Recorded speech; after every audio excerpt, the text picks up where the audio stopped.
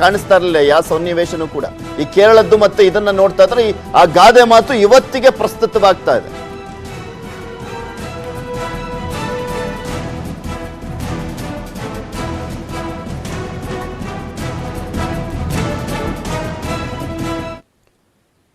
ಈ ಕಟ್ಟಡ ಕೆಡುವುದೇ ಒಂದು ಚಾಲೆಂಜು. ಕೆಡವಿದ ನಂತರ ಆಗುವಂತ ಇಂಪ್ಯಾಕ್ಟ್ಸ್ ಗಳು ಯಾವ್ಯಾವ ರೀತಿಯಾಗಿರುತ್ತೆ, ಯಾವ ರೀತಿಯ ಕೆಡವಲಾಗುತ್ತೆ, ಆಪರೇಷನ್ ಹೇಗಿರುತ್ತೆ, ಇದೆಲ್ಲದ್ರ ಬಗ್ಗೆನೂ ಕೂಡ ಮಾತನಾಡ್ತಾ ಹೋಗೋಣ. ನಮ್ಮ ಜೊತೆ ತಜ್ಞರು ಜಾಯ್ನ್ ಆಗ್ತಾ ಹೋಗ್ತಾರೆ. ನಮ್ಮ ಜೊತೆ ಪರಿಸರವಾದಿ ಜೋಸೆಫ್ ಹೂವರ್ ಅವರು ಸ್ಟುಡಿಯೋದಲ್ಲಿ ಜಾಯ್ನ್ ಆಗ್ತಾರೆ. ಸರ್, ಕಾರ್ಯಕ್ರಮಕ್ಕೆ ಸ್ವಾಗತ. ನಿಮಗೆ ನಾನು doctor Sanath Kumar P Rajamane, structural engineering ತಜ್ಞರು, ಅವರು ಕೂಡ ನಮ್ಮ ಜೊತೆ ನೇರ ಸಂಪರ್ಕದಲ್ಲಿ ಜಾಯ್ನ್ ಆಗ್ತಾ ಇದ್ದಾರೆ. ಕಾರ್ಯಕ್ರಮಕ್ಕೆ ಸ್ವಾಗತ ಸರ್ ನಿಮ್ಗೂ. ನಾನು ರಾಕೇಶ್ ಅವರು ಆರ್ಕಿಟೆಕ್ಟ್, ಇವರು ಕೂಡ ನೇರ ಸಂಪರ್ಕದಲ್ಲಿ ಜಾಯ್ನ್ ಆಗ್ತಾ ಇದ್ದಾರೆ. ಮೂರು ಜನಕ್ಕೂ ಕೂಡ ಕಾರ್ಯಕ್ರಮಕ್ಕೆ ಸ್ವಾಗತ. ನಾನು ಫಸ್ಟ್ ಸನತ್ ಕುಮಾರ್ ಅವರನ್ನ ಕೇಳಲಿಕ್ಕೆ ಬಯಸ್ತೀನಿ. ಸನತ್ ಕುಮಾರ್ ಅವರೇ, ಇದು ಒಂದು ಬಿಗ್ಗೆಸ್ಟ್ ಚಾಲೆಂಜ್ ಅಂತ ಹೇಳಿದ್ರೆ ತಪ್ಪಾಗ್ಲಿಕ್ಕಿಲ್ಲ. ಹೇಗಿರುತ್ತೆ ಇದರ ಸ್ಫೋಟದ ಆಪರೇಷನ್ ಅಂತ? ಇದು ಡೆಮಾಲಿಷನ್ ಅನ್ನೋದೇನಿದೆ ಅಲ್ಲ, ತುಂಬಾ ಕಷ್ಟಕರವಾದ ಕೆಲಸ. ನೀವು ಹೇಳಿದ್ರಿ ಮಾತಾಡುವಾಗ, ಇವು ಸೆಕೆಂಡ್ ಏನು ಕಟ್ಟೋದಕ್ಕೆ ಟೈಮ್ ತಗೊಳುತ್ತೆ, 100 ದಿನ ಕೆಡವೋಕೆ ಕ್ಷಣ. ಬಟ್ ಇದು ಬಹಳ ಚಾಲೆಂಜಿಂಗ್ ವರ್ಕ್ ಇದು. ಯಾಕೆಂತಂದ್ರೆ ಅಕ್ಕಪಕ್ಕ ಈ ಬಿಲ್ಡಿಂಗಿಗೆ ಅಕ್ಕಪಕ್ಕ ಬಿಲ್ಡಿಂಗ್ ಗಳಿದಾವೆ. ಆ ಬಿಲ್ಡಿಂಗ್ ಗಳಿಗೆ ತೊಂದರೆ ಆಗದಂತೆ ಪ್ರಿಕಾಷನ್ ತಗೊಳ್ಳೋದು ಬಹಳ ಇಂಪಾರ್ಟೆಂಟ್ ಇದರಲ್ಲಿ. ನಾವು ಎಕ್ಸ್ಪ್ಲೋಷನ್ ಅಂತ ಒಂದು ಕೇಳ್ತೀವಿ. ಎಕ್ಸ್ಪ್ಲೋಷನ್ ಏನು, ಸುಮ್ಮನೆ ಒಂದಿಷ್ಟು ಎಕ್ಸ್ಪ್ಲೋಸಿವ್ ಇಟ್ಬಿಟ್ಟು ಅದನ್ನ ಎಕ್ಸ್ಪೋರ್ಟ್ ಮಾಡ್ಬಿಟ್ರೆ ಎಲ್ಲ ಹಾರಿ ದೂರಕ್ಕೆ ಹೋಗಿ ಬೀಳ್ತವೆ. ಬಟ್ ಇದು ಇಂಪ್ಲೋಷನ್ ಅಂತ ಮಾಡ್ತಿರೋದು. ಇಲ್ಲೇನು ಅಂತಂದ್ರೆ ಕಟ್ಟಡದ ಕೆಲವೊಂದು ಸ್ಪೆಸಿಫಿಕ್ ಲೊಕೇಶನ್ಗಳಲ್ಲಿ ಎಕ್ಸ್ಪ್ಲೋಸಿವ್ ಗಳನ್ನ ಕನೆಕ್ಟ್ ಮಾಡಿ ಅಥವಾ ಇದನ್ ಮಾಡಿ ಅಲ್ಲಿ ಮಾತ್ರ ಅದನ್ನ ಡೆಮಾಲಿಷ್ ಮಾಡ್ತಾರೆ. ಅಂದ್ರೆ ಸ್ಮಾಲ್ ಪೋರ್ಷನ್ ತೆಗಿತಾರೆ.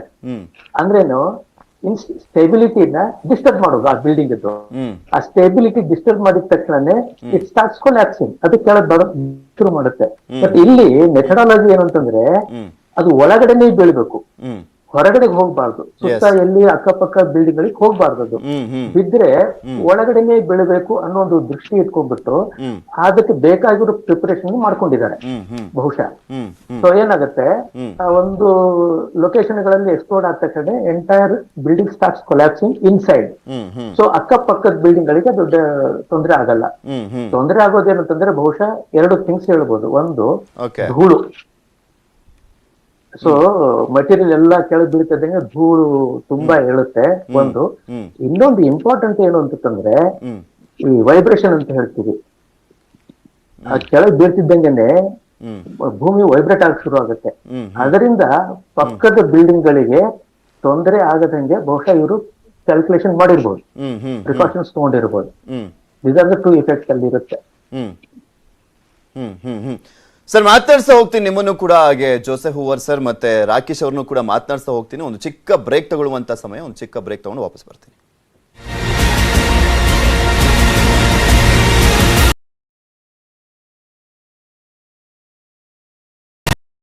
ಚಿತ್ರದುರ್ಗದ ಮುರುಘಾ ಮಠದ ಡಾಕ್ಟರ್ ಶಿವಮೂರ್ತಿ ಮುರುಘಾ ಶರಣರ ವಿರುದ್ಧ ಲೈಂಗಿಕ ದೌರ್ಜನ್ಯ ಗಂಭೀರ ಆರೋಪ ಕೇಳಿಬಂದಿದೆ.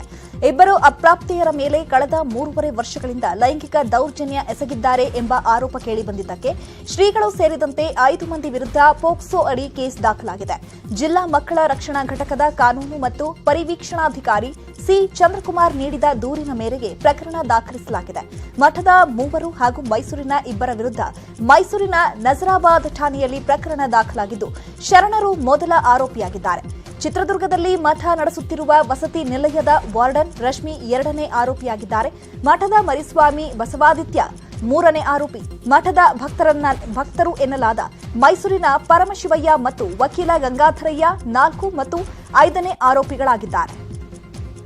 ಅಥವಾ ಮಠದ ಹುನ್ನಾರಗಳಿದೆಯಾ ಅಥವಾ ಧರ್ಮದ ಹುನ್ನಾರಗಳೇನಿದೆಯಾ ಅಂತ ಹೇಳಿ ನಾವು ಸಮಗ್ರವಾಗಿ ಆಪ್ತ ಸಮಾಲೋಚನೆ ಮಾಡಲಾಗಿ ಆ ಮಕ್ಕಳು ಹೇಳ್ತಿರುವಂಥದ್ದು ಸತ್ಯ ಅನಿಸಿ ಇದನ್ನು ಮಕ್ಕಳ ಕಲ್ಯಾಣ ಸಮಿತಿ ಮುಂದೆ ತತ್ಕ್ಷಣವಾಗಿ ಗಮನಕ್ಕೆ ತರಬೇಕು ಅಂತ ಅನ್ನುವಂಥದ್ದಾಗತ್ತೆ.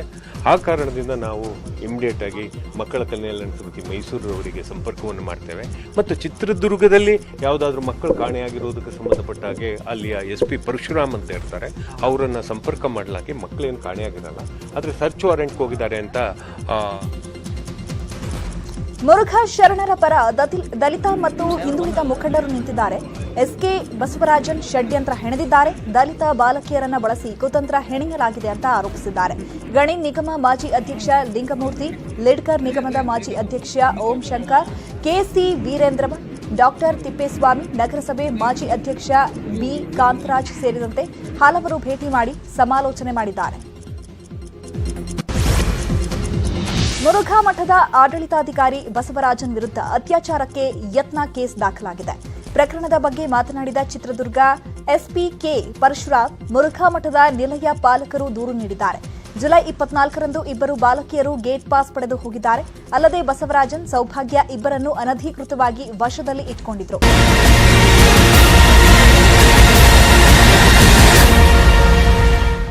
ಮಹಾ ತೆರವಿಗೆ ಕೆಲವೇ ಕ್ಷಣಗಳು. ದೇಶದಲ್ಲೇ ಅತ್ಯಂತ ಎತ್ತರದ ಒಂದು ಬಿಲ್ಡಿಂಗ್ ಅನ್ನ ತೆರವು ಮಾಡುವಂತ ಕಾರ್ಯಾಚರಣೆ ನಡೀತಾ ಇರೋದು. ದೇಶದ ಅತ್ಯಂತ ಎತ್ತರವಾದ ಬಿಲ್ಡಿಂಗ್ ಅಂದ್ರೆ ಫಸ್ಟ್ ಟೈಮ್ ಡೆಮಾಲಿಷನ್ ಮಾಡ್ತಾ ಇರುವಂತದ್ರಲ್ಲಿ ಅತ್ಯಂತ ಎತ್ತರದ್ದು. ನಾನು ಅವಾಗಲೇ ಹೇಳಿದ್ನಲ್ಲ, 65 ಮೀಟರ್ ಈ ಹಿಂದೆ ಡೆಮಾಲಿಷ್ ಮಾಡಿದಂಥದ್ದು. ಈ ವಿಚಾರಕ್ಕೆ ಸಂಬಂಧಪಟ್ಟಂತೆ ಮಾತನಾಡಿಸ್ತಾ ಹೋಗ್ತೀನಿ. ನಮ್ಮ ಜೊತೆ ಗೆಸ್ಟ್ಗಳಿದ್ದಾರೆ. ಪರಿಸರವಾದಿಯಾದಂಥ ಜೋಸೆಫ್ ಹೂವರ್ ಸರ್ನ ಮಾತನಾಡ್ತೀನಿ. ಜೋಸೆಫ್ ಸರ್, ಈಗ ಎಲ್ಲದೂ ಕೂಡ ಚಾಲೆಂಜೆ. ನಾವು ಯಾವುದಾದ್ರೂ ಒಂದು ಕಟ್ತೀವಿ ಅನ್ನೋದು ಚಾಲೆಂಜೆ, ಕೆಡುತ್ತೀವಿ ಅಂದ್ರೂ ಕೂಡ ಚಾಲೆಂಜೆ. ಆದ್ರೆ ಕಟ್ಟುವಂತ ಸಂದರ್ಭದಲ್ಲಿ ಅಷ್ಟೊಂದು ಪರಿಣಾಮ ಅಂತ ಬೀರೋದಿಲ್ಲ. ಆದ್ರೆ ಕೆಡುತ್ತಿದ್ದೀವಿ ಅಂತ ಬಂದಂತ ಸಂದರ್ಭದಲ್ಲಿ ಆ ಒಂದು ಸೌಂಡ್ ಪೊಲ್ಯೂಷನ್ ಇರುತ್ತಲ್ಲ ಅದು, ಮತ್ತೆ ಡಸ್ಟ್ ಪೊಲ್ಯೂಷನ್ನು, ಆ ಬಿದ್ದಂತ ಸಂದರ್ಭದಲ್ಲಿ ಆಗುವಂತ ವೈಬ್ರೇಷನ್ನು ಸಾಕಷ್ಟು ಇಂಪ್ಯಾಕ್ಟ್ ಮಾಡುತ್ತೆ. ಇದನ್ನು ಹೇಗೆ ಹೇಳ್ಬೋದು ಅಂತ, ಯಾವ್ಯಾವ ರೀತಿಯಾಗಿ ಇಂಪ್ಯಾಕ್ಟ್ ಆಗುತ್ತೆ ಅಂತ? ಅಲ್ಲ, ಈಗ ಫಸ್ಟ್ ಆಫ್ ಆಲ್ ನಾವು ಹೇಳ್ಬೇಕಂದ್ರೆ ಇವ್ರು ಪರ್ಮಿಷನ್ ಕೊಟ್ಟಿದ್ದೆ ದೊಡ್ಡ ತಪ್ಪು. ಇಂಪ್ಯಾಕ್ಟ್ ಬಿಡಿ, ಈಗಿಂದ ಇವರು ಬಿಲ್ಡಿಂಗ್ನ ಬಿಡಿಸಿ ಈಗ ಡಸ್ಟ್ ಪೊಲ್ಯೂಷನ್ ಆಗುತ್ತೆ, ಸೌಂಡ್ ಪೊಲ್ಯೂಷನ್ ಆಗುತ್ತೆ, ಎನ್ವೈರ್ಮೆಂಟ್ ಇಂಪ್ಯಾಕ್ಟ್ ಹಾಗೆ ಆಗುತ್ತೆ. ಇದೆಲ್ಲ ಸೈಡು. ಇದೆಲ್ಲ ಇವರು ಈ ಥರ ಫಸ್ಟ್ ಆಫ್ ಆಲ್ ಇದು ಇಲ್ಲೀಗಲ್ ಅಂದಿದ ತಕ್ಷಣ ಅಲ್ಲೇ ನಿಲ್ಲಿಸ್ಬೇಕಾಯ್ತು. ಈಗ ಎನ್ವೈರ್ಮೆಂಟಲ್ ಮೇಲೆ ಎಷ್ಟು ನಮ್ಮ ಮೇಲೆ ಇದಿರುತ್ತೆ ಅಂದರೆ, ತಿರ್ಗಾ ನೀವು ರಾ ಮೆಟೀರಿಯಲ್ ಬೇಕು, ಐರನ್ ಸ್ಟೀಲ್ ಬೇಕು, ಎಲ್ಲ ಥರ ಮೆಟೀರಿಯಲ್ ಬೇಕು. ತಿರ್ಗಾ you are going at already ನಮ್ಮ ಕಂಟ್ರಿ ಆಲ್ರೆಡಿ ಎಕ್ಸ್ಟ್ರೀಮ್ ಕ್ಲೈಮೇಟ್ ಬಂದು ಎಲ್ಲ ಪರದಾಡ್ತಿದೀವಿ. ಎಲ್ಲ ಕಡೆ ಮಳೆ ನೋಡ್ತಿದ್ದೀರಾ. ಒಂದ್ ಕಡೆ ಎಕ್ಸ್ಟ್ರೀಮ್ ಹೀಟ್ ಇದೆ, ಎಕ್ಸ್ಟ್ರೀಮ್ ಕೋಲ್ಡ್ ಆಗತ್ತೆ, ಎಕ್ಸ್ಟ್ರೀಮ್ ರೈನು, ಈ ತರ ಆಗ್ತಾ ಇದೆ. All because of climate change, extreme climate crisis ಆಗಿದೆ ಅಂದ್ಬಿಟ್ಟು. ಇಂಥ ಟೈಮ್ ಒಳಗೆ ನಾವು ತಿರ್ಗಾ ಹೋಗಿ ಕಾಡನ್ನು ಕಡಿದು ಮಿನರಲ್ಸ್ನ ಎತ್ತಿ ಬೇರೆ ಬೇರೆ ಮಾಡಬೇಕು ಅಂದ್ಬಿಟ್ಟು. ಇಲ್ಲಿ ನೀವು ಡಸ್ಟ್ ಮಾತಾಡಿದಾಗ ಆಲ್ರೆಡಿ ಡೆಲ್ಲಿ ಎಲ್ರಿಗೂ ಗೊತ್ತು, ಇಟ್ಸ್ ಅ ಪೊಲ್ಯೂಟೆಡ್ ಕ್ಯಾಪಿಟಲ್ ಅಂದ್ಬಿಟ್ಟು, ವರ್ಲ್ಡ್ಸ್ ಮೋಸ್ಟ್ ಪೊಲ್ಯೂಟೆಡ್ ಸಿಟಿ ಅಂದ್ಬಿಟ್ಟು ಹೇಳ್ತಾರೆ. ಈಗ ಈ ಡಸ್ಟ್ ಇಮಿಡಿಯೇಟ್ ಆಗಿ ಹೋಗೋದಿಲ್ಲ. It will hang, particles will hang. It depends on the wind, velocity of wind ಯಾವ ಕಡೆ ಹೋಗುತ್ತೆ ಅಂದ್ಬಿಟ್ಟು. ಈಗ ಡೆಲ್ಲಿ ಅವ್ರಿಗೆ ಹೇಗಂದ್ರೆ ಪಾಪ they are already suffering, especially that area, Uttar Pradesh, Noida, greater Noida, Haryana, ಈ ಕಡೆ ಎಲ್ಲ ನೋಡಿದ್ರೆ they all already suffering because of lung disease, breathing ಇದು ಸುಡಬೇಕು ಅಂದ್ರೂ ಪರ್ಮಿಷನ್ ತಗೋ. ಹೌದು. ಸೊ ಆ ಥರ ಎನ್ವೈರ್ಮೆಂಟ್ ಇದ್ಬೇಕಾರೆ ಇದೆಲ್ಲ why don't they think ahead. ಆಮೇಲೆ ಇದು ನೋಡಿ, ಈಗ ಇದು ಆಲ್ರೆಡಿ 2000 ಇಂದ ಶುರು ಆಗಿರೋದು. ಮೊನ್ನೆ ಸುಪ್ರೀಂ ಕೋರ್ಟ್ ಆದೇಶ ಕೊಟ್ಟು ಇವತ್ತು ಹೊಡಿತಿದ್ದಾರೆ. ಇದನ್ನ ಯಾಕೆ ನಮ್ಮವರು ಆಸ್ ಪರ್ ದ ಲಾ ಹೋಗ್ಬಾರ್ದು? ನಾಟ್ ಜಸ್ಟ್ ಇನ್ ಡೆಲ್ಲಿ, ಎಲ್ಲ ಕಡೆನು. ಆಮೇಲೆ ಎಷ್ಟು ಡಿಸ್ಟ್ರಕ್ಷನ್ ಆಗತ್ತೆ. ಈಗ we talk about pollution levels going ಆಗಿ ಒಂದು, ಇನ್ನೊಂದು ಕಡೆ ನೀವು ಜನ ಒದ್ಲಾಡೋದೇನು ಹೆಲ್ತ್ ಇಶ್ಯೂಸ್, ಕೋವಿಡ್ ಬಂದಿದ್ದರಿಂದ ಇನ್ನ ಇದ್ಕೊಂಡಿದ್ದಾರೆ. ಸೊ ಫಸ್ಟ್ ಆಫ್ ಆಲ್ ನಾವು ಸ್ಟಾಪ್ ಮಾಡ್ಬೇಕಿಂತ ಪ್ರಾಜೆಕ್ಟ್ಸ್. ಈಗ ಇದು ಮಾಡ್ಬಿಟ್ಟು ಡೆಮಾಲಿಷನ್ ಆದ್ರೆ, ಇಂಪ್ಲೋಷನ್ ಆದ್ರೆ, it is definitely going to create a lot of impact on people in Delhi around that belt. So ಇದನ್ನ ಅವಾಯ್ಡ್ ಮಾಡಬೇಕು. ಫ್ಯೂಚರ್ಗಾದ್ರೂ ಯೋಚಿಸ್ಬೇಕಾಗಿರುತ್ತೆ. It is not just Delhi, ಬೆಂಗಳೂರೊಳಗೂ ಇದೆ. There are 1.1 lakh children buildings, illegal buildings ಇದೆ ಅಂದ್ಬಿಟ್ಟು. ಈಗ ಜನಕ್ಕೆ ಇಲ್ಲೂ ಹೆದರಿಕೆ ಬರುತ್ತೆ. ಸೊ ಈ ಹೆದರಿಕೆ ಯಾಕೆ ಬರಬೇಕು? ನಾವು ಕರೆಕ್ಟ್ ಆಗಿ ಮಾಡಿದ್ರೆ, ಫಾಲೋ ದ ರೂಲ್ಸ್, ಲಾ ಇದೆ, ಅದು ಸರ್ಕಾರದ ತಪ್ಪು ಇದೆ, ನಮ್ಮ ಅಥಾರಿಟೀಸ್, ಸಿವಿಕ್ ಅಥಾರಿಟೀಸ್ ಇದೆ, ಜನದ್ದು ತಪ್ಪು ಇದೆ. ನಾವುಗಳು ಹೋಗಿ ತಗೋತೀವಲ್ಲ, ನಮ್ ತಪ್ಪದು, ನಾವೆಲ್ಲ ಯೋಚಿಸ್ಬೇಕಾಯ್ತು. ಸೊ ಇದರಿಂದ ಎಷ್ಟು ನಮ್ಗೆ ಇಂಪ್ಯಾಕ್ಟ್ ಆಗುತ್ತೆ, we will see in the future ಅಂತ ಹೇಳ್ಬೇಕು. ಮಾತಾಡ್ತಾ ಹೋಗ್ತೀನಿ. ನಮ್ಮ ಜೊತೆ ರಾಕೇಶ್ ಅವರು ಕೂಡ ಇದ್ದಾರೆ. ರಾಕೇಶ್ ಅವರೇ, ಆಲ್ರೆಡಿ ನೋಡ್ತಾ ಇದ್ವಿ, ಸಾಕಷ್ಟು ಕುತೂಹಲದ ಜೊತೆಗೆ ಆತಂಕ ಕೂಡ ಇರುವಂತದ್ದು. ನೋಯ್ಡಾದಲ್ಲಿ ಇರೋದೆಲ್ಲ ಅಪಾರ್ಟ್ಮೆಂಟ್ಸ್ಗಳೇ. ಅವಾಗಲೇ ಮಾತನಾಡ್ಬೇಕಾದ್ರೆ ಹೇಳ್ತಾ ಇದ್ರು ಜೋಸೆಫ್ ಹೂವರ್ ಸರ್, ಅಲ್ಲಿ ಎಲ್ಲಿ ನೋಡಿದ್ರು ಅಪಾರ್ಟ್ಮೆಂಟೇ ಕಾಣುತ್ತಪ್ಪ ಅಂತ. ಈಗಲೂ ಅದನ್ನೇ ನೋಡ್ತಾ ಇದೀವಿ. ಎಷ್ಟು ಚಾಲೆಂಜ್ ಅನ್ಸುತ್ತೆ ಇದು ನಿಮ್ ಪ್ರಕಾರ? See, apartments another, it is unavoidable given the population and the density of our cities. Vertical construction is unavoidable. The future of even Bangalore, we will see Bangalore future really now vertical growth is what we will see. Even tier 2 cities alone, we will see vertical growth very shortly. So that is unavoidable. We have the technology for it, and we have the design capabilities for it within India. That is not a problem. The problem is the irresponsibility of the entire system. Yes. Is that as architects, as designers, or as government authorities, they should study the impact of what is being done. Architecture another is a constructive activity. Architecture is not just about building something. A building has a responsibility not only to its owners, it has a responsibility to the neighbors, it has a responsibility towards public spaces, it has a responsibility towards environment. ಇದು ಯಾವುದೇ responsibility ನೋಡದೆ if they have constructed something, unfortunately we have to set an example by demolishing it. So in future they do not repeat these mistakes. So from an architect's perspective, yes, it is sad to see a building go down because yes just demolish ಆಯ್ತು sir. ಮಾತನಾಡ್ತೀನಿ, ನೋಡ್ತಾ ಇದ್ದೀರಾ ದೃಶ್ಯಾವಳಿಗಳಲ್ಲಿ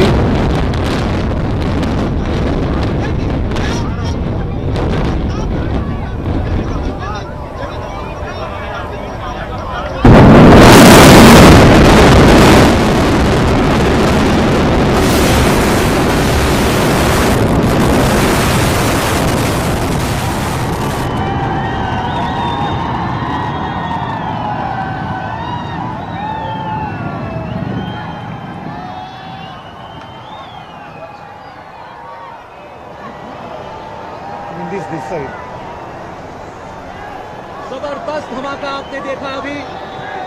अब चंद second के अंदर ये दोनों twin tower गिराई और धूल का गुबार आते थे 100-150 मीटर ऊपर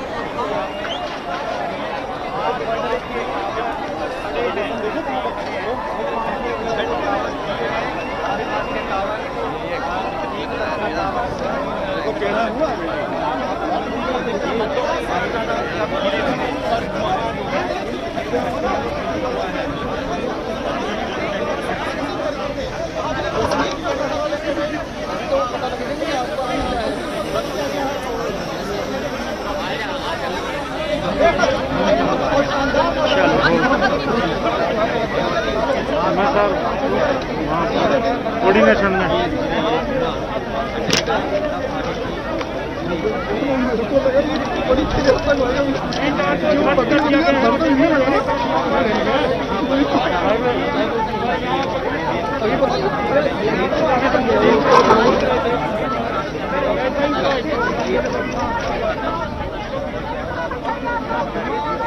नहीं, मैं कुछ नहीं कर रहा।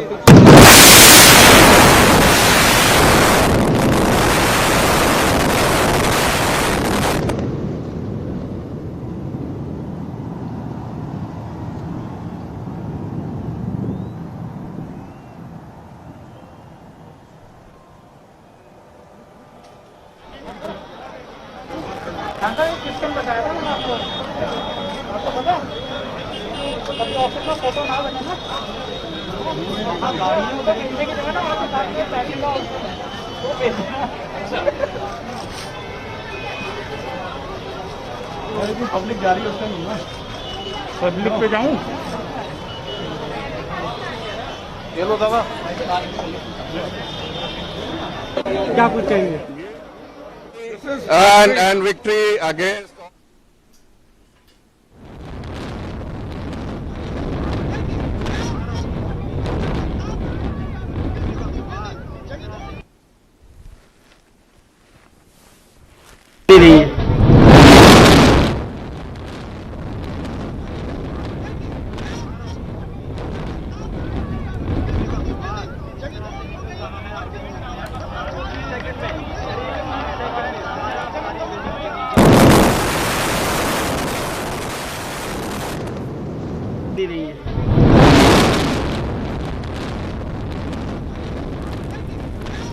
ಆಗಿದೆ.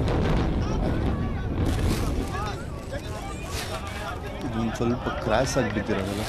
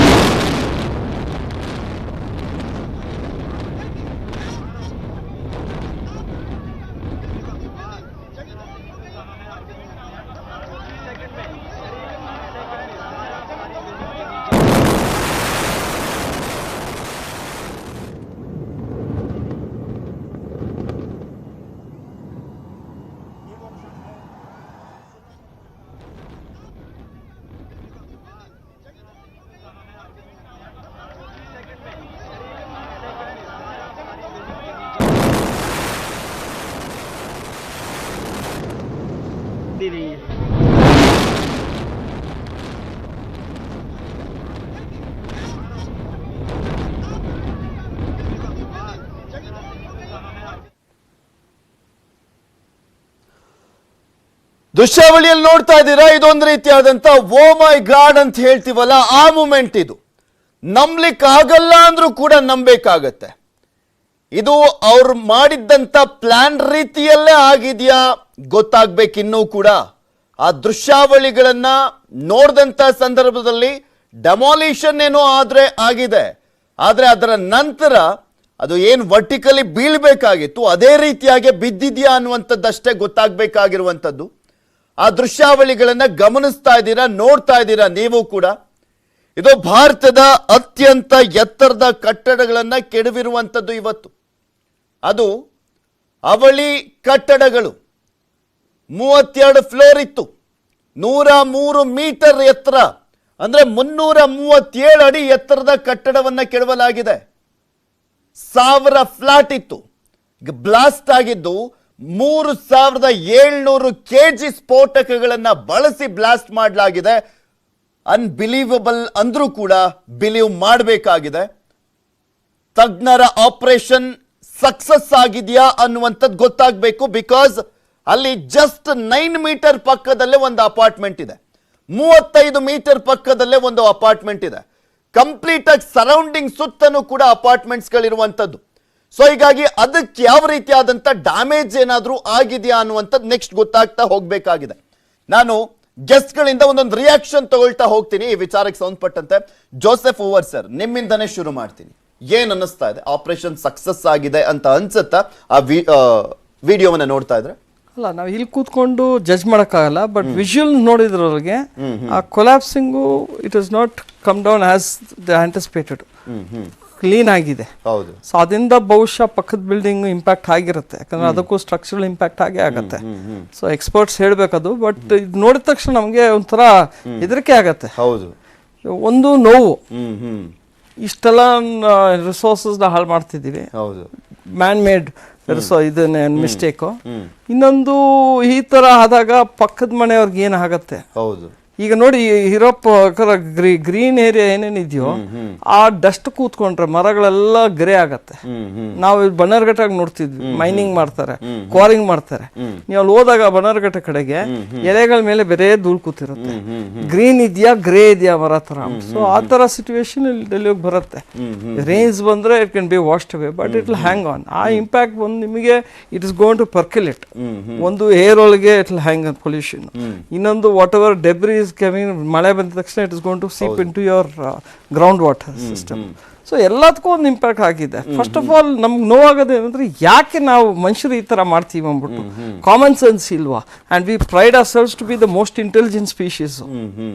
ಕಾಮನ್ ಸೆನ್ಸೇ ಇಲ್ದವ್ರೆ ಯಾವ ಇಂಟೆಲಿಜೆನ್ಸ್ ಸ್ಪೀಷೀಸ್ ಗೊತ್ತಾಗಲ್ಲ. ಹಾ, ಹಾ. So we blame the government, the authorities and R cells.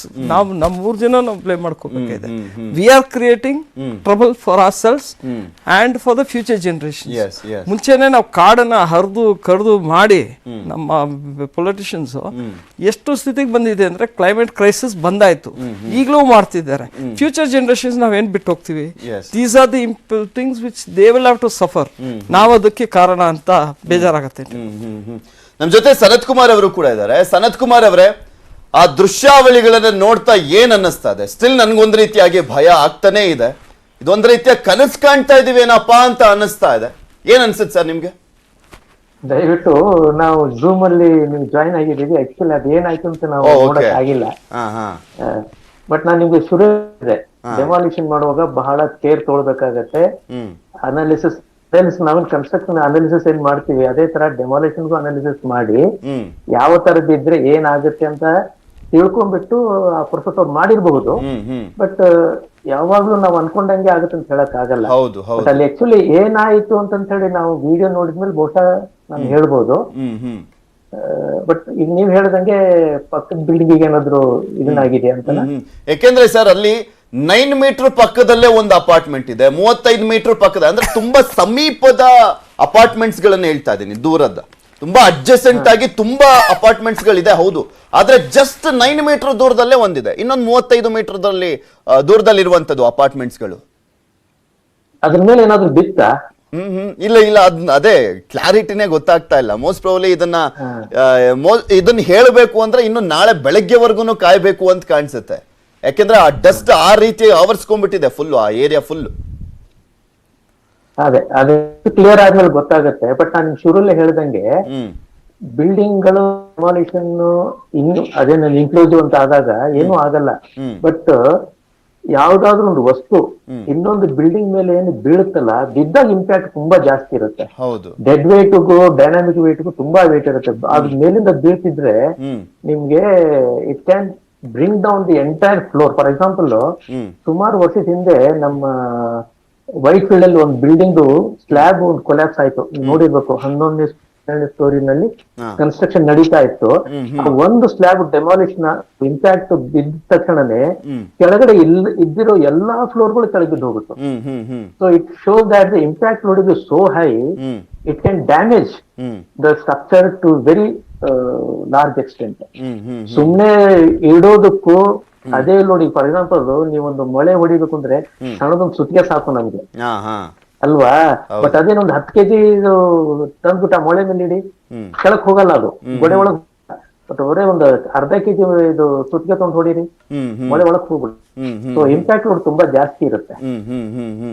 Rakesh ಅವರಿದ್ದಾರೆ, ರಾಕೇಶ್ ಅವ್ರದ್ದು ರಿಯಾಕ್ಷನ್ ತಗೊಳ್ತೀನಿ. ರಾಕೇಶ್ ಅವರೇ, ಈ ದೃಶ್ಯ ನೋಡಿದೀರಾ ಇಲ್ವಾ? ಇನ್ನು ಇಲ್ಲ, ನನಗೆ ನೋಡಕ್ಕಾಗ್ಲಿಲ್ಲ. I was on the Zoom call. But I can imagine because demolition is not a new phenomenon. We have seen ಹೌದು.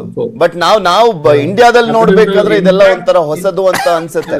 ರೀಸೆಂಟ್ ಆಗಿ ಕೊಚ್ಚಿಲ್ ಆಗಿದ್ ಬಿಟ್ರೆ it is not the see now ಇಲ್ಲಿ ನೀವು ಸ್ಟುಡಿಯೋ ಅಲ್ಲಿ ಕೂತ್ಕೊಂಡು you have said that demolition ನೋಡುವಾಗ ಭಯ ಆಗುತ್ತೆ. yes ಹೌದು. Imagine the psychological impact of the neighboring buildings. For so many years, they will be sitting in fear of what impact that might have had on their own building. In the next few years, until they feel safe, the psychological impact of such a huge building collapsing next to their apartment is going to remain. Adalde, there is one report says that it is about 80,000 tons of debris. That has come down, out of which maybe around 50,000 tons the basement fill madlike they will use it. The remaining 30,000 tons will go somewhere else, which means it will go into a landfill, or it will pollute some other part of the city or the country. So the impact is not just about the immediate buildings.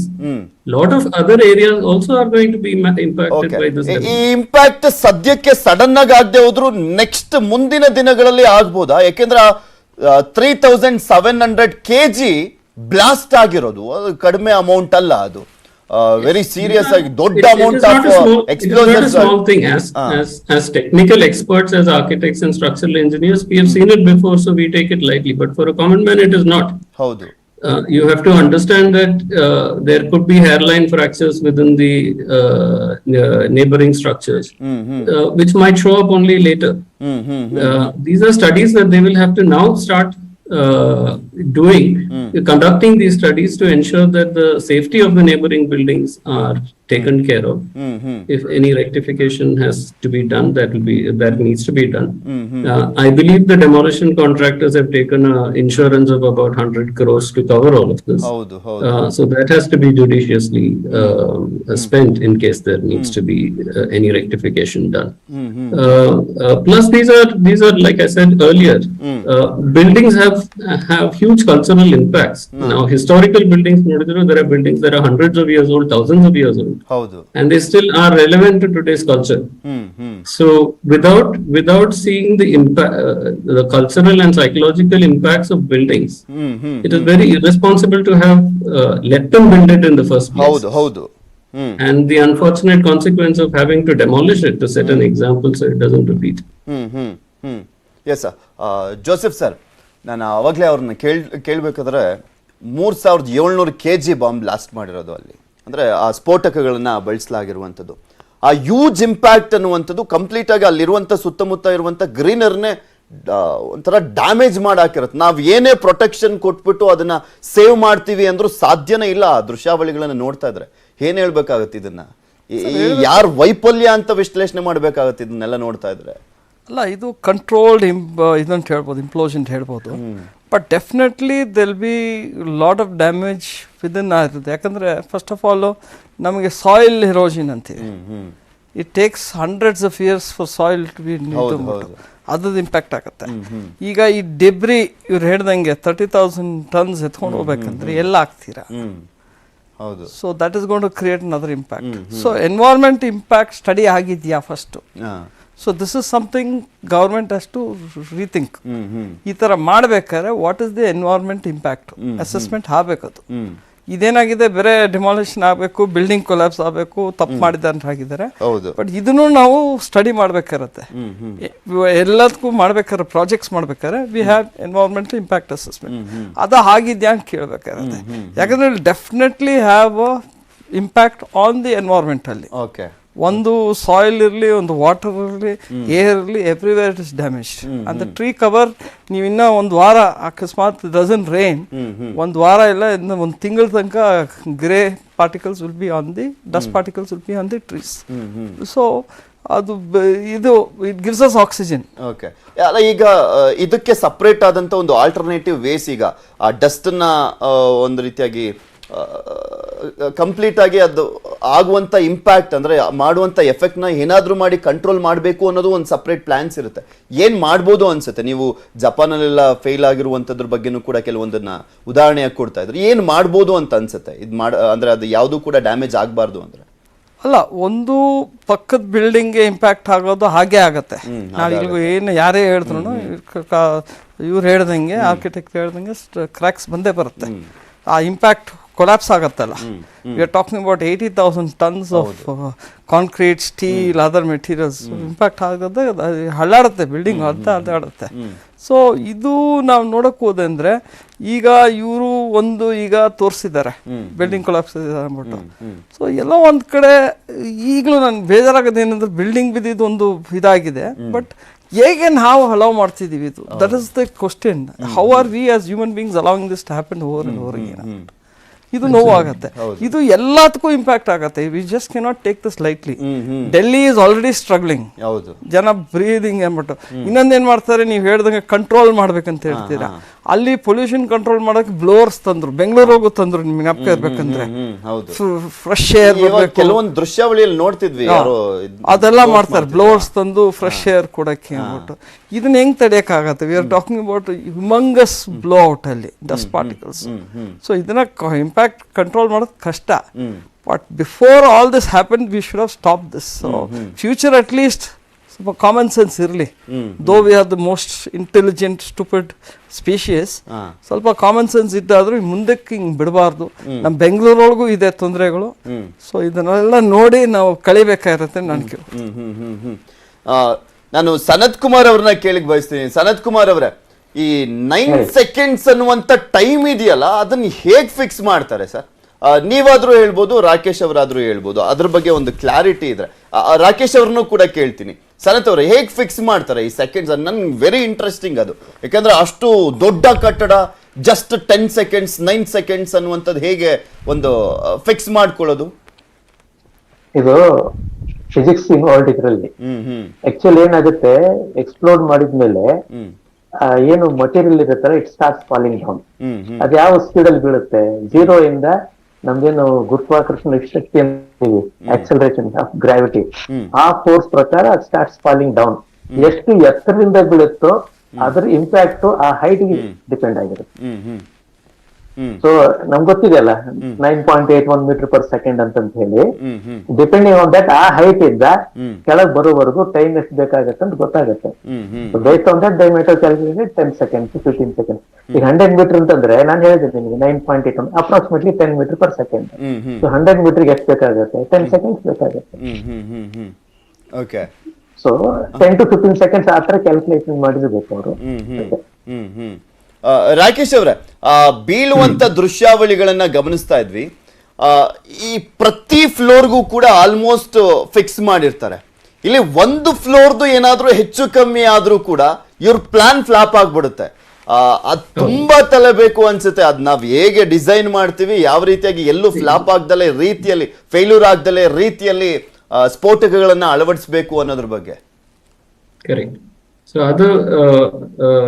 when I read the report, it says there are about 940 holes that they have drilled through the structure. Haudu. And they have planted the explosive inside there. So all of them will not explode at the same time.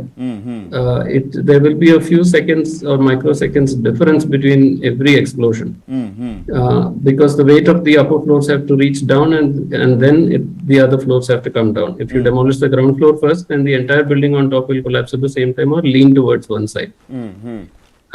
So that has to be engineered very, very carefully.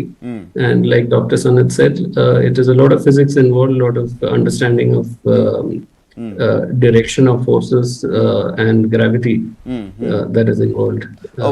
One button press ಅಷ್ಟೇ ಇದರಲ್ಲಿ ಇರೋದು demolition ಮಾಡೋದ್ರಲ್ಲಿ. For technical experts, it is exciting, but it's not good news. Because ನಾವು ನೋಡುವಂತ ಸಂದರ್ಭದಲ್ಲಿ ಈಗ ಜನಸಾಮಾನ್ಯರಿಗೆ ಹೇಗೆ ಕೇಳಬೇಕಾಗುತ್ತೆ?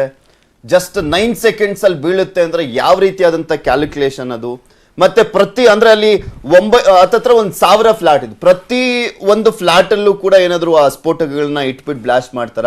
ಈ ರೀತಿಯಾದಂತ ಒಂದು ಮಿನಿಮಮ್ ಸೆನ್ಸ್ ಕ್ವಶನ್ಸ್ ಗಳು ಅರೈಸ್ ಆಗ್ತಾ ಇರುತ್ತೆ.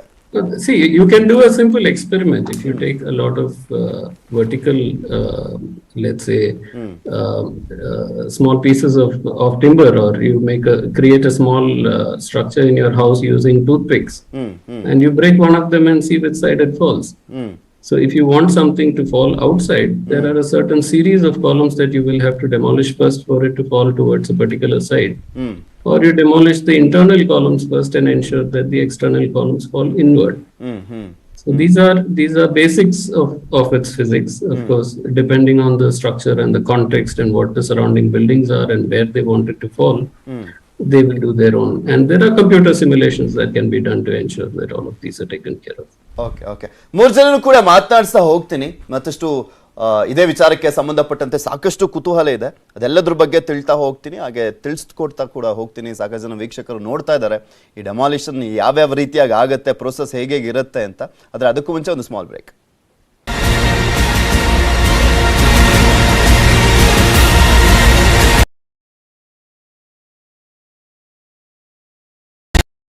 ಚಿತ್ರದುರ್ಗದ ಮುರುಘಾ ಮಠದ ಡಾಕ್ಟರ್ ಶಿವಮೂರ್ತಿ ಮುರುಘಾ ಶರಣರ ವಿರುದ್ಧ ಲೈಂಗಿಕ ದೌರ್ಜನ್ಯ ಗಂಭೀರ ಆರೋಪ ಕೇಳಿಬಂದಿದೆ. ಇಬ್ಬರು ಅಪ್ರಾಪ್ತೆಯರ ಮೇಲೆ ಕಳೆದ 3.5 ವರ್ಷಗಳಿಂದ ಲೈಂಗಿಕ ದೌರ್ಜನ್ಯ ಎಸಗಿದ್ದಾರೆ ಎಂಬ ಆರೋಪ ಕೇಳಿಬಂದಿದ್ದಕ್ಕೆ ಶ್ರೀಗಳು ಸೇರಿದಂತೆ 5 ಮಂದಿ ವಿರುದ್ಧ ಪೋಕ್ಸೋ ಅಡಿ ಕೇಸ್ ದಾಖಲಾಗಿದೆ. ಜಿಲ್ಲಾ ಮಕ್ಕಳ ರಕ್ಷಣಾ ಘಟಕದ ಕಾನೂನು ಮತ್ತು ಪರಿವೀಕ್ಷಣಾಧಿಕಾರಿ ಸಿ ಚಂದ್ರಕುಮಾರ್ ನೀಡಿದ ದೂರಿನ ಮೇರೆಗೆ ಪ್ರಕರಣ ದಾಖಲಿಸಲಾಗಿದೆ. ಮಠದ 3 ಹಾಗೂ ಮೈಸೂರಿನ 2 ವಿರುದ್ಧ ಮೈಸೂರಿನ ನಜರಾಬಾದ್ ಠಾಣೆಯಲ್ಲಿ ಪ್ರಕರಣ ದಾಖಲಾಗಿದ್ದು, ಶರಣರು ಮೊದಲ ಆರೋಪಿಯಾಗಿದ್ದಾರೆ. ಚಿತ್ರದುರ್ಗದಲ್ಲಿ ಮಠ ನಡೆಸುತ್ತಿರುವ ವಸತಿ ನಿಲಯದ ವಾರ್ಡನ್ ರಶ್ಮಿ 2ನೇ ಆರೋಪಿಯಾಗಿದ್ದಾರೆ. ಮಠದ ಮರಿಸ್ವಾಮಿ ಬಸವಾದಿತ್ಯ 3ನೇ ಆರೋಪಿ. ಮಠದ ಭಕ್ತರು ಎನ್ನಲಾದ ಮೈಸೂರಿನ ಪರಮಶಿವಯ್ಯ ಮತ್ತು ವಕೀಲ ಗಂಗಾಧರಯ್ಯ 4 ಮತ್ತು 5ನೇ ಆರೋಪಿಗಳಾಗಿದ್ದಾರೆ. ಅಥವಾ ಮಠದ ಹುನ್ನಾರಗಳಿದೆಯಾ ಅಥವಾ ಧರ್ಮದ ಹುನ್ನಾರಗಳೇನಿದೆಯಾ ಅಂತ ಹೇಳಿ ನಾವು ಸಮಗ್ರವಾಗಿ ಆಪ್ತ ಸಮಾಲೋಚನೆ ಮಾಡಲಾಗಿ ಆ ಮಕ್ಕಳು ಹೇಳ್ತಿರುವಂಥದ್ದು ಸತ್ಯ ಅನಿಸಿ ಇದನ್ನು ಮಕ್ಕಳ ಕಲ್ಯಾಣ ಸಮಿತಿ ಮುಂದೆ ತತ್ಕ್ಷಣವಾಗಿ ಗಮನಕ್ಕೆ ತರಬೇಕು ಅಂತ ಅನ್ನುವಂಥದ್ದಾಗತ್ತೆ. ಆ ಕಾರಣದಿಂದ ನಾವು ಇಮಿಡಿಯೇಟ್ ಆಗಿ ಮಕ್ಕಳ ಕಲ್ಯಾಣ ಸಮಿತಿ ಮೈಸೂರವರಿಗೆ ಸಂಪರ್ಕವನ್ನು ಮಾಡ್ತೇವೆ. ಮತ್ತು ಚಿತ್ರದುರ್ಗದಲ್ಲಿ ಯಾವುದಾದ್ರೂ ಮಕ್ಕಳು ಕಾಣೆಯಾಗಿರೋದಕ್ಕೆ ಸಂಬಂಧಪಟ್ಟ ಹಾಗೆ ಅಲ್ಲಿಯ SP ಪರಶುರಾಮ್ ಅಂತ ಇರ್ತಾರೆ, ಅವರನ್ನು ಸಂಪರ್ಕ ಮಾಡಲಾಗಿ ಮಕ್ಕಳೇನು ಕಾಣೆಯಾಗಿರಲ್ಲ, ಆದರೆ ಸರ್ಚ್ ವಾರೆಂಟ್ಗೆ ಹೋಗಿದ್ದಾರೆ ಅಂತ. ಮುರುಘಾ ಶರಣರ ಪರ ದಲಿತ ಮತ್ತು ಹಿಂದುಳಿದ ಮುಖಂಡರು ನಿಂತಿದ್ದಾರೆ. SK ಬಸವರಾಜನ್ ಷಡ್ಯಂತ್ರ ಹೆಣೆದಿದ್ದಾರೆ. ದಲಿತ ಬಾಲಕಿಯರನ್ನ ಬಳಸಿ ಕುತಂತ್ರ ಹೆಣೆಯಲಾಗಿದೆ ಅಂತ ಆರೋಪಿಸಿದ್ದಾರೆ. ಗಣಿ ನಿಗಮ ಮಾಜಿ ಅಧ್ಯಕ್ಷ ಲಿಂಗಮೂರ್ತಿ, ಲಿಡ್ಕರ್ ನಿಗಮದ ಮಾಜಿ ಅಧ್ಯಕ್ಷ ಓಂ ಶಂಕರ್, KC ವೀರೇಂದ್ರ, ಡಾಕ್ಟರ್ ತಿಪ್ಪೇಸ್ವಾಮಿ, ನಗರಸಭೆ ಮಾಜಿ ಅಧ್ಯಕ್ಷ B ಕಾಂತರಾಜ್ ಸೇರಿದಂತೆ ಹಲವರು ಭೇಟಿ ಮಾಡಿ ಸಮಾಲೋಚನೆ ಮಾಡಿದ್ದಾರೆ.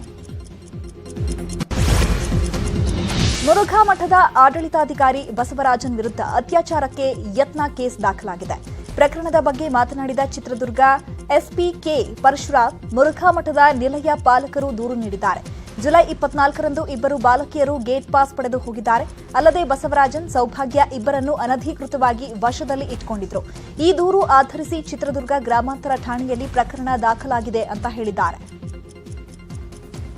ಚಿತ್ರದುರ್ಗ ಮುರುಘಾ ಮಠದ ಬಾಲಕಿಯರ ವಸತಿ ನಿಲಯದ ನಿಲಯ ಪಾಲಕರು ನಿನ್ನೆ ರಾತ್ರಿ ಚಿತ್ರದುರ್ಗ ಗ್ರಾಮಾಂತರ ಪೊಲೀಸ್ ಠಾಣೆಗೆ ಒಂದು ದೂರನ್ನು ನೀಡಿದ್ದು, ಆ ದೂರಿನಲ್ಲಿ ದಿನಾಂಕ 24/7/2022ರಂದು ನಿಲಯದ 2 ಅಪ್ರಾಪ್ತ ವಯಸ್ಸಿನ ಬಾಲಕಿಯರು ಗೇಟ್ ಪಾಸನ್ನು ಪಡೆದು ಹೊರಹೋಗಿದ್ದು, ಅವರು ಅದೇ ದಿವಸ ಬೆಂಗಳೂರಿನ ಕಾಟನ್ಪೇಟೆ ಪೊಲೀಸ್ ಠಾಣೆಯಲ್ಲಿ ಕಂಡುಬಂದಿದ್ದರು. ಈ 2 ಅಪ್ರಾಪ್ತ ಬಾಲಕಿಯರನ್ನು ಮಠದ ಆಡಳಿತಾಧಿಕಾರಿಗಳಾಗಿದ್ದ SK ಬಸವರಾಜನ್ ಅವರು ಮತ್ತು ಅವರ ಪತ್ನಿ ಸೌಭಾಗ್ಯ ಬಸವರಾಜನ್ ಅವರು ತಮ್ಮ ವಶಕ್ಕೆ ಪಡ್ಕೊಂಡು ಬಂದು ಅವರನ್ನು ಅನಧಿಕೃತವಾಗಿ ತಮ್ಮ ವಶದಲ್ಲಿ ಇಟ್ಕೊಂಡಿದ್ದರು. ಹಾಗೂ SK ಬಸವರಾಜನ್ ಅವರು ನಿಲಯ ಪಾಲಕರಿಗೆ ಲೈಂಗಿಕವಾಗಿ ದೌರ್ಜನ್ಯವನ್ನು ನಡೆಸಿದ್ದಾರೆ ಅಂತಕ್ಕಂತಹ ದೂರನ್ನು ನೀಡಿದ್ದಾರೆ. ಈ ದೂರಿನ ಆಧಾರದ ಮೇಲೆ ಚಿತ್ರದುರ್ಗ ಗ್ರಾಮಾಂತರ ಠಾಣೆಯಲ್ಲಿ ಪ್ರಕರಣವನ್ನು ದಾಖಲಿಸಿಕೊಂಡು ತನಿಖೆಯನ್ನು ನಡೆಸಲಾಗುತ್ತದೆ. ಮುರುಘಾ ಮಠದ ಶ್ರೀಗಳ ವಿರುದ್ಧ ಲೈಂಗಿಕ ಕಿರುಕುಳ ಆರೋಪದ ಬಗ್ಗೆ ಮಾಜಿ ಸಿಎಂ HD ಕುಮಾರಸ್ವಾಮಿ ಮಾತನಾಡಿದ್ದು, ಈ ವಿಚಾರ ನನಗೆ ಆಶ್ಚರ್ಯ ತಂದಂತಹ ಘಟನೆಯಲ್ಲ. ಇದರ ಬಗ್ಗೆ 5-6 ತಿಂಗಳ ಹಿಂದೆಯೇ ಚರ್ಚೆ ನಡೆಸಿದ್ರು. ಇದೀಗ ಮಾಧ್ಯಮಗಳ ಮುಂದೆ ಬಂದಿದ್ದಾರೆ ಅಂತ ಹೇಳಿದ್ದಾರೆ. ಇದು ನನಗೇನು ಆಶ್ಚರ್ಯ ತಂದಂಥ ಘಟನೆ ಏನಲ್ಲ. ಇದರ ಬಗ್ಗೆ ಈಗಾಗಲೇ ಕಳೆದ 5-6 ತಿಂಗಳಿಂದನೇ ಇದರ ಬಗ್ಗೆ ಹಲವಾರು ರೀತಿಯಲ್ಲಿ ಚರ್ಚೆಗಳು ನಡೆಸ್ತಾ ಇದ್ದರು. ಇವತ್ತು ಮಾಧ್ಯಮಗಳ ಮುಂದೆ ಬಂದಿದ್ದಾರೆ. ನಾನು ಈ ವಿಷಯವನ್ನು ಪ್ರಾರಂಭಿಕ ಹಂತದಲ್ಲೇ ಸ್ವಲ್ಪ ಮುಂಜಾಗ್ರತೆ ಕ್ರಮ ವಹಿಸಿ ಇದು ಸಾರ್ವಜನಿಕವಾಗಿ ಬರೋದರಿಂದ ಇವತ್ತು ನಮಗೆ ಎಲ್ಲ ಒಂದು ಕಡೆ ನಮ್ಮ ಧಾರ್ಮಿಕ ಕ್ಷೇತ್ರಗಳ ಮೇಲೆ ಒಂದು ಬೇರೆ ರೀತಿಯ ಪರಿಣಾಮಗಳಾಗಬಾರದು ನನ್ನ ಅಭಿಪ್ರಾಯದಲ್ಲಿ. ಈಗಾಗಲೇ ಒಂದು ಬಾರಿ ನಮ್ಮ ಹೊಸನಗರದ ಒಂದು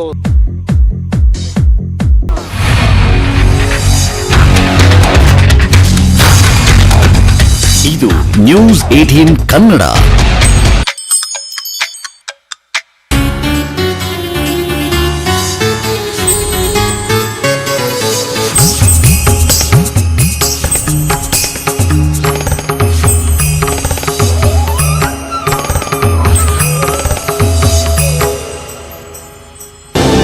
ಹೆಡ್ಲೈನ್ಸ್ ಪ್ರೆಸೆಂಟೆಡ್ ಬೈ ಚಕೋಟೆ. ಸ್ವಾದ, ಗುಣಮಟ್ಟ ಮತ್ತು ವಿಶ್ವಾಸ 30 ವರ್ಷದಿಂದ.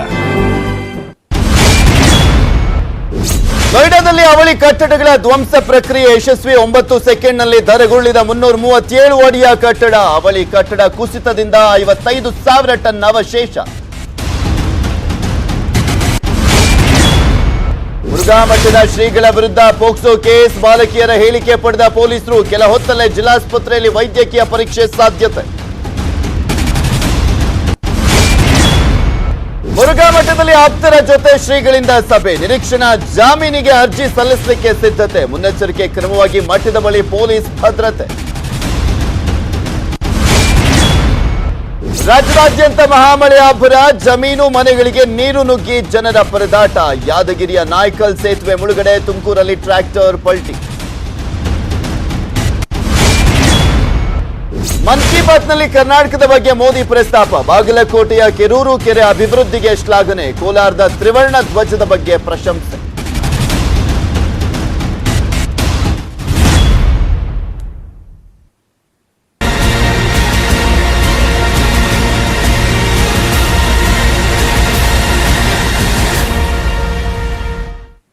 ನಮಸ್ಕಾರ, ನಾನು ಪೃಥ್ವಿರಾಜ್ ಹಾರ್ನಳ್ಳಿ. ಈಗ ಆಲ್ರೆಡಿ ಚರ್ಚೆಯನ್ನ ಮಾಡ್ತಾ ಇದ್ವಿ. ನೋಯ್ಡಾದಲ್ಲಿ ಅವಳಿ ಕಟ್ಟಡಗಳ ಡೆಮಾಲಿಷನ್ ಪ್ರಕ್ರಿಯೆ ಮುಗಿದಿರುವಂತದ್ದು, ಆ ದೃಶ್ಯಾವಳಿಯನ್ನ ಕೂಡ 2:15 ನಿಮ್ಗೆ ತೋರಿಸ್ತಾ ಇದ್ವಿ ಏನಾಯ್ತು ಅಂತ.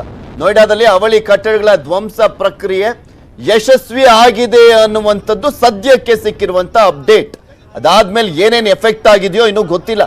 9 ಸೆಕೆಂಡ್ನಲ್ಲಿ ಧರೆಗುರುಳಿರುವಂಥದ್ದು 337 ಅಡಿಯ ಕಟ್ಟಡ, 32 ಮಹಡಿಯ ಕಟ್ಟಡ ಕೇವಲ 9 ಸೆಕೆಂಡ್ನಲ್ಲೇ ಕುಸಿದಿದೆ.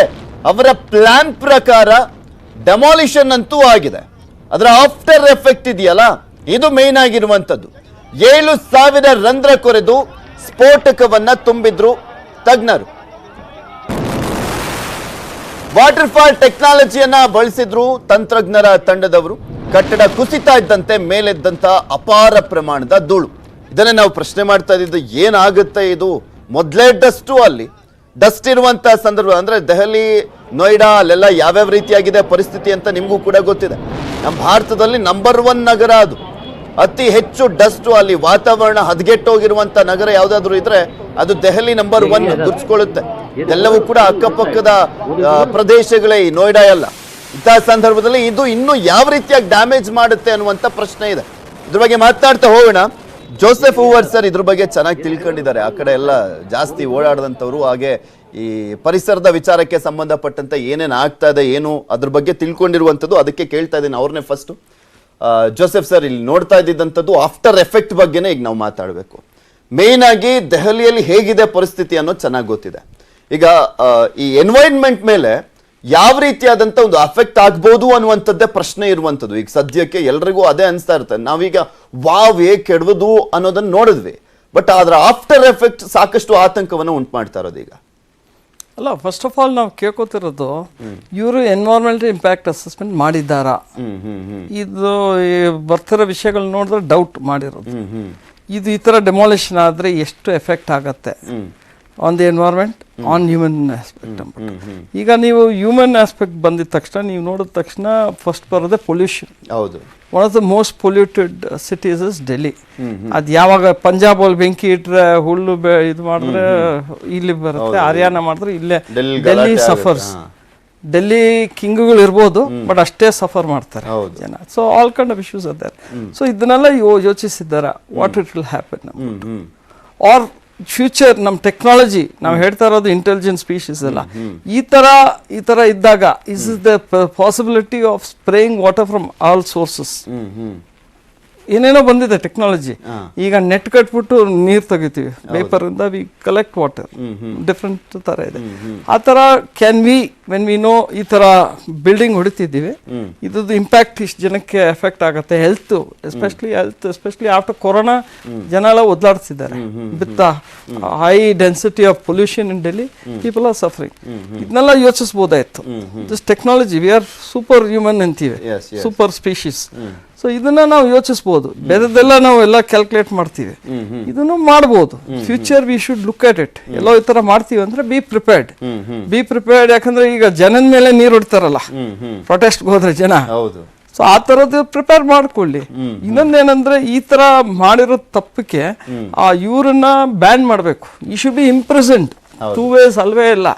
ಇಷ್ಟು ಒಂದು ನ್ಯಾಚುರಲ್ ರಿಸೋರ್ಸಸ್ ವೇಸ್ಟ್ ಆಗಿದೆ, ಹ್ಯೂಮನ್ ರಿಸೋರ್ಸಸ್. ಎಷ್ಟು ಜನಕ್ಕೆ ಸೈಕಲಾಜಿಕಲ್ ಡ್ಯಾಮೇಜ್ ಆಗಿದೆ, ಈಗ ಮನೆಗಳದ್ದು ಇಂಪ್ಯಾಕ್ಟ್ ಆಗಿದೆ. ಸೊ ಇದೆಲ್ಲ ಅಸೆಸ್ ಮಾಡಿಬಿಟ್ಟು ಆ ಬಿಲ್ಡರ್ನ ಫಸ್ಟ್ ಬ್ಯಾನ್ ಮಾಡಬೇಕು ಅಥವಾ ಜೈಲ್ಗೆ ಹಾಕ್ಬೇಕು. There is no two ways about that. ಅವಾಗ message will go to dust particles minimum ಅಂದ್ರೆ ಎಷ್ಟು ದಿನಗಳ ಕಾಲ ಇರ್ಬೋದು ಸರ್ ಸರೌಂಡ್ ಅಂದ್ರೆ ಒಂದು ಕ್ಯಾಲ್ಕುಲೇಷನ್ ಪ್ರಕಾರ ನೋಡೋದಾದ್ರೆ ಮಿನಿಮಮ್ ಒಂದು 2-3 months ಅಂತೂ ಎಫೆಕ್ಟ್ ಮಾಡ್ಬೋದಾ ಅದು? 100%. ನಾನು ಹೇಳೋದಂದ್ರೆ ಈಗ ನಾ ಬನ್ನರ್ಘಟ್ಟದೇ ಹೇಳ್ತೀನಿ, ಆ ಕಡೆಲ್ಲ ಕ್ವಾರಿಂಗ್ ನಡೆಯುತ್ತೆ, ಕಲ್ಲು ಗಣಿಗಾರಿಕೆ. ಸೊ ನೀವು ಅಲ್ಲಿ ಹೋದಾಗ ಈಗಲೂ ಹೋದ್ರೆ ನೀವು ಆ ಏರಿಯಾ ನೋಡಿ, ಈಗ ಮಳೆ ಬಂದಿದೆ ಅಫ್ಕೋರ್ಸ್ ಕ್ಲೀನ್ ಆಗಿರತ್ತೆ. ನೀವು ಸಮರ್ ಸ್ವಲ್ಪ ಲೇಟ್ ಹೋದ್ರೆ ನೀವು ಬೇರೆ ಡಸ್ಟೇ ನೋಡೋದು, ಬೇರೆ ಗ್ರೇನ್ ನೋಡೋದು, ಹಂಗೆ ಕೂತಿರುತ್ತೆ. ಅಲ್ಲಿ ಇರೋ ಪ್ರಾಣಿಗಳು ತಿನ್ನಕ್ಕಾಗಲ್ಲ, ನೀರು polluted, water bodies be completely polluted, silt settle ಆಗತ್ತೆ.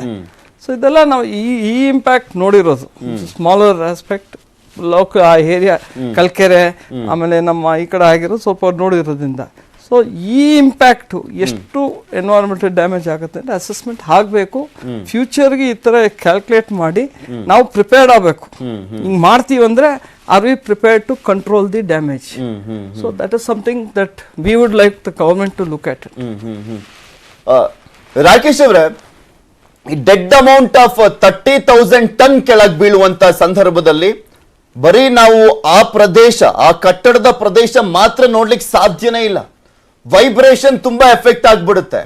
ಅದು ಬರೀ ಅಲ್ಲಿರುವಂತ ಅಪಾರ್ಟ್ಮೆಂಟ್ಸ್ ಅಂತಲ್ಲ, ಅಕ್ಕಪಕ್ಕದಲ್ಲಿ ಮೆಟ್ರೋ ಎಲ್ಲ ಇದೆ, ಅದ್ರ ಮೇಲೂ ಕೂಡ ಏನ್ ಡ್ಯಾಮೇಜ್ ಆಗುತ್ತೆ ಅನ್ನುವಂಥದ್ದೆಲ್ಲ ಚೆಕ್ ಮಾಡಬೇಕಾಗುತ್ತೆ. ಈ ಒಂದು ಡೆಮಾಲಿಷನ್ ಪ್ರಕ್ರಿಯೆಯ ಸಂದರ್ಭದಲ್ಲಿ ಯಾವ್ಯಾವ ರೀತಿಯಾಗಿ ಥಿಂಕ್ ಮಾಡ್ಲಾಗುತ್ತೆ, ಯಾವೆಲ್ಲ ಪ್ರೋಸೆಸ್ಗಳನ್ನ ಇಟ್ಕೊಂಡಿರ್ತಾರೆ ಅಂತ. ಈಗ ಎನ್ವೈರನ್ಮೆಂಟ್ ಆಗಿರ್ಬೋದು ಅಥವಾ ಬೇರೆ ಬೇರೆ ವಿಚಾರಗಳೆಲ್ಲ ಅಂದ್ರೆ ಅವ್ರ ಪ್ಲಾನ್ಸ್ ಪ್ರಕಾರ ಇಟ್ಕೊಂಡಿರ್ತಾರ, ಏನೇನೆಲ್ಲ ಇರುತ್ತೆ ಅಂತ ಪ್ಲಾನ್ಸ್ ಅಲ್ಲಿ?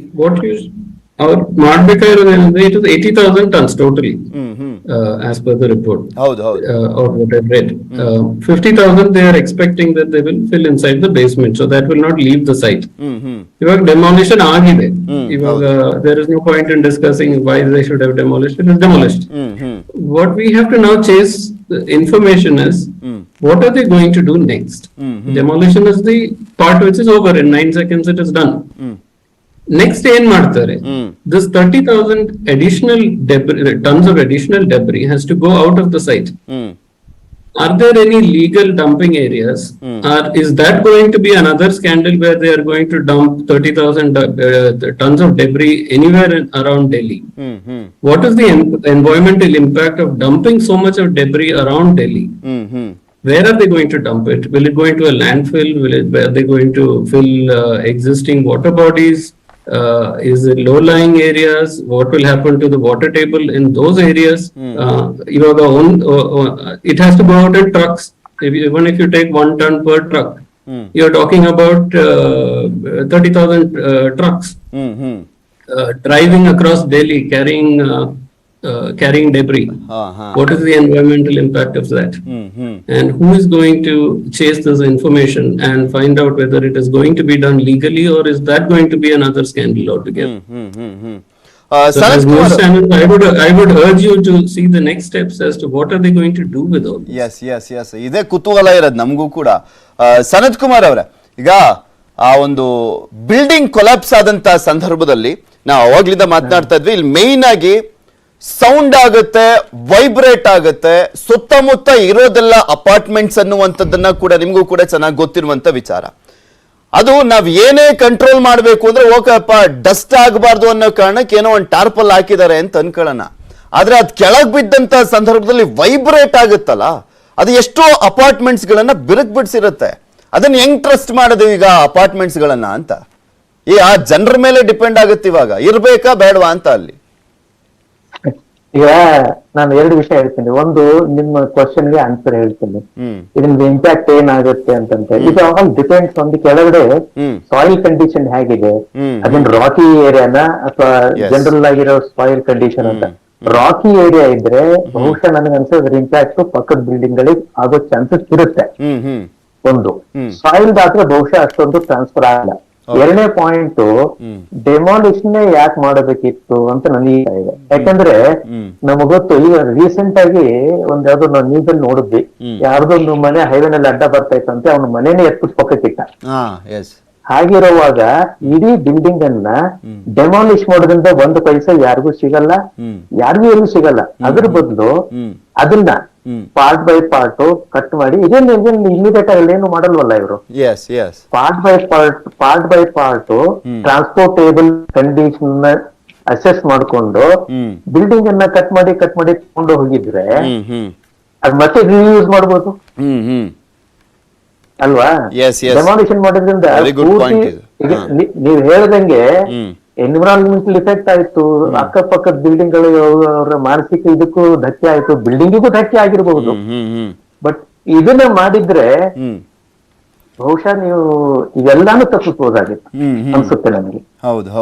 ಯಾಕಂದ್ರೆ ಈಗ ಪಾಸಿಬಿಲಿಟೀಸ್ ಇದಾವೆ, ಮಾಡುವಷ್ಟು ನಮ್ಮಲ್ಲಿ ಕ್ರೇನ್ ಕೆಪಾಸಿಟಿಗಳು ಇದಾವೆ, ಏನೆಲ್ಲ ಮಾಡ್ಬೋದು ನಾವು. ನನ್ನ ಹತ್ರ ಬರೋ ಬಿಲ್ಡಿಂಗ್ ಗಳ ಡಿಸೈನ್ ಬಂದ್ರೆ ನಾನು ಅಲ್ಲಿ ಏನಿತ್ತು ಸೈಟ್ ಅಲ್ಲಿ ಅದನ್ನ ಯುಟಿಲೈಸ್ ಮಾಡಕ್ ನೋಡ್ಬೇಕು. ಯಾಕಂದ್ರೆ ಹೊಸದನ್ನೇ ತಂದು ಎಲ್ಲಾನು ಯೂಸ್ ಮಾಡಿ ವೇಸ್ಟ್ ಮಾಡಬಾರ್ದು. ಯಾವಾಗ್ಲೂ ಏನಿರುತ್ತೋ ಅದನ್ನ ಯೂಸ್ ಮಾಡ್ಬೇಕು, ಉಳಿಸ್ಕೋಬೇಕು. ನೋಡಿ, ಇಷ್ಟು ದೊಡ್ಡ ಬಿಲ್ಡಿಂಗು, ಇಷ್ಟು ಮಟೀರಿಯಲ್ ಅದರಲ್ಲಿ ಸ್ಟೀಲ್ ಇದೆ, ಕಾಂಕ್ರೀಟ್ ಇದೆ, ಎಲ್ಲ ಇದೆ. ಅಂಡ್ ಹೊಸದಾಗಿ ಕಟ್ಟಿರೋ ಬಿಲ್ಡಿಂಗ್ ಇದು ಸ್ಟ್ರಾಂಗ್ ಆಗಿರುತ್ತೆ. ಅದನ್ನ ಯೋಚನೆ ಮಾಡಿ ಎಲ್ಲಾದ್ರೂ ಇಡಕ್ ಸಾಧ್ಯ ಇದ್ರೆ ಅದನ್ನ ಪೀಸ್ ಅದೇ ಹೇಳಿದ್ನಲ್ಲ, ಕಂಡೀಷನ್ ಅಸೆಸ್ ಮಾಡ್ಬಿಟ್ಟು ಹೋಗಿ ಕಟ್ ಮಾಡ್ಕೊಂಡು ತಗೊಂಡೋಗಿ ಅದನ್ನ ಇನ್ಸ್ಟಾಲ್ ಮಾಡಿದ್ರೆ ವೇಸ್ಟು ಆಗ್ತಿರ್ಲಿಲ್ಲ, ನೀವು ಬೇಕಾಗಿರೋ ಇದನ್ನು ಸ್ಯಾಟಿಸ್ಫೈನು ಆಗ್ತಿತ್ತು ಕಂಡೀಷನ್ ಅಲ್ವಾ? ಹೌದು. ಜೋಸೆಫ್ ಸರ್, ಇಲ್ಲಿ ಯಾರಿಗ್ ನಷ್ಟ ಆಗ್ತಿತ್ತು ಇದಿದ್ರೆ ಅಂತ, ಕಷ್ಟ ಆಗ್ತಿದ್ದು ಯಾರಿಗೆ ಅಂತ? 1000 ಫ್ಲಾಟು 10,000 ಜನ ಹತ್ತತ್ರ ಈಗ ಒಂದು ಕುಟುಂಬಗಳು ಅಂದ್ರೆ ಜನ ಇದ್ರು ಅಂತ ಅನ್ಕೊಂಡ್ರು ಏನಾಗ್ತಾ ಇತ್ತಿದ್ರೆ ಎಷ್ಟೋ ಲಕ್ಷ ಅಂದ್ರೆ ನಮ್ ಬೆಂಗಳೂರಲ್ಲಿ ಹುಡುಕೊಂಡು ಹೋದ್ರೆ ನೀವೇ ಅವಾಗ್ಲೇ ಹೇಳ್ದಂಗೆ ಲಕ್ಷಾಂತರ ಮೇಲೆ ಅಕ್ರಮ ಕಟ್ಟಡಗಳಿದ್ದಾವೆ. ಇದನ್ನ ಪಾರ್ಟ್ ಬೈ ಪಾರ್ಟು ಕೂಡ ಕೆಡವಬಹುದಿತ್ತು. ಅವಾಗ ಯಾರಿಗೂ ಕೂಡ ತೊಂದರೆನೂ ಕೂಡ ಆಗ್ತಾ ಇರಲಿಲ್ಲ. ಈಗ ಎಷ್ಟೆಲ್ಲ ಪ್ರಾಬ್ಲಮ್ಸ್ ಗಳು ಅರೈಸ್ ಆಗ್ತದೆ ಅಂತ ಅವ್ರು ಹೇಳ್ದಂಗೆ ಆಲ್ರೆಡಿ ಈ ಮೆಟೀರಿಯಲ್ ಇದೆಯಲ್ಲ, ಅವಾಗ ಕಾಂಟ್ರಾಕ್ಟರ್ಸ್ ಬಿಟ್ಟು ಅವ್ರು ತೆಗಿತಾರೆ. ಸ್ಟೀಲ್ ಇದಿರ್ಲಿ ಏನೇ ಇದ್ರು ತೆಗಿತಾರೆ. ನಮ್ ಡಿಮಾಲಿಷನ್ ಏಜೆಂಟ್ಗಳು ಇದ್ದಾರೆ, ಪ್ರೊಫೆಷನಲ್ಸ್ ಇದ್ದಾರೆ. ಅವ್ರು ಒಂದೊಂದು ಬಿಲ್ಡಿಂಗ್ ಏನೇನು ತೆಗಿಬೇಕು ಬರೋದು. ಸೊ ಓವರ್ ದ ಪೀರಿಯಡ್ ಮಾಡ್ಬೋದಾಯ್ತು. ಇದು ಬಂದಿರೋದು ಡೆಮಾಲಿಷನ್ ಏನಕ್ಕೆ? ಅದು ಗ್ರೀನ್ ಏರಿಯಾ ಇರ್ಬೇಕಾಯ್ತು, ಇವ್ರು ಕಟ್ಟಿದ್ದಾರೆ ಅಂದ್ಬಿಟ್ಟು ಈಗೋ ಬಂದಿರೋದು. ಕೆಲವು ಜನ ತಗೊಂಡು ಕೋರ್ಟ್ಗೆ ಹೋಗಿರೋದು. There could have been some kind of a via media damage ಆಗ್ಬಿಟ್ಟಿದೆ. How we can create around the greenery ಅಂದ್ಬಿಟ್ಟು ಯೋಚಿಸ್ಬೋದಾಯ್ತು. So we have wasted everything. ನಮ್ಮ ನ್ಯಾಚುರಲ್ ರಿಸೋರ್ಸಸ್ ಇರ್ಲಿ, ಇಷ್ಟು ಸ್ಟೀಲ್ ಈಗ ಡೆಬ್ರಿಯಿಂದ ಇವರು ಎತ್ತಾರೆ, ಬಿಡೋದಿಲ್ಲ ಯಾರು. Because they'll be contractors ready, ಏನೇನು ಸಿಕ್ಕೋತೋ ಎಕ್ಸ್ಟ್ರಾಕ್ಟ್ ಮಾಡ್ಕೋತಾರೆ. ಬಟ್ ವಾಟ್ ಇಸ್ ಡ್ಯಾಮೇಜ್ ಹೀಗಂದ್ರೆ ನಮ್ಮ ಡ್ಯಾಮೇಜ್ ಆಗಿರೋದು ನಮ್ಮ ಎನ್ವೈರನ್ಮೆಂಟ್. ಗ್ರೀನ್ ಏರಿಯಾಗೆ ಅಂದ್ರೆ ತದ್ವಿರುದ್ಧವಾಗಿ ಕಟ್ಟಿದ್ದಾರೆ ಅನ್ನೋ ಕಾರಣಕ್ಕೆ ಹೋಗ್ಬಿಟ್ಟು ಈಗ ಆ ಗ್ರೀನ್ ಏರಿಯಾನೇ ಒಂದ್ ರೀತಿಯಾಗಿ ಕೊಲಾಪ್ಸ್ ಆದಂಗ ಹೋಗ್ಬಿಡ್ತಲ್ಲ ಇವಾಗ.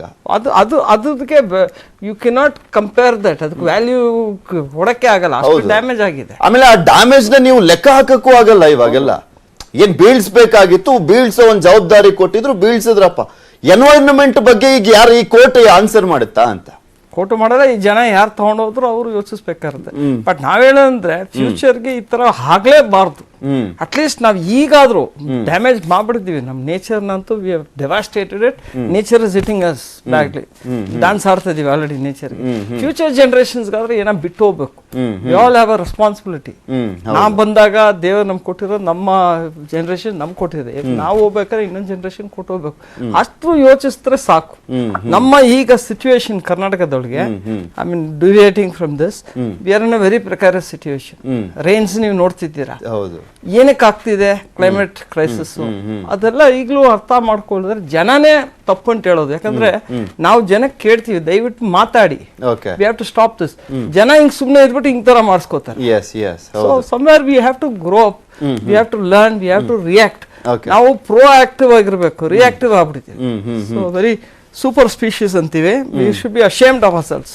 ಕೊನೆಯದಾಗಿ ರಾಕೇಶ್ ಅವ್ರನ್ನ ಕೇಳಿಕ್ ಬಯಸ್ತೀನಿ. ರಾಕೇಶ್ ಅವರೇ, ಅವಾಗ್ಲೇ ಆತಂಕ, ಈ ಬಿಲ್ಡಿಂಗ್ ಕೊಲಾಪ್ಸ್ ಮಾಡ್ಲಿಕ್ಕೂ ಮುಂಚೆ ಜೋಸೆಫ್ ಹೂವರ್ ಸರ್ ಹೇಳ್ತಾ ಇದ್ರು 1 ಲಕ್ಷಕ್ಕೂ ಹೆಚ್ಚಿನ ಅಕ್ರಮ ಕಟ್ಟಡಗಳಿದಾವೆ ಬೆಂಗಳೂರಿನಲ್ಲಿ ಅಂತ. ಈ ಬೆಂಗಳೂರಿನವ್ರಿಗೆ ಎಲ್ರಿಗೂ ಕೂಡ ಡಗಡಗ ಅಂತ ಇರುತ್ತೆ. ಎಲ್ಲಿ ನಮ್ಮಲ್ಲಿ ಈ ರೀತಿಯಾಗಿ ತೀರ್ಪು ಬಂದ್ರೆ ಮುಗಿತ್ ಕತೆ, ಬೆಂಗಳೂರೇ ಡೆಮಾಲಿಷ್ ಆದಂಗ ಆಗ್ಬಿಡುತ್ತೆ. Yes, like I said, demolition is never good news. But somewhere the example has to be set. All of these solutions, alternative solutions, are very theoretical in a situation where most people are complying with the law. But right now we have a situation where perhaps the majority of people are looking for ways of increasing built up areas to capitalize on the economics. Now, that's a separate topic altogether. We can get into the economics of building in another debate. But the point being that demolition is not just the technical impact of it. It also sends a message that the law is not going to tolerate such adventures in future. Because if you move the building, then next time the builder is going to think, what is the worst case that will happen? My building will get moved. So let's go ahead and construct it. Okay. So as unfortunate as it is, sometimes visual examples and the impact.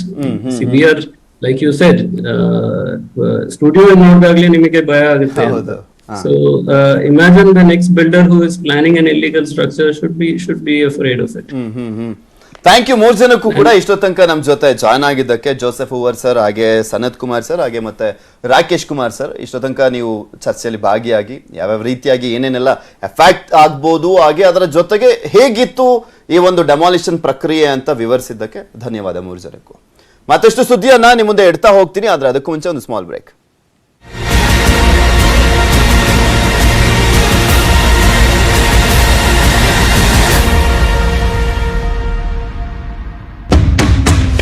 ಪರಿಸರ ಸ್ನೇಹಿ ಗಣಪತಿನ ಮನೆಯಲ್ಲೇ ಹೆಂಗ್ ಮಾಡೋದು? ಶ್ರೇಯಾಂಸಿ ಬಹುವಿಜ್ಞಾನಿ ಸಂಭವಂತಿ ಕಲಯುಗೆ ಗಂಗಾ ಭಾಗೀರಥ್ಯೆ ನಮಃ. ಕಾಶ್ಮೀರದಿಂದ ಹಿಡಿದು ಕನ್ಯಾಕುಮಾರಿವರೆಗೆ ಎಲ್ಲ ದೇವತೆಗಳು ನಮ್ಮ ಈ ನೀರಿನಲ್ಲಿ ಬರಬೇಕು. ಫಸ್ಟ್ ಯಾವ ಪಾರ್ಟ್ ಅನ್ನು ಮಾಡಬೇಕು? ಪಾದಾತ ಶಿರ ಪರ್ಯಂತಂ. ಚಮಚನ ಉಪಯೋಗಿಸಿ ಮಾಡಬಹುದು. ಅದು ಹೇಗೆ ಅಂತ ನಾನು ಮುಂದೆ ತೋರಿಸ್ತೇನೆ. ಈಗ ನಿಮಗೆ ಕಾಣಿಸ್ತಾ ಇದೆ, ಹೂವಿನ ಬೀಜ ಎಲ್ಲ ಒಳಗೆ ಹಾಕಿದ್ದೇವೆ. ಇದು ನಮ್ಮ ನ್ಯೂಸ್ 18 ಪರಿಸರ ಸ್ನೇಹಿ ಗಣಪ. 4 ಜನಕ್ಕೆ ಹಿತವಾದಂತಹ ಚಿಂತನೆಯನ್ನು ಮಾಡಿದ್ರೆ ಮಾತ್ರ ಜೀವ ಏನು ಬಂದಿದೆ ಅದು ಸಾರ್ಥಕ ಆಗುತ್ತೆ. ಇಲ್ಲಾಂದ್ರೆ ಪುನರಪಿ ಜನನಂ ಪುನರಪಿ ಮರಣಂ.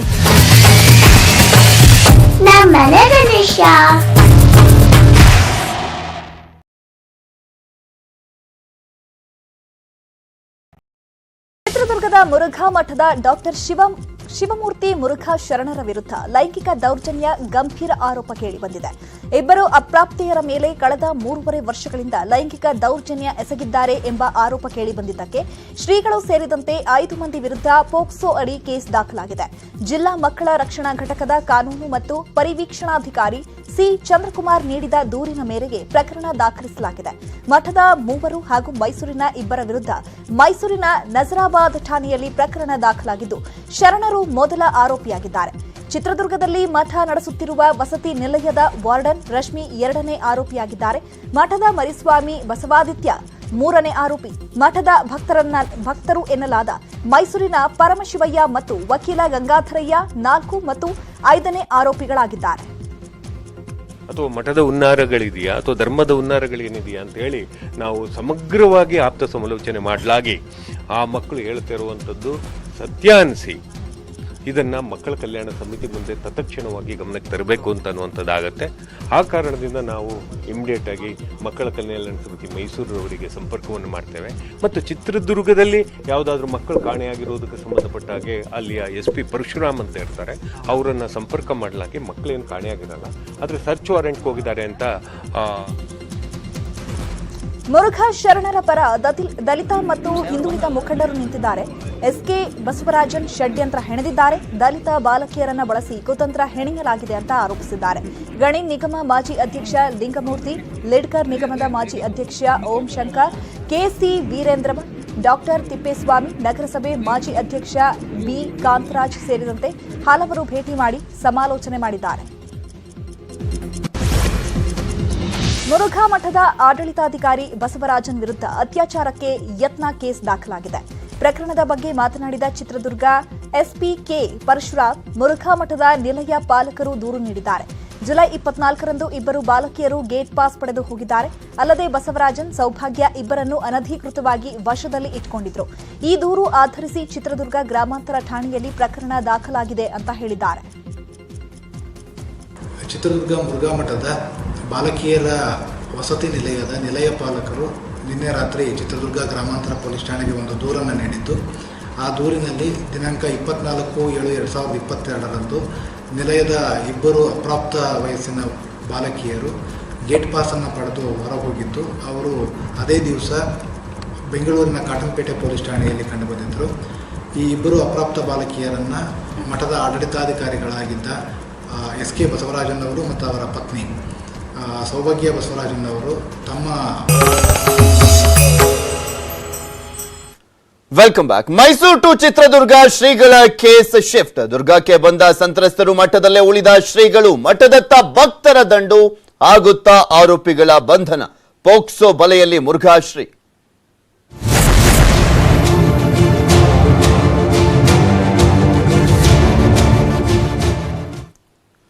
ಮುರುಘಾಶ್ರೀಗಳ ವಿರುದ್ಧ ಪೋಕ್ಸೋ ಕೇಸ್ ಪ್ರಕರಣ. ಮಠದ ಆಡಳಿತಾಧಿಕಾರಿ ಬಸವರಾಜನ್ ಜೊತೆ ರಹಸ್ಯ ಸಭೆ ಅಂತೆ. ಭಗೀರಥ ಸ್ವಾಮಿಗಳಿಂದ ರಹಸ್ಯ ಮೀಟಿಂಗ್ ಮಾಡಲಾಗ್ತಾ ಇದೆಯಂತೆ. ಮುರುಘಾಶ್ರೀಗಳ ವಿರುದ್ಧ ಪೋಕ್ಸೋ ಕೇಸ್ ಪ್ರಕರಣಕ್ಕೆ ಸಂಬಂಧಪಟ್ಟಂತೆ ಮಠದ ಆಡಳಿತಾಧಿಕಾರಿಯಾಗಿದ್ದಂತ ಬಸವರಾಜನ್ ಜೊತೆ ರಹಸ್ಯ ಸಭೆ ಅಂತೆ. ಭಗೀರಥ ಸ್ವಾಮೀಜಿಗಳು ಅವರು ರಹಸ್ಯ ಮೀಟಿಂಗ್ ಮಾಡ್ತಾ ಇದ್ದಾರೆ. ಪ್ರಕರಣ ವಾಪಸ್ ಪಡೆಯುವಂತೆ ಮನವಿ ಮಾಡಿದ್ದಾರಂತೆ ಭಗೀರಥ ಸ್ವಾಮೀಜಿ. ಅಲ್ರಿ, ಇಲ್ಲಿ ಯಾರು ಕೊಟ್ಟಿರೋದು ಕಂಪ್ಲೇಂಟ್ ಅನ್ನ? ಈಗ ಒಂದ್ ಲೆಕ್ಕದ ಪ್ರಕಾರ ಹೇಳ್ತಾ ಇರುವಂತದ್ದು, ಇದರ ಹಿಂದೆ ಪಿತೂರಿ ಇರುವಂತದ್ದು ಈ ಬಸವರಾಜನ್ ಅವರದ್ದು ಅಂತ ಹೇಳ್ತಾ ಇದ್ದಾರೆ. ಮಕ್ಕಳಿಗೆ ಆಲ್ರೆಡಿ ಹೇಳಿಕೆ ಕೊಟ್ಟಿದ್ದಾರೆ, ವಿಚಾರಣೆ ನಡೀತಾ ಇದೆ. ಆಪ್ತರ ಮೂಲಕ ಸಂಧಾನ ಮಾಡಲಿಕ್ಕೆ ಮುಂದಾಗಿದ್ದಾರೆ ಸ್ವಾಮೀಜಿಗಳು. ಯಾವುದೇ ಸಂಧಾನಕ್ಕೆ ಒಪ್ತಾ ಇಲ್ವಂತೆ ಬಸವರಾಜನ್ ಒಪ್ತಾ ಇಲ್ವಂತೆ ಯಾವುದೇ ಸಂಧಾನಕ್ಕೆ. ಆಪ್ತರ ಮೂಲಕ ರಹಸ್ಯ ಸಭೆಯ ಮುಖಾಂತರ ಅವರನ್ನ ಮನವೊಲಿಸುವಂತ ಪ್ರಯತ್ನ ಮಾಡಲಾಗ್ತಾ ಇದೆಯಂತೆ.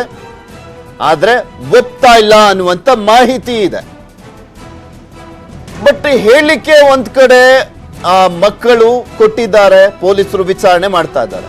ಬಸವರಾಜನ್ ಈ ಕ್ಷಣಕ್ಕೆ ಇಂಪಾರ್ಟೆಂಟ್ ಆಗಲ್ಲ.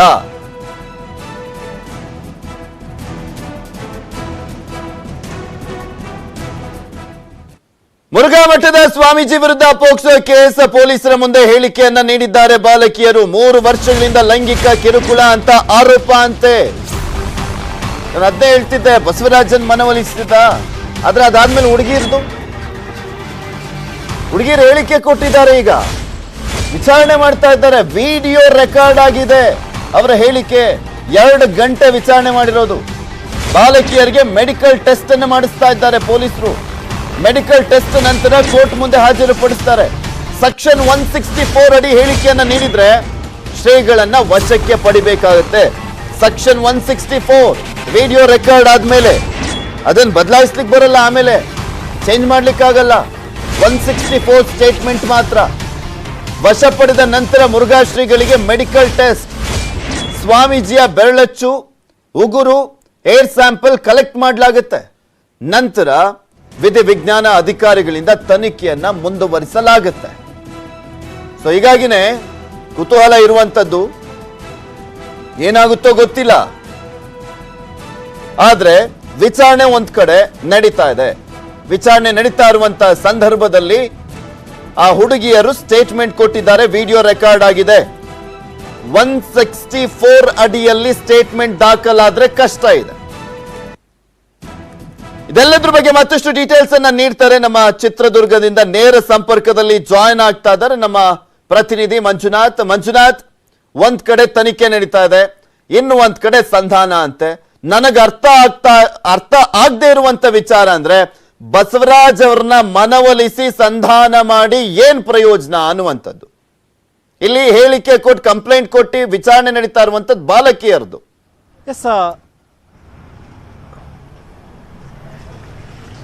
ಎಸ್, ಖಂಡಿತವಾಗ್ಲೂ ಪೃಥ್ವಿ. ಯಾಕಂದ್ರೆ ಒಂದು ಕಡೆ ಇಬ್ಬರು ಅಪ್ರಾಪ್ತ ಬಾಲಕಿಯರನ್ನು ಕೂಡ ಅಷ್ಟೇ ಪೊಲೀಸರು ಎನ್ಕ್ವೈರಿಯನ್ನ ಮಾಡ್ತಿದ್ದಾರೆ. ಮತ್ತೊಂದು ಕಡೆ ಬಸವರಾಜನ್ ಎಂಬಾತನ ಒಂದು ಸಂಧಾನಕ್ಕೆ ಈಗ ಶ್ರೀಗಳು ಶತ ಪ್ರಯತ್ನ ಮಾಡ್ತಿರುವಂತದ್ದು. ಯಾಕಂದ್ರೆ ಆ ಒಂದು ಬಸವರಾಜನ್ ಎಂಬಾತನಿಂದ ಅದೇ ಒಂದು ಮುರುಘಾ ಮಠದಲ್ಲಿ ಆಡಳಿತ ಅಧಿಕಾರಿಯಾಗಿದ್ದ, ಜೊತೆಗೆ ಆತನ ಪಿತೂರಿಯಿಂದಲೇ ಇವತ್ತು ಈ ರೀತಿಯಾದಂಥ FIR ಆಗಿದೆ ಅನ್ನುವಂಥದ್ದು ಶ್ರೀಗಳಿಗೆ ಒಂದಷ್ಟು ಜನ ಅವರ ಆಪ್ತರು ಕೂಡ ಹೇಳಿರುವಂಥದ್ದು.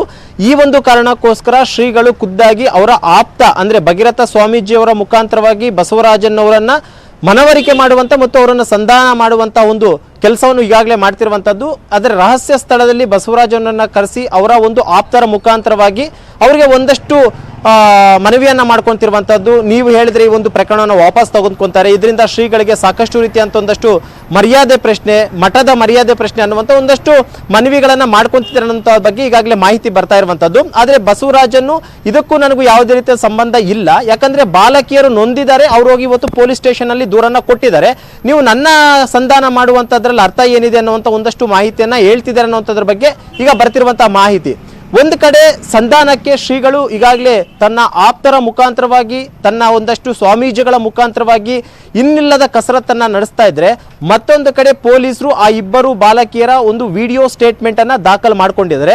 ವಿಡಿಯೋ ಸ್ಟೇಟ್ಮೆಂಟ್ ದಾಖಲು ಮಾಡಿಕೊಂಡದ್ದಾದಂತಹ ಬಳಿಕ ಈಗ ಇನ್ನೇನು ಕೆಲವೇ ಕ್ಷಣದಲ್ಲಿ ವೈದ್ಯಕೀಯ ಪರೀಕ್ಷೆಗೆ ಚಿತ್ರದುರ್ಗದ ಸರ್ಕಾರಿ ಆಸ್ಪತ್ರೆಗೆ ಕರೆದುಕೊಂಡು ಹೋಗ್ತಾರೆ. ಆ ಒಂದು ವೈದ್ಯಕೀಯ ಪರೀಕ್ಷೆಯ ಪ್ರಕ್ರಿಯೆ ಮುಗಿದಂತಹ ಬಳಿಕ ನೇರವಾಗಿ ನ್ಯಾಯಾಧೀಶರ ಮನೆಗೆ ಕರ್ಕೊಂಡು ಹೋಗ್ಬಿಟ್ಟು ನ್ಯಾಯಾಧೀಶರ ಮುಂದೆ ಹಾಜರುಪಡಿಸ್ತಾರೆ. ಇಲ್ಲಿ ಒಂದು ವೇಳೆ ಏನಾದರೂ ಈ ಇಬ್ಬರು ಬಾಲಕಿಯರು ನ್ಯಾಯಾಧೀಶರ ಮುಂದೆ 164 CRPC ಅಡಿಯಲ್ಲಿ ಏನಾದರೂ ಸ್ಟೇಟ್ಮೆಂಟ್ ಅನ್ನ ಕೊಟ್ಟಂತಹ ವೇಳೆಯಲ್ಲಿ ಖಂಡಿತವಾಗಿಯೂ ಶ್ರೀಗಳಿಗೆ ಸಂಕಷ್ಟ ಎದುರಾಗುತ್ತೆ ಅಂತ ಹೇಳ್ಬೋದು. ಯಾಕಂದ್ರೆ CRPC 164 ಸ್ಟೇಟ್ಮೆಂಟ್ ಅಡಿಯಲ್ಲಿ ನ್ಯಾಯಾಧೀಶರ ಮುಂದೆ ಇವರು ವಿಡಿಯೋ ರೆಕಾರ್ಡ್ ಮುಖಾಂತರವಾಗಿ ಸ್ಟೇಟ್ಮೆಂಟ್ ಕೊಟ್ಟಂತ ವೇಳೆಯಲ್ಲಿ ಇನ್ನು ಬೇರೆ ವಿಧಿ ಇರೋದಿಲ್ಲ, ಪೊಲೀಸರು ಅವರನ್ನ ವಶಕ್ಕೆ ಪಡಿಲೇಬೇಕಾಗಿರುತ್ತೆ. ಆ ಒಂದು ನಿಟ್ಟಿನಲ್ಲಿ ಈಗ ಪೊಲೀಸರು ಮೆಡಿಕಲ್ ಟೆಸ್ಟ್ಗೆ ಕರೆದೊಯ್ದುಕೊಂಡು ಹೋಗ್ತಿದ್ದಾರೆ. ಮೆಡಿಕಲ್ ಆದಂಥ ಬಳಿಕ ನ್ಯಾಯಾಧೀಶರ ಮನೆಗೆ ಅವರನ್ನು ಹಾಜರುಪಡಿಸ್ತಾರೆ. ಇದಾದಂಥ ಬಳಿಕ ಏನಾದರೂ ಅಲ್ಲಿ ವಿಡಿಯೋ ಸ್ಟೇಟ್ಮೆಂಟ್ ಕೊಟ್ಟಂಥ ವೇಳೆಯಲ್ಲಿ ಪೊಲೀಸರು ಮುಲಾಜಿಲ್ಲದೆ ಕೋರ್ಟ್ ಆದೇಶ ಕೂಡ ಇರುತ್ತೆ. ಈ ಒಂದು ಪ್ರಕರಣದ ಕುರಿತಾಗಿ ಆರೋಪಿ ಎಲ್ಲಿದ್ದಾನೆ, ಏನು ಮಾಡ್ತಿದ್ದಾರೆ, ಆರೋಪಿಯ ಸ್ಟೇಟ್ಮೆಂಟ್ ಏನು ಅಂತ ಕೂಡ ಅಷ್ಟೇ ನ್ಯಾಯಾಲಯ ಪ್ರಶ್ನೆ ಮಾಡುತ್ತೆ. ಮತ್ತೆ ಪೊಲೀಸರು ಶ್ರೀಗಳ ಬಳಿ ಹೋಗ್ಬಿಟ್ಟು ಅವರ ಸ್ಟೇಟ್ಮೆಂಟ್ ಅನ್ನು ಕೂಡ ಪಡ್ಕೊಳ್ಬೇಕಾಗುತ್ತೆ. ಜೊತೆಗೆ ಇಲ್ಲಿ ಏನು ಈ ಒಂದು ಬಾಲಕಿಯರು ಆರೋಪವನ್ನ ಮಾಡಿದರೆ ಆ ಒಂದು ಆರೋಪಕ್ಕೆ ತಕ್ಕಂತೆ ಒಂದಷ್ಟು ಮೆಡಿಕಲ್ ಪ್ರೂವ್ ಮಾಡೋದಕ್ಕೆ ಒಂದಷ್ಟು ಸ್ಯಾಂಪಲ್ಗಳನ್ನು ಕೂಡ ಅಷ್ಟೇ ಪೊಲೀಸರು ಕಲೆಕ್ಟ್ ಮಾಡಬೇಕಿರುತ್ತೆ. ಒಂದು DNA ಟೆಸ್ಟ್ ಮಾಡಿಸಿದ್ರು ಮಾಡಿಸ್ಬೋದು ಇಂತಹ ಪ್ರಕರಣದಲ್ಲಿ. ಜೊತೆಗೆ ಅವರ ಉಗುರ ಆಗಿರ್ಬೋದು, ಅವರ ಬೆರಳಚ್ಚಾಗಿರ್ಬೋದು, ಅವರ ರಕ್ತ ಮಾದರಿ ಆಗಿರ್ಬೋದು, ಇದೆಲ್ಲವನ್ನೂ ಕೂಡ ಅಷ್ಟೇ ಸಂಗ್ರಹ ಮಾಡ್ಕೊಂತಾರೆ. ನಾಳೆ ದಿನ ಮೆಡಿಕಲಿ ಪ್ರೂವ್ ಮಾಡಬೇಕು ಅಂತ ಸಂದರ್ಭದಲ್ಲಿ ಇದೆಲ್ಲವನ್ನೂ ಕೂಡ ಮುಂದೆ ಇಟ್ಕೊಂಡು ಏನಾಗುತ್ತೆ ಅಂತ ಮಂಜು ಇವತ್ತು. ಥ್ಯಾಂಕ್ ಯು ನಿಮ್ಮೆಲ್ಲ ಡೀಟೇಲ್ಸ್ಗಾಗಿ. ಮತ್ತಷ್ಟು ಸುದ್ದಿಯನ್ನು ನಿಮ್ಮ ಮುಂದೆ ಇಡ್ತಾ ಹೋಗ್ತೀನಿ, ಆದ್ರೆ ಅದಕ್ಕೂ ಮುಂಚೆ ಒಂದು ಸ್ಮಾಲ್ ಬ್ರೇಕ್.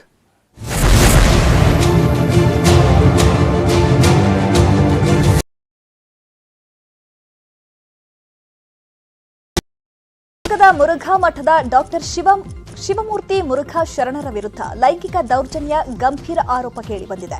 ಇಬ್ಬರು ಅಪ್ರಾಪ್ತೆಯರ ಮೇಲೆ ಕಳೆದ 3.5 ವರ್ಷಗಳಿಂದ ಲೈಂಗಿಕ ದೌರ್ಜನ್ಯ ಎಸಗಿದ್ದಾರೆ ಎಂಬ ಆರೋಪ ಕೇಳಿಬಂದಿದ್ದಕ್ಕೆ ಶ್ರೀಗಳು ಸೇರಿದಂತೆ 5 ಮಂದಿ ವಿರುದ್ಧ ಪೋಕ್ಸೋ ಅಡಿ ಕೇಸ್ ದಾಖಲಾಗಿದೆ.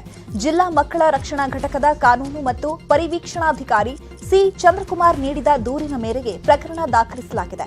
ಮಠದ 3 ಹಾಗೂ ಮೈಸೂರಿನ 2 ವಿರುದ್ಧ ಮೈಸೂರಿನ ನಜರಾಬಾದ್ ಠಾಣೆಯಲ್ಲಿ ಪ್ರಕರಣ ದಾಖಲಾಗಿದ್ದು ಶರಣರು ಮೊದಲ ಆರೋಪಿಯಾಗಿದ್ದಾರೆ. ಚಿತ್ರದುರ್ಗದಲ್ಲಿ ಮಠ ನಡೆಸುತ್ತಿರುವ ವಸತಿ ನಿಲಯದ ವಾರ್ಡನ್ ರಶ್ಮಿ 2ನೇ ಆರೋಪಿಯಾಗಿದ್ದಾರೆ. ಮಠದ ಮರಿಸ್ವಾಮಿ ಬಸವಾದಿತ್ಯ 3ನೇ ಆರೋಪಿ. ಮಠದ ಭಕ್ತರು ಎನ್ನಲಾದ ಮೈಸೂರಿನ ಪರಮಶಿವಯ್ಯ ಮತ್ತು ವಕೀಲ ಗಂಗಾಧರಯ್ಯ 4 ಮತ್ತು 5ನೇ ಆರೋಪಿಗಳಾಗಿದ್ದಾರೆ. ಅಥವಾ ಮಠದ ಹುನ್ನಾರಗಳಿದೆಯಾ ಅಥವಾ ಧರ್ಮದ ಹುನ್ನಾರಗಳೇನಿದೆಯಾ ಅಂತ ಹೇಳಿ ನಾವು ಸಮಗ್ರವಾಗಿ ಆಪ್ತ ಸಮಾಲೋಚನೆ ಮಾಡಲಾಗಿ ಆ ಮಕ್ಕಳು ಹೇಳ್ತಿರುವಂಥದ್ದು ಸತ್ಯ ಅನಿಸಿ ಇದನ್ನು ಮಕ್ಕಳ ಕಲ್ಯಾಣ ಸಮಿತಿ ಮುಂದೆ ತತ್ಕ್ಷಣವಾಗಿ ಗಮನಕ್ಕೆ ತರಬೇಕು ಅಂತ ಅನ್ನುವಂಥದ್ದಾಗತ್ತೆ. ಆ ಕಾರಣದಿಂದ ನಾವು ಇಮಿಡಿಯೇಟ್ ಆಗಿ ಮಕ್ಕಳ ಕಲ್ಯಾಣ ಸಮಿತಿ ಮೈಸೂರವರಿಗೆ ಸಂಪರ್ಕವನ್ನು ಮಾಡ್ತೇವೆ. ಮತ್ತು ಚಿತ್ರದುರ್ಗದಲ್ಲಿ ಯಾವುದಾದ್ರೂ ಮಕ್ಕಳು ಕಾಣೆಯಾಗಿರೋದಕ್ಕೆ ಸಂಬಂಧಪಟ್ಟ ಹಾಗೆ ಅಲ್ಲಿಯ SP ಪರಶುರಾಮ್ ಅಂತ ಇರ್ತಾರೆ, ಅವರನ್ನು ಸಂಪರ್ಕ ಮಾಡಲಾಗಿ ಮಕ್ಕಳೇನು ಕಾಣೆಯಾಗಿರಲ್ಲ, ಆದರೆ ಸರ್ಚ್ ವಾರೆಂಟ್ಗೆ ಹೋಗಿದ್ದಾರೆ ಅಂತ. ಮುರುಘಾ ಶರಣರ ಪರ ದಲಿತ ಮತ್ತು ಹಿಂದುಳಿದ ಮುಖಂಡರು ನಿಂತಿದ್ದಾರೆ. SK ಬಸವರಾಜನ್ ಷಡ್ಯಂತ್ರ ಹೆಣೆದಿದ್ದಾರೆ. ದಲಿತ ಬಾಲಕಿಯರನ್ನ ಬಳಸಿ ಕುತಂತ್ರ ಹೆಣೆಯಲಾಗಿದೆ ಅಂತ ಆರೋಪಿಸಿದ್ದಾರೆ.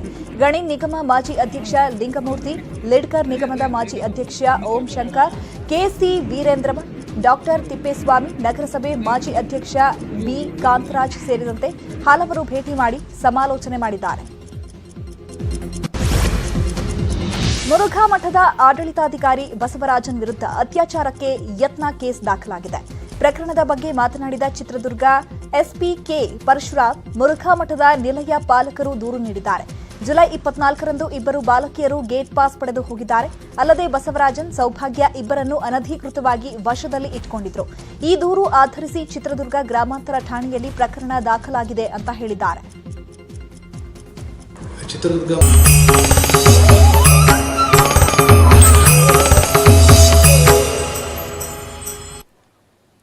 Welcome back. ಪ್ರಧಾನಿ ನರೇಂದ್ರ ಮೋದಿ ಅವರ ಮನ್ ಕಿ ಬಾತ್ ನಲ್ಲಿ ಕೋಲಾರದ ತ್ರಿವರ್ಣ ಧ್ವಜದ ಬಗ್ಗೆ ಶ್ಲಾಘನೆ ವ್ಯಕ್ತಪಡಿಸಲಾಗಿದೆ. ಕೋಲಾರದಲ್ಲಿ ಆಗಸ್ಟ್ 15ರಂದು ದೇಶದಲ್ಲೇ ಅತಿದೊಡ್ಡ ತ್ರಿವರ್ಣ ಧ್ವಜದ ಅನಾವರಣ ಆಗಿತ್ತು.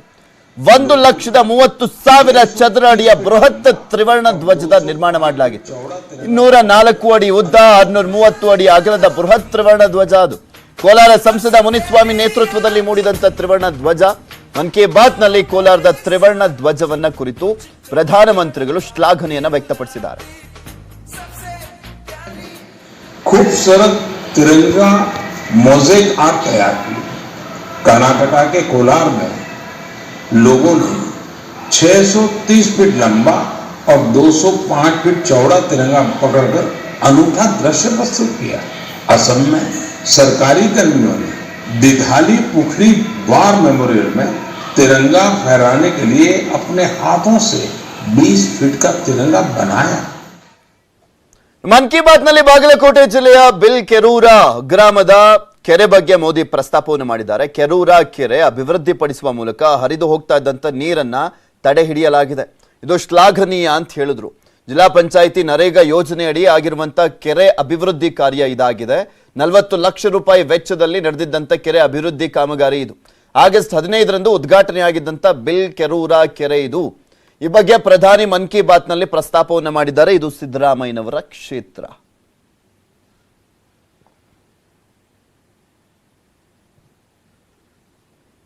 ಇವೆಷ್ಟು ಈ ಕ್ಷಣದವರೆಗಿನ ಸುದ್ದಿಗಳು. ನೋಡ್ತಾ ಇರಿ ನ್ಯೂಸ್ 18 ಕನ್ನಡ.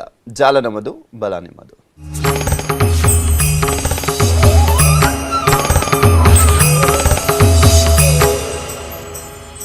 ಈ ವಾರ್ತೆಯ ಮುಖ್ಯಾಂಶಗಳ ಪ್ರಾಯೋಜಕರು. ಪೇಟ್ ಸಫಾ ಮೊದಲ ದಿನದಿಂದಲೇ ಪರಿಣಾಮಕಾರಿ, ಮತ್ತೆ ಇದರ ರೂಢಿನೂ ಆಗಲ್ಲ. ಪೇಟ್ ಸಫಾ ಯಾವ ರೋಗನೂ ಇಲ್ಲಪ್ಪ.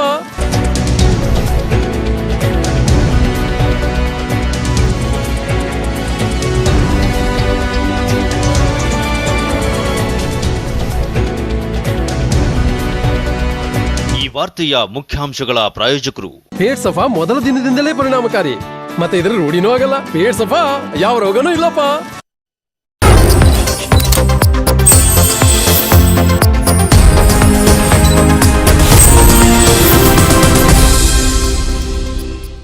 ನಮಸ್ಕಾರ. ಭಯಂಕರ ಪ್ರವಾಹ, 1,000 ಸಾವು, 3 ಕೋಟಿ ಜನರ ಬದುಕು ನೀರು ಪಾಲು. ಕೆರಳಿದ ಗಂಗೆ, 650 ಹಳ್ಳಿ ಜಲಾವೃತ, 39 ಜಿಲ್ಲೆಗೆ ರೆಡ್ ಅಲರ್ಟ್. ಅತ್ತ ಭೂಕಂಪನ, ಇತ್ತ ಜಲನರ್ತನ. 17 ರಾಜ್ಯಗಳಲ್ಲಿ ಅಲ್ಲೋಲ ಕಲ್ಲೋಲ. ಇದುವೇ ಈ ಹೊತ್ತಿನ ವಿಶೇಷ. ಮಳೆಯೋ ಮಳೆ. ನಾನು ಚೈತ್ರ ರಾಜ್.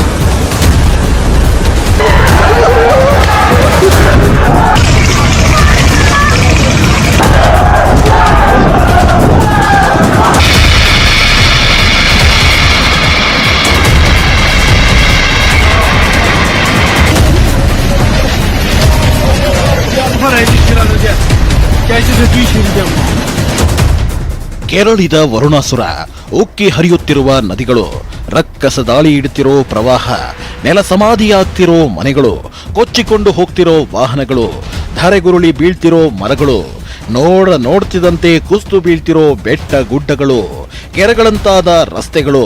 ನಿಜಕ್ಕೂ ಇಂಥ ಸಾಲು ಸಾಲು ದೃಶ್ಯಗಳನ್ನ ನೋಡ್ತಾ ಇದ್ರೆ ಎದೆ ನಡುಗಿ ಹೋಗುತ್ತೆ.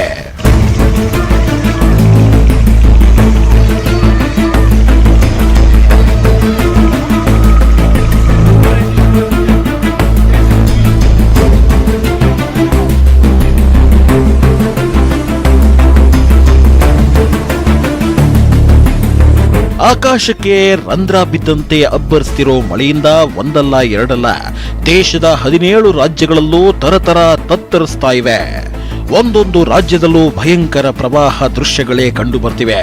ಅದರಲ್ಲೂ ಮತ್ತೆ ಕರ್ನಾಟಕದಲ್ಲಿ ವರುಣಾರ್ಭಟ ಶುರುವಾಗಿದ್ದು ಹಲವು ಜಿಲ್ಲೆಗಳಲ್ಲಿ ಕೆರೆ ಏರಿ ಒಡೆದ ಘಟನೆಗಳು ಸಂಭವಿಸಿವೆ.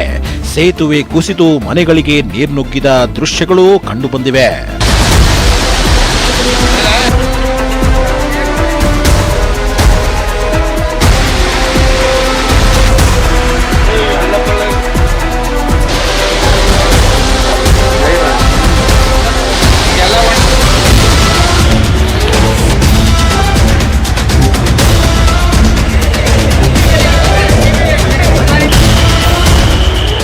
ನೋಡಿ ನೋಡಿ ಕೆರೆ ಏರಿ ಒಡೆದು ಹೇಗೆ ಮನೆಗಳಿಗೆ ನೀರು ನುಗ್ಗಿದೆ ಅಂತ.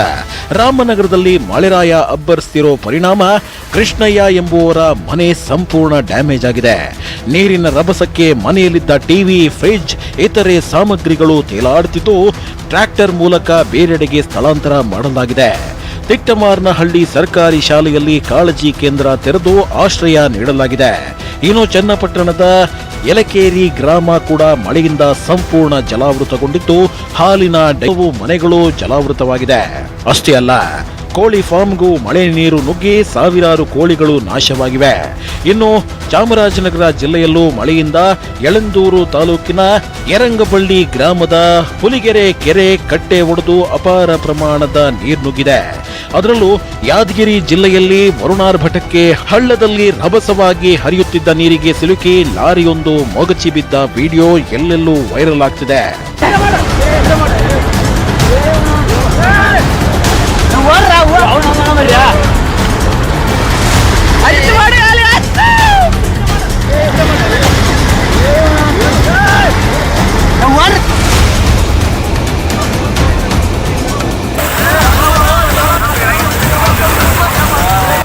ನೋಡಿದ್ರ ಹೇಗೆ ಲಾರಿ ಮೊಗಚಿ ಬಿತ್ತು ಅನ್ನೋದನ್ನ.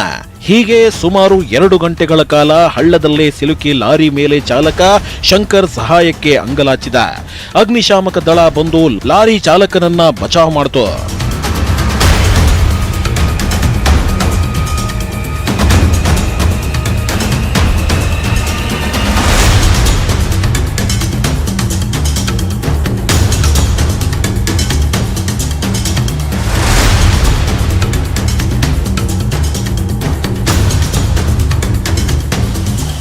ಇನ್ನು ಯಾದಗಿರಿಯಲ್ಲಿ ವರುಣನ ಅಬ್ಬರಕ್ಕೆ ಭತ್ತ, ಹತ್ತಿ ಬೆಳೆ ಸಂಪೂರ್ಣ ಜಲಾವೃತವಾಗಿದ್ರೆ ರಾಯಚೂರಿನ ಸಿರವಾರ ತಾಲೂಕಿನ ಸಣ್ಣ ಹೊಸೂರು ಗ್ರಾಮದ ಸೇತುವೆ ಮುಳುಗಡೆ ಆಗಿದೆ. ದೇವದುರ್ಗ ತಾಲೂಕಿನ ಕಕ್ಕಲದೊಡ್ಡಿಯ ಗ್ರಾಮಕ್ಕೆ ನೀರು ನುಗ್ಗಿದ್ದು 30ಕ್ಕೂ ಹೆಚ್ಚು ಮನೆಗಳು ಮುಳುಗಿ ಹೋಗಿವೆ. ಕೋಲಾರದಲ್ಲೂ ಮಳೆಯಿಂದಾಗಿ ಕೋಲಾರಮ್ಮ ಕೆರೆ ಅಪಾಯ ಮಟ್ಟ ಮೀರಿ ಹರಿಯುತ್ತಿದೆ. ಮಳೆಯಿಂದಾಗಿ ಮಂಡ್ಯದಲ್ಲಿ ಸ್ವಿಸಿ ನಾಲೆ ಒಡೆದು ರೈತರ ಜಮೀನಿಗೆ ನೀರು ನುಗ್ಗಿದೆ. ತುಮಕೂರಿನಲ್ಲಂತೂ ಮಳೆ ಎಫೆಕ್ಟ್ ತೀರ್ಥ ಸೇತುವೆ ಕುಸಿಯುತ್ತಿದೆ.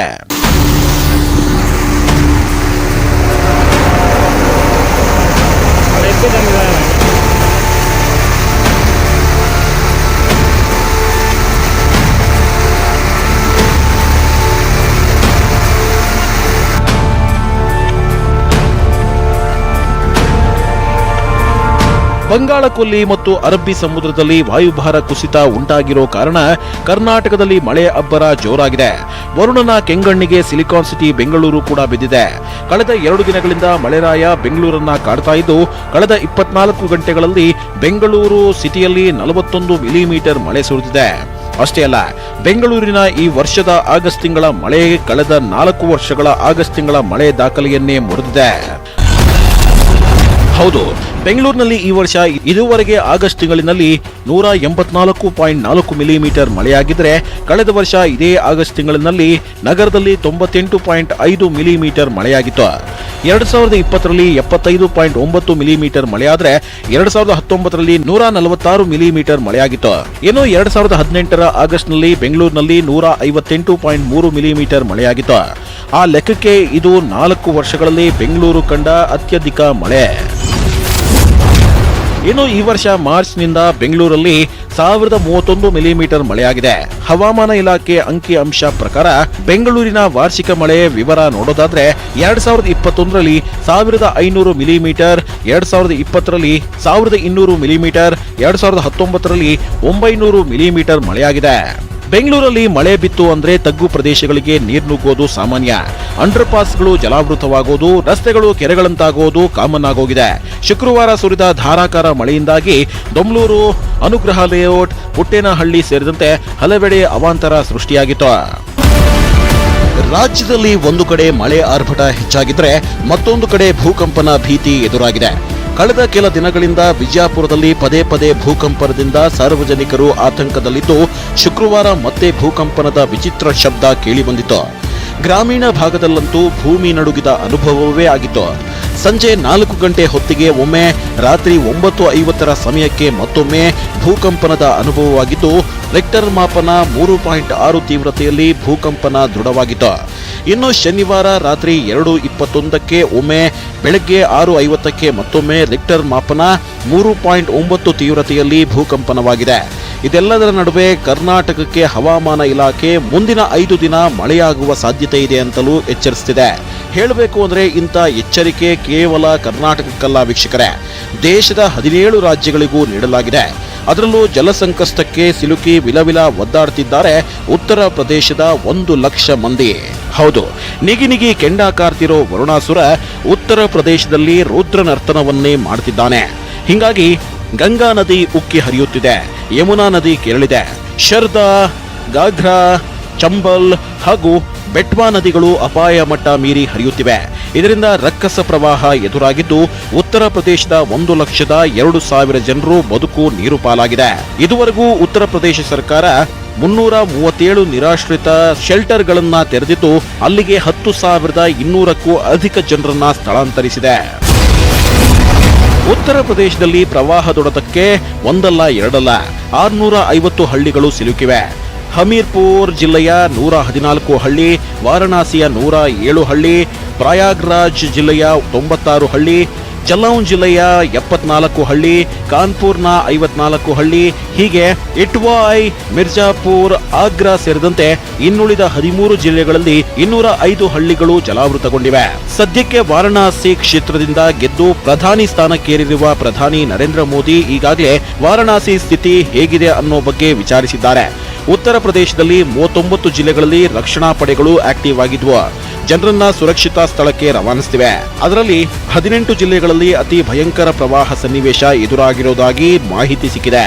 ಇನ್ನೂ ಒಂದು ಆತಂಕ ಅಂದ್ರೆ ಪ್ರಯಾಗ್ರಾಜ್ನಲ್ಲಿ ಪ್ರವಾಹ ಸನ್ನಿವೇಶದ ನಡುವೆಯೇ ಕಾಣಿಸಿಕೊಳ್ತಿವೆ ಮೊಸಳೆಗಳು.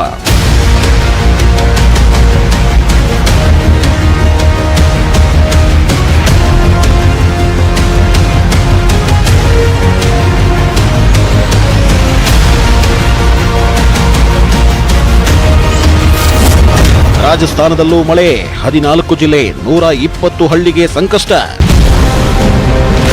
ಭಾರತದ ಮಹಾ ಮರುಭೂಮಿಯನ್ನ ಹೊಂದಿರೋ ರಾಜ್ಯ ಅಂದ್ರೆ ಅದು ರಾಜಸ್ಥಾನ. ಅಲ್ಲೀಗ ಮಳೆಯಬ್ಬರ ಜೋರಾಗಿದೆ. ಆಗಸ್ಟ್ ತಿಂಗಳಲ್ಲೇ ರಾಜಸ್ಥಾನದಲ್ಲಿ 582 ಮಿಲಿಮೀಟರ್ ಮಳೆಯಾಗಿದ್ದು, ಆವರೇಜ್ ಮಳೆಯನ್ನೇ ಮೀರಿಸಿದೆ. ಆಗಸ್ಟ್ ತಿಂಗಳಲ್ಲಿ ಆವರೇಜ್ ಅಂದ್ರೆ 428 ಮಿಲಿಮೀಟರ್ ಮಳೆಯಾಗ್ತಿತ್ತು. ಈಗ ಅದಕ್ಕಿಂತಲೂ ಹೆಚ್ಚಿಗೆ ಮಳೆಯಾಗ್ತಿರೋ ಕಾರಣ ರಾಜಸ್ಥಾನದ 10 ಜಿಲ್ಲೆಗಳಲ್ಲೂ ಪ್ರವಾಹ ಸೃಷ್ಟಿಯಾಗಿದೆ. 120 ಹಳ್ಳಿಗಳು ಜಲಾಹುತಿ ಭೀತಿ ಎದುರಿಸುತ್ತಿವೆ. ಈಗಾಗಲೇ 10,000 ಜನರನ್ನ ರಕ್ಷಿಸಲಾಗಿದೆ. ರಾಜಸ್ಥಾನದಲ್ಲೇ ಅಲ್ಲ, ಒಡಿಶಾ ರಾಜ್ಯದಲ್ಲೂ ವರುಣ ರೌದ್ರ ರೂಪ ತಾಳಿದ್ದಾನೆ. ಒಡಿಶಾದ 100 ಹಳ್ಳಿಗಳಲ್ಲಿನ ಜನ ಸಂಕಷ್ಟಕ್ಕೆ ಸಿಲುಕಿಬಿಟ್ಟಿದ್ದಾರೆ. ಇದು ಒಡಿಶಾದ 100 ಹಳ್ಳಿ ಕಥೆಯಲ್ಲ ವೀಕ್ಷಕರೇ, 14 ಜಿಲ್ಲೆಗಳ ವ್ಯಥೆ. ಯಾಕಂದ್ರೆ ಪ್ರವಾಹ ಹೆಚ್ಚಾಗ್ತಿದ್ದ ಹಾಗೆ ಹಾವುಗಳ ಹಾವಳಿ ಹೆಚ್ಚಾಗಿ 88 ಜನ ಪ್ರಾಣ ಬಿಟ್ಟಿದ್ದಾರೆ. ನದಿಗಳು ಉಕ್ಕಿ ಹರಿಯುತ್ತಿರೋದ್ರಿಂದ ಮೊಸಳೆಗಳ ಹಾವಳಿ ಹೆಚ್ಚಾಗಿದೆ. ಪ್ರವಾಹದೊಡೆತಕ್ಕೆ ಸಿಲುಕುವ ವಾಹನಗಳು ಕೊಚ್ಕೊಂಡು ಹೋಗ್ತಿವೆ.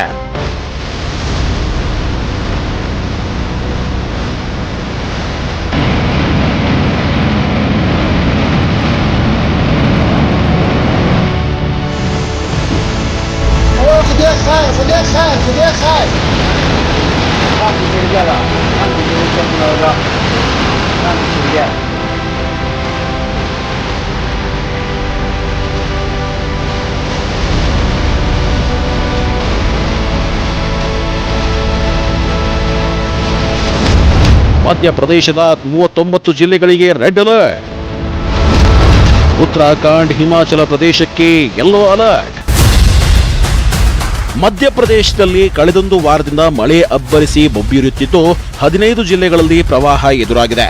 ಜುಲೈ ತಿಂಗಳಿನಲ್ಲಿ ಮಧ್ಯಪ್ರದೇಶ ಹೇಗಿತ್ತು, ಆಗಸ್ಟ್ ತಿಂಗಳಿಗೆ ಹೇಗಾಗಿದೆ ಅನ್ನೋದನ್ನ ಹೆಲಿಕಾಪ್ಟರ್ ವ್ಯೂನಿಂದ ನೋಡಿದ್ರೆ ಕಂಪ್ಲೀಟ್ಲಿ ಜಲಾವೃತ ಅನ್ನೋದು ಗೊತ್ತಾಗುತ್ತೆ.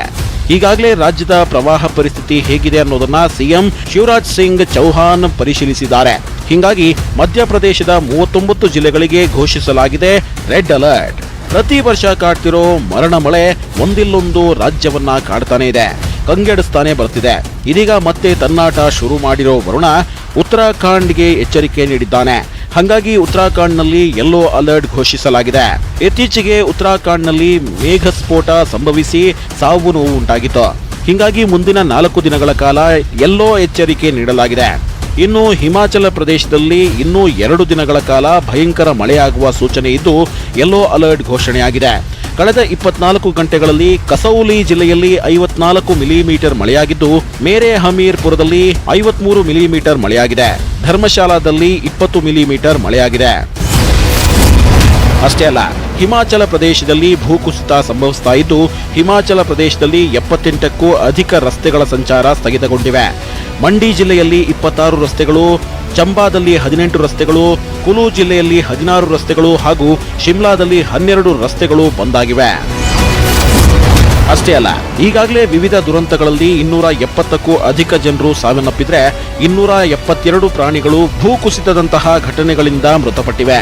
ಸುಮಾರು 900ಕ್ಕೂ ಅಧಿಕ ಮನೆಗಳು ಧ್ವಂಸವಾಗಿದ್ದು 689 ಗೋಶಾಲೆಗಳು ಹಾನಿಯಾಗಿವೆ. ಇದರಿಂದ ಈ ಬಾರಿ ಹಿಮಾಚಲ ಪ್ರದೇಶ ಸರ್ಕಾರಕ್ಕೆ 1721 ಕೋಟಿ ರೂಪಾಯಿನಷ್ಟು ನಷ್ಟ ಉಂಟಾಗಿದೆ.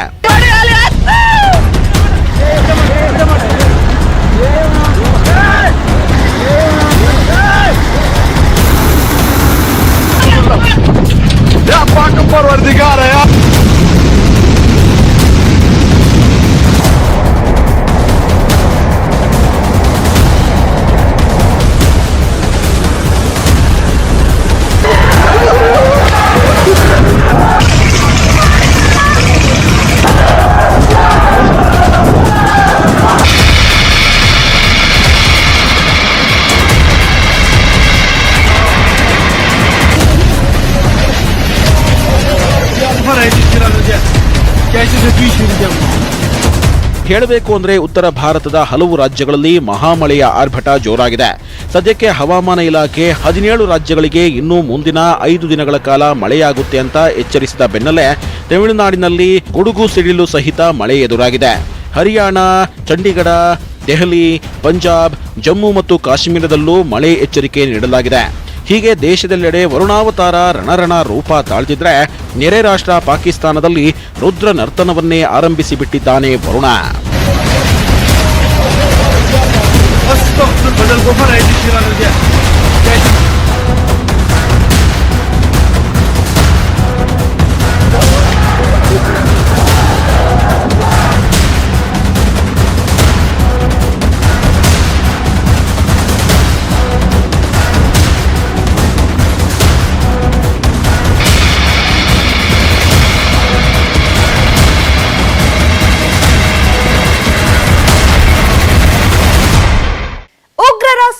ಅಂತಲೇ ಕರೆಸಿಕೊಳ್ಳೋ ಪಾಕಿಸ್ತಾನದಲ್ಲೀಗ ಹಿಂದೆಂದೂ ಕಂಡು ಕೇಳರಿಯದ ಪ್ರವಾಹ ಎದುರಾಗಿದೆ.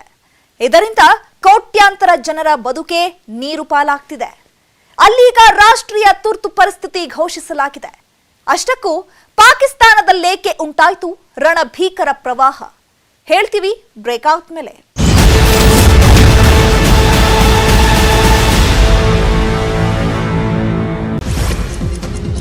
ಚಿತ್ರದುರ್ಗದ ಮುರುಘಾ ಮಠದ ಡಾಕ್ಟರ್ ಶಿವಮೂರ್ತಿ ಮುರುಘಾ ಶರಣರ ವಿರುದ್ಧ ಲೈಂಗಿಕ ದೌರ್ಜನ್ಯ ಗಂಭೀರ ಆರೋಪ ಕೇಳಿಬಂದಿದೆ. ಇಬ್ಬರು ಅಪ್ರಾಪ್ತೆಯರ ಮೇಲೆ ಕಳೆದ 3.5 ವರ್ಷಗಳಿಂದ ಲೈಂಗಿಕ ದೌರ್ಜನ್ಯ ಎಸಗಿದ್ದಾರೆ ಎಂಬ ಆರೋಪ ಕೇಳಿಬಂದಿದ್ದಕ್ಕೆ ಶ್ರೀಗಳು ಸೇರಿದಂತೆ 5 ಮಂದಿ ವಿರುದ್ಧ ಪೋಕ್ಸೋ ಅಡಿ ಕೇಸ್ ದಾಖಲಾಗಿದೆ. ಜಿಲ್ಲಾ ಮಕ್ಕಳ ರಕ್ಷಣಾ ಘಟಕದ ಕಾನೂನು ಮತ್ತು ಪರಿವೀಕ್ಷಣಾಧಿಕಾರಿ ಸಿ ಚಂದ್ರಕುಮಾರ್ ನೀಡಿದ ದೂರಿನ ಮೇರೆಗೆ ಪ್ರಕರಣ ದಾಖಲಿಸಲಾಗಿದೆ. ಮಠದ 3 ಹಾಗೂ ಮೈಸೂರಿನ 2 ವಿರುದ್ಧ ಮೈಸೂರಿನ ನಜರಾಬಾದ್ ಠಾಣೆಯಲ್ಲಿ ಪ್ರಕರಣ ದಾಖಲಾಗಿದ್ದು ಶರಣರು ಮೊದಲ ಆರೋಪಿಯಾಗಿದ್ದಾರೆ. ಚಿತ್ರದುರ್ಗದಲ್ಲಿ ಮಠ ನಡೆಸುತ್ತಿರುವ ವಸತಿ ನಿಲಯದ ವಾರ್ಡನ್ ರಶ್ಮಿ 2ನೇ ಆರೋಪಿಯಾಗಿದ್ದಾರೆ. ಮಠದ ಮರಿಸ್ವಾಮಿ ಬಸವಾದಿತ್ಯ 3ನೇ ಆರೋಪಿ. ಮಠದ ಭಕ್ತರು ಎನ್ನಲಾದ ಮೈಸೂರಿನ ಪರಮಶಿವಯ್ಯ ಮತ್ತು ವಕೀಲ ಗಂಗಾಧರಯ್ಯ 4 ಮತ್ತು 5ನೇ ಆರೋಪಿಗಳಾಗಿದ್ದಾರೆ. ಅಥವಾ ಮಠದ ಹುನ್ನಾರಗಳಿದೆಯಾ ಅಥವಾ ಧರ್ಮದ ಹುನ್ನಾರಗಳೇನಿದೆಯಾ ಅಂತ ಹೇಳಿ ನಾವು ಸಮಗ್ರವಾಗಿ ಆಪ್ತ ಸಮಾಲೋಚನೆ ಮಾಡಲಾಗಿ ಆ ಮಕ್ಕಳು ಹೇಳ್ತಿರುವಂಥದ್ದು ಸತ್ಯಾನ್ಸಿ ಇದನ್ನ ಮಕ್ಕಳ ಕಲ್ಯಾಣ ಸಮಿತಿ ಮುಂದೆ ತತ್ಕ್ಷಣವಾಗಿ ಗಮನಕ್ಕೆ ತರಬೇಕು ಅಂತ ಅನ್ನುವಂಥದ್ದಾಗತ್ತೆ. ಆ ಕಾರಣದಿಂದ ನಾವು ಇಮಿಡಿಯೇಟ್ ಆಗಿ ಮಕ್ಕಳ ಕಲ್ಯಾಣ ಸಮಿತಿ ಮೈಸೂರವರಿಗೆ ಸಂಪರ್ಕವನ್ನು ಮಾಡ್ತೇವೆ ಮತ್ತು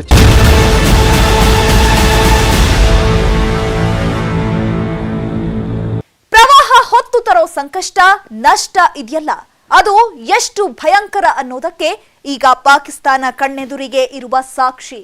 ಯಾಕಂದ್ರೆ ಅಲ್ಲೀಗ ರಕ್ಕಸ ಪ್ರವಾಹಕ್ಕೆ ಸಿಕ್ಕ ಲಕ್ಷಾಂತರ ಮನೆಗಳು ಧ್ವಂಸವಾಗಿವೆ, ರಸ್ತೆಗಳು ಬಾಯಿ ತೆರೆದು ಬಿಡ್ತಿವೆ, ಮನೆ ಇಲ್ಲದೆ ಹೊಟ್ಟೆಗೆ ಊಟ ಇಲ್ಲದೆ ಜನ ಪರದಾಡುವಂತಾಗಿದೆ.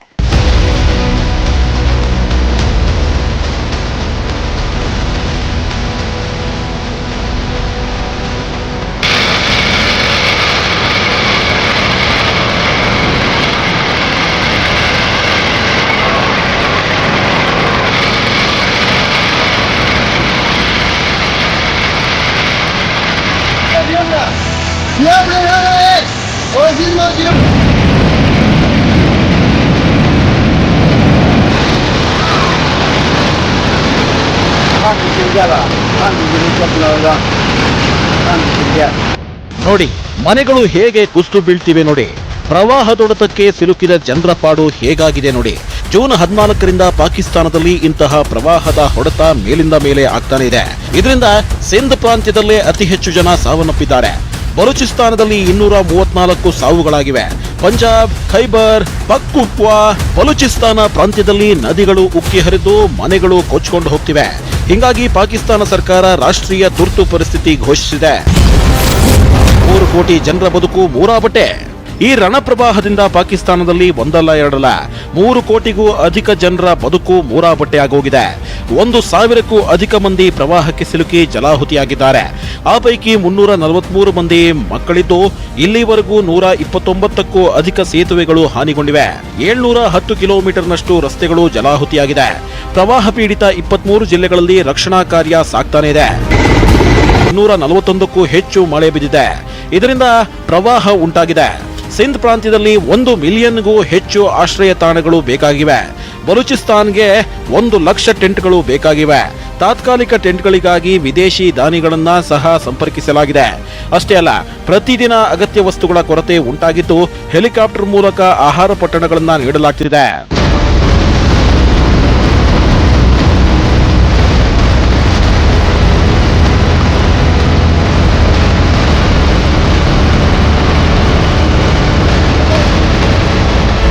ಮನೆಯ ನೆರಳಿಲ್ಲದೆ ಕುಡಿಯುವ ನೀರಿಲ್ಲದೆ ಒದ್ದಾಡ್ತಿರೋ ಪಾಕಿಸ್ತಾನಿಯರು ಈಗ ವಿದೇಶಿ ಪಾಕಿಸ್ತಾನಿಯರಿಗೆ ಮನವಿ ಮಾಡಿಕೊಳ್ತಿದ್ದಾರೆ. ವಿದೇಶಗಳಲ್ಲಿ ನೆಲೆಸಿರುವ ಪಾಕಿಸ್ತಾನ ಪ್ರಜೆಗಳು ತಾಯ್ನಾಡಿನ ರಕ್ಷಣೆಗೆ ಮುಂದಾಗಬೇಕು. ದೊಡ್ಡ ಮೊತ್ತದ ದೇಣಿಗೆ ನೀಡಬೇಕು. ಅಂದಾಜು 2,500 ಕೋಟಿ ರೂಪಾಯಿ ಪರಿಹಾರ ಮೊತ್ತದ ಅಗತ್ಯವಿದೆ ಅಂತ ಪಾಕಿಸ್ತಾನ ಬೇಡ್ಕೊಳ್ತಿದೆ. ಯಾಕಂದ್ರೆ 2010ರ ಪರಿಸ್ಥಿತಿ ಏನಿತ್ತು ಅದಕ್ಕಿಂತಲೂ ಡೆಡ್ಲಿ ಆಗಿದೆ ಸದ್ಯದ ಪಾಕಿಸ್ತಾನದ ಸ್ಥಿತಿ. 2010ರಲ್ಲಿ ಪಾಕಿಸ್ತಾನದಲ್ಲಿ ಹಿಂದೆಂದೂ ಕೇಳರಿಯದ ಪ್ರವಾಹ ಸೃಷ್ಟಿಯಾಗಿತ್ತು. 1994ರಲ್ಲಿ ಅತಿ ಹೆಚ್ಚು ಮಳೆ ಕಂಡಿದ್ದ ಪಾಕಿಸ್ತಾನ 2010ರಲ್ಲಿ ದಾಖಲೆ ಮೀರಿದ ಮಳೆಯನ್ನ ಕಂಡು ಶಾಕ್ ಆಗಿತ್ತು. 50 ವರ್ಷದಲ್ಲೇ ದಾಖಲಾಗದ ಭಯಂಕರ ಮಳೆಗೆ ಸಿಲುಕಿ ವಿಲವಿಲ ಒದ್ದಾಡಿತ್ತು. ಸುಮಾರು 20 ಲಕ್ಷ ಜನರ ಬದುಕು ನೀರು ಪಾಲಾಗಿತ್ತು. ಪಾಕಿಸ್ತಾನದ 20% ಲ್ಯಾಂಡ್ ಪ್ರವಾಹದಿಂದ ತತ್ತರಿಸಿತ್ತು. ಆಗ ಪ್ರವಾಹದಿಂದ 2,000 ಜನ ಬಲಿಯಾಗಿದ್ರು. ಇದೀಗ ಪಾಕಿಸ್ತಾನವನ್ನ ಕಾಡ್ತಿರೋ ಪ್ರವಾಹ ಏನಿದೆ ಅದು ನಿಜಕ್ಕೂ 2010ರ ಪ್ರವಾಹ ಪರಿಸ್ಥಿತಿಯನ್ನೇ ನೆನಪಿಸುತ್ತಿದೆ. ಯಾಕಂದ್ರೆ ಈ ವರ್ಷದ ಮಹಾಮಳೆಯಿಂದ 2,20,000 ಮನೆಗಳು ಹಾನಿಗೊಂಡಿವೆ. 17,500ಕ್ಕೂ ಅಧಿಕ ಶಾಲೆಗಳು ಹಾನಿಗೊಳಗಾಗಿವೆ. ಈ ವರ್ಷದ ಆರಂಭದಲ್ಲಿ ಪಾಕಿಸ್ತಾನ ಭಯಂಕರ ಹೀಟ್ ವೇವ್ಗೆ ಗುರಿಯಾಗಿತ್ತು. ಇದರಿಂದ ಪಾಕಿಸ್ತಾನದ 65 ಮಂದಿ ಸಾವನ್ನಪ್ಪಿದ್ರು. ಈಗ ನೋಡಿದ್ರೆ ಭಯಂಕರ ಪ್ರವಾಹ ಅಪ್ಪಳಿಸಿದೆ. ಅದರಲ್ಲೂ ಪ್ರವಾಹದ ಹೊಡೆತಕ್ಕೆ 1885ರಲ್ಲಿ ಬ್ರಿಟಿಷರು ಕಟ್ಟಿದಂತಹ 56 ಕಿಲೋಮೀಟರ್ನ ಸೇತುವೆ ಒಂದು ಕುಸಿದು ಬಿದ್ದಿದೆ. ನೆರೆ ರಾಷ್ಟ್ರ ಪಾಕಿಸ್ತಾನದಲ್ಲಿ ಆಗಸ್ಟ್ ತಿಂಗಳೊಂದರಲ್ಲೇ 166 ಮಿಲಿಮೀಟರ್ ಮಳೆಯಾಗಿದೆ. ದಕ್ಷಿಣ ಭಾಗದ 23 ಜಿಲ್ಲೆಗಳಲ್ಲೂ ಪ್ರವಾಹ ಎದುರಾಗಿದೆ. ಹೇಳಬೇಕು ಅಂದ್ರೆ ಮೊದಲೇ ಪಾಕಿಸ್ತಾನ ವಿದೇಶಿ ವಿನಿಮಯದ ಕೊರತೆ ಎದುರಿಸುತ್ತಿದೆ, ಹಣಕಾಸಿನ ಮುಗ್ಗಟ್ಟು ಎದುರಿಸುತ್ತಿದೆ. ಇಂಥ ಟೈಮ್ನಲ್ಲಿ ಅನಿರೀಕ್ಷಿತವಾಗಿ ಉಂಟಾಗಿರುವ ಪ್ರವಾಹ ಪರಿಸ್ಥಿತಿಯಿಂದ ದೇಶದ ಮೇಲೆ ಬರಸಿಡಿಲು ಬಂದೆರಗಿದಂತಾಗಿದೆ.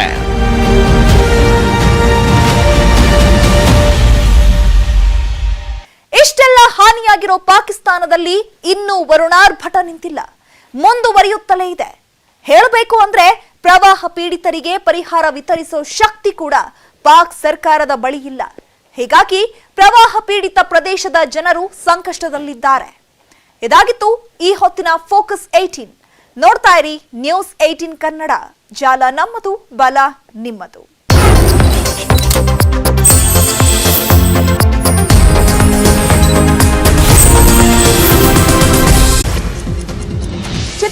ಮುರುಘಾ ಮಠದ ಡಾಕ್ಟರ್ ಶಿವಮೂರ್ತಿ ಮುರುಘಾ ಶರಣರ ವಿರುದ್ಧ ಲೈಂಗಿಕ ದೌರ್ಜನ್ಯ ಗಂಭೀರ ಆರೋಪ ಕೇಳಿಬಂದಿದೆ. ಇಬ್ಬರು ಅಪ್ರಾಪ್ತೆಯರ ಮೇಲೆ ಕಳೆದ 3.5 ವರ್ಷಗಳಿಂದ ಲೈಂಗಿಕ ದೌರ್ಜನ್ಯ ಎಸಗಿದ್ದಾರೆ ಎಂಬ ಆರೋಪ ಕೇಳಿಬಂದಿದ್ದಕ್ಕೆ ಶ್ರೀಗಳು ಸೇರಿದಂತೆ 5 ಮಂದಿ ವಿರುದ್ಧ ಪೋಕ್ಸೋ ಅಡಿ ಕೇಸ್ ದಾಖಲಾಗಿದೆ. ಜಿಲ್ಲಾ ಮಕ್ಕಳ ರಕ್ಷಣಾ ಘಟಕದ ಕಾನೂನು ಮತ್ತು ಪರಿವೀಕ್ಷಣಾಧಿಕಾರಿ ಸಿ ಚಂದ್ರಕುಮಾರ್ ನೀಡಿದ ದೂರಿನ ಮೇರೆಗೆ ಪ್ರಕರಣ ದಾಖಲಿಸಲಾಗಿದೆ. ಮಠದ 3 ಹಾಗೂ ಮೈಸೂರಿನ 2 ವಿರುದ್ಧ ಮೈಸೂರಿನ ನಜರಾಬಾದ್ ಠಾಣೆಯಲ್ಲಿ ಪ್ರಕರಣ ದಾಖಲಾಗಿದ್ದು ಶರಣರು ಮೊದಲ ಆರೋಪಿಯಾಗಿದ್ದಾರೆ. ಚಿತ್ರದುರ್ಗದಲ್ಲಿ ಮಠ ನಡೆಸುತ್ತಿರುವ ವಸತಿ ನಿಲಯದ ವಾರ್ಡನ್ ರಶ್ಮಿ 2ನೇ ಆರೋಪಿಯಾಗಿದ್ದಾರೆ. ಮಠದ ಮರಿಸ್ವಾಮಿ ಬಸವಾದಿತ್ಯ 3ನೇ ಆರೋಪಿ. ಮಠದ ಭಕ್ತರು ಎನ್ನಲಾದ ಮೈಸೂರಿನ ಪರಮಶಿವಯ್ಯ ಮತ್ತು ವಕೀಲ ಗಂಗಾಧರಯ್ಯ 4 ಮತ್ತು 5ನೇ ಆರೋಪಿಗಳಾಗಿದ್ದಾರೆ. ಅಥವಾ ಮಠದ ಹುನ್ನಾರಗಳಿದೆಯಾ ಅಥವಾ ಧರ್ಮದ ಹುನ್ನಾರಗಳೇನಿದೆಯಾ ಅಂತ ಹೇಳಿ ನಾವು ಸಮಗ್ರವಾಗಿ ಆಪ್ತ ಸಮಾಲೋಚನೆ ಮಾಡಲಾಗಿ ಆ ಮಕ್ಕಳು ಹೇಳ್ತಿರುವಂಥದ್ದು ಸತ್ಯ ಅನಿಸಿ ಇದನ್ನು ಮಕ್ಕಳ ಕಲ್ಯಾಣ ಸಮಿತಿ ಮುಂದೆ ತತ್ಕ್ಷಣವಾಗಿ ಗಮನಕ್ಕೆ ತರಬೇಕು ಅಂತ ಅನ್ನುವಂಥದ್ದಾಗತ್ತೆ. ಆ ಕಾರಣದಿಂದ ನಾವು ಇಮಿಡಿಯೇಟ್ ಆಗಿ ಮಕ್ಕಳ ಕಲ್ಯಾಣ ಸಮಿತಿ ಮೈಸೂರವರಿಗೆ ಸಂಪರ್ಕವನ್ನು ಮಾಡ್ತೇವೆ ಮತ್ತು ಚಿತ್ರದುರ್ಗದಲ್ಲಿ ಯಾವುದಾದ್ರೂ ಮಕ್ಕಳು ಕಾಣೆಯಾಗಿರೋದಕ್ಕೆ ಸಂಬಂಧಪಟ್ಟ ಹಾಗೆ ಅಲ್ಲಿಯ SP ಪರಶುರಾಮ್ ಅಂತ ಇರ್ತಾರೆ, ಅವರನ್ನು ಸಂಪರ್ಕ ಮಾಡಲಾಗಿ ಮಕ್ಕಳೇನು ಕಾಣೆಯಾಗಿರಲ್ಲ, ಆದರೆ ಸರ್ಚ್ ವಾರೆಂಟ್ಗೆ ಹೋಗಿದ್ದಾರೆ ಅಂತ. ಮುರುಘಾ ಶರಣರ ಪರ ದಲಿತ ಮತ್ತು ಹಿಂದುಳಿದ ಮುಖಂಡರು ನಿಂತಿದ್ದಾರೆ. SK ಬಸವರಾಜನ್ ಷಡ್ಯಂತ್ರ ಹೆಣೆದಿದ್ದಾರೆ. ದಲಿತ ಬಾಲಕಿಯರನ್ನ ಬಳಸಿ ಕುತಂತ್ರ ಹೆಣೆಯಲಾಗಿದೆ ಅಂತ ಆರೋಪಿಸಿದ್ದಾರೆ. ಗಣಿ ನಿಗಮ ಮಾಜಿ ಅಧ್ಯಕ್ಷ ಲಿಂಗಮೂರ್ತಿ, ಲಿಡ್ಕರ್ ನಿಗಮದ ಮಾಜಿ ಅಧ್ಯಕ್ಷ ಓಂ ಶಂಕರ್, KC ವೀರೇಂದ್ರಮ, ಡಾಕ್ಟರ್ ತಿಪ್ಪೇಸ್ವಾಮಿ, ನಗರಸಭೆ ಮಾಜಿ ಅಧ್ಯಕ್ಷ B ಕಾಂತರಾಜ್ ಸೇರಿದಂತೆ ಹಲವರು ಭೇಟಿ ಮಾಡಿ ಸಮಾಲೋಚನೆ ಮಾಡಿದ್ದಾರೆ. ಮುರುಘಾ ಮಠದ ಆಡಳಿತಾಧಿಕಾರಿ ಬಸವರಾಜನ್ ವಿರುದ್ಧ ಅತ್ಯಾಚಾರಕ್ಕೆ ಯತ್ನ ಕೇಸ್ ದಾಖಲಾಗಿದೆ. ಪ್ರಕರಣದ ಬಗ್ಗೆ ಮಾತನಾಡಿದ ಚಿತ್ರದುರ್ಗ SP K ಪರಶುರಾಮ್, ಮುರುಘಾ ಮಠದ ನಿಲಯ ಪಾಲಕರು ದೂರು ನೀಡಿದ್ದಾರೆ. ಜುಲೈ 24ರಂದು 2 ಬಾಲಕಿಯರು ಗೇಟ್ ಪಾಸ್ ಪಡೆದು ಹೋಗಿದ್ದಾರೆ. ಅಲ್ಲದೆ ಬಸವರಾಜನ್, ಸೌಭಾಗ್ಯ ಇಬ್ಬರನ್ನು ಅನಧಿಕೃತವಾಗಿ ವಶದಲ್ಲಿ ಇಟ್ಟುಕೊಂಡಿದ್ರು. ಈ ದೂರು ಆಧರಿಸಿ ಚಿತ್ರದುರ್ಗ ಗ್ರಾಮಾಂತರ ಠಾಣೆಯಲ್ಲಿ ಪ್ರಕರಣ ದಾಖಲಾಗಿದೆ ಅಂತ ಹೇಳಿದ್ದಾರೆ.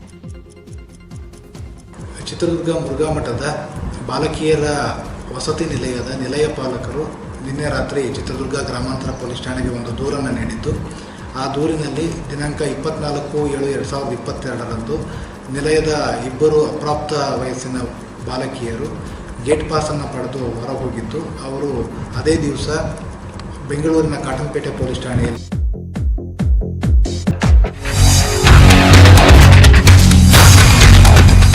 ಇದು ನ್ಯೂಸ್ 18 ಕನ್ನಡ.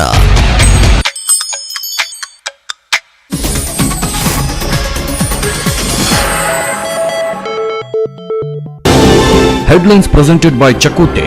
ಸ್ವಾದ, ಗುಣಮಟ್ಟ ಮತ್ತು ವಿಶ್ವಾಸ 30 ವರ್ಷದಿಂದ. ಮುರುಘಾ ಮಠದ ಶ್ರೀಗಳ ವಿರುದ್ಧ ಪೋಕ್ಸೋ ಕೇಸ್. ಬಾಲಕಿಯರ ಹೇಳಿಕೆ ಪಡಿತಾ ಇರೋ ಪೊಲೀಸರು. ಕೆಲ ಹೊತ್ತಲೇ ಜಿಲ್ಲಾಸ್ಪತ್ರೆಯಲ್ಲಿ ವೈದ್ಯಕೀಯ ಪರೀಕ್ಷೆ.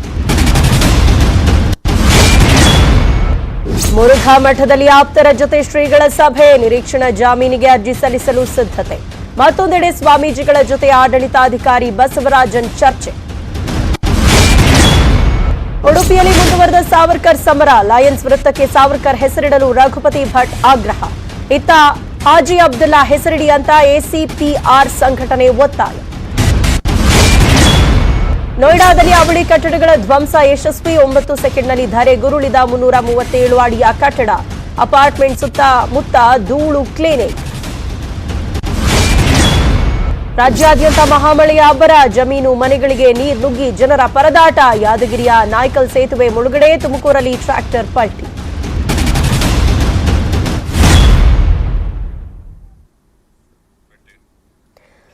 News18 ಸ್ವಾಗತ. ನಾನು ಸೌಮ್ಯ ಮಳಲಿ. ಮೈಸೂರು ಟು ಚಿತ್ರದುರ್ಗ ಶ್ರೀಗಳ ಕೇಸ್ ಶಿಫ್ಟ್. ದುರ್ಗಕ್ಕೆ ಬಂದ ಸಂತ್ರಸ್ತರು, ಮಠದಲ್ಲೇ ಉಳಿದ ಶ್ರೀಗಳು. ಮಠದತ್ತ ಭಕ್ತರ ದಂಡು. ಆಗುತ್ತಾ ಆರೋಪಿಗಳ ಬಂಧನ? ಪೋಕ್ಸೋ ಬಲೆಯಲ್ಲಿ ಮುರುಘಾ ಶ್ರೀ.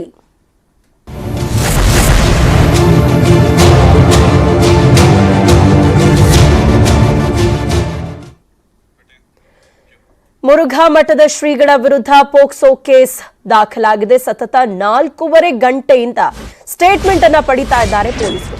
ಡಿವೈಎಸ್ಪಿ ನೇತೃತ್ವದಲ್ಲಿ ಬಾಲಕಿಯರಿಂದ ಮಾಹಿತಿಯನ್ನ ಪೊಲೀಸರು ಪಡ್ಕೊಳ್ತಾ ಇದ್ದಾರೆ. ಮುರುಘಾ ಮಠದ ಶ್ರೀಗಳ ವಿರುದ್ಧ ಪೋಕ್ಸೋ ಕೇಸ್ ದಾಖಲಾಗಿದ್ದು ಸತತ 4.5 ಗಂಟೆಗಳಿಂದ ಕೂಡ ಸಂತ್ರಸ್ತ ಯುವತಿಯರಿಂದ ಸ್ಟೇಟ್ಮೆಂಟ್ ಅನ್ನ ಪಡ್ಕೊಳ್ತಾ ಇದ್ದಾರೆ. ಬಾಲಕಿಯರ ಹೇಳಿಕೆಯನ್ನ ದಾಖಲು ಮಾಡಿಕೊಳ್ಳಲಾಗ್ತಾ ಇದೆ. ಮಹಿಳಾ ಪೊಲೀಸ್ ಅಧಿಕಾರಿ ಸಮ್ಮುಖದಲ್ಲಿ ಹೇಳಿಕೆಯನ್ನ ದಾಖಲು ಮಾಡಲಾಗ್ತಾ ಇದೆ. ಬಾಲಕಿಯರ ಹೇಳಿಕೆಯನ್ನ ವಿಡಿಯೋ ರೆಕಾರ್ಡ್ ಮಾಡ್ತಾ ಇದ್ದಾರೆ ಪೊಲೀಸರು. ಬಾಲಕಿಯರು ಏನ್ ಸ್ಟೇಟ್ಮೆಂಟ್ ಕೊಡ್ತಾ ಇದ್ದಾರಲ್ಲ, ಈ ಸ್ಟೇಟ್ಮೆಂಟ್ ಅನ್ನ ವಿಡಿಯೋ ರೆಕಾರ್ಡ್ ಕೂಡ ಮಾಡಲಾಗ್ತಾ ಇದೆ. ಮತ್ತೊಂದು ಕಡೆ ಪೊಲೀಸರಿಂದ ಬಾಲಕಿಯರ ಪೋಷಕರ ವಿಚಾರಣೆ ಕೂಡ ನಡೆದಿದೆ. ಕಳೆದ 3 ಗಂಟೆಗಳಿಂದ ಕೂಡ ಪೋಷಕರ ವಿಚಾರಣೆ ನಡೆದಿದೆ.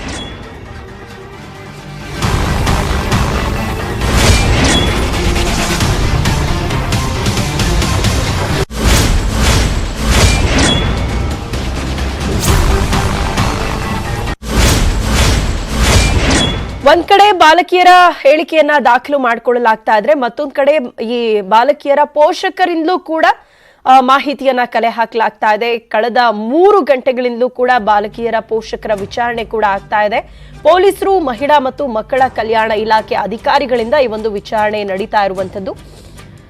ಈ ಬಾಲಕಿಯರು ಏನ್ ಶ್ರೀಗಳ ವಿರುದ್ಧ ಆರೋಪವನ್ನ ಮಾಡಿದ್ದಾರೆ, ಇದಕ್ಕೆ ಸಂಬಂಧಪಟ್ಟ ಹಾಗೆ ಈಗ ಬಾಲಕಿಯರ ಸ್ಟೇಟ್ಮೆಂಟ್ ಅನ್ನ ದಾಖಲು ಮಾಡಲಾಗ್ತಾ ಇದೆ. ಒಂದ್ ಕಡೆ ಬಾಲಕಿಯರ ವಿಚಾರಣೆ ನಡೀತಾ ಇದ್ರೆ, ಮತ್ತೊಂದ್ ಕಡೆ ಈ ಮಕ್ಕಳ ಪೋಷಕರ ವಿಚಾರಣೆಯನ್ನು ಕೂಡ ಮಾಡಲಾಗ್ತಾ ಇದೆ. ಮಹಿಳಾ ಪೊಲೀಸ್ ಅಧಿಕಾರಿಗಳ ಸಮ್ಮುಖದಲ್ಲಿ ಹೇಳಿಕೆಯನ್ನ ದಾಖಲು ಮಾಡಲಾಗ್ತಾ ಇದೆ.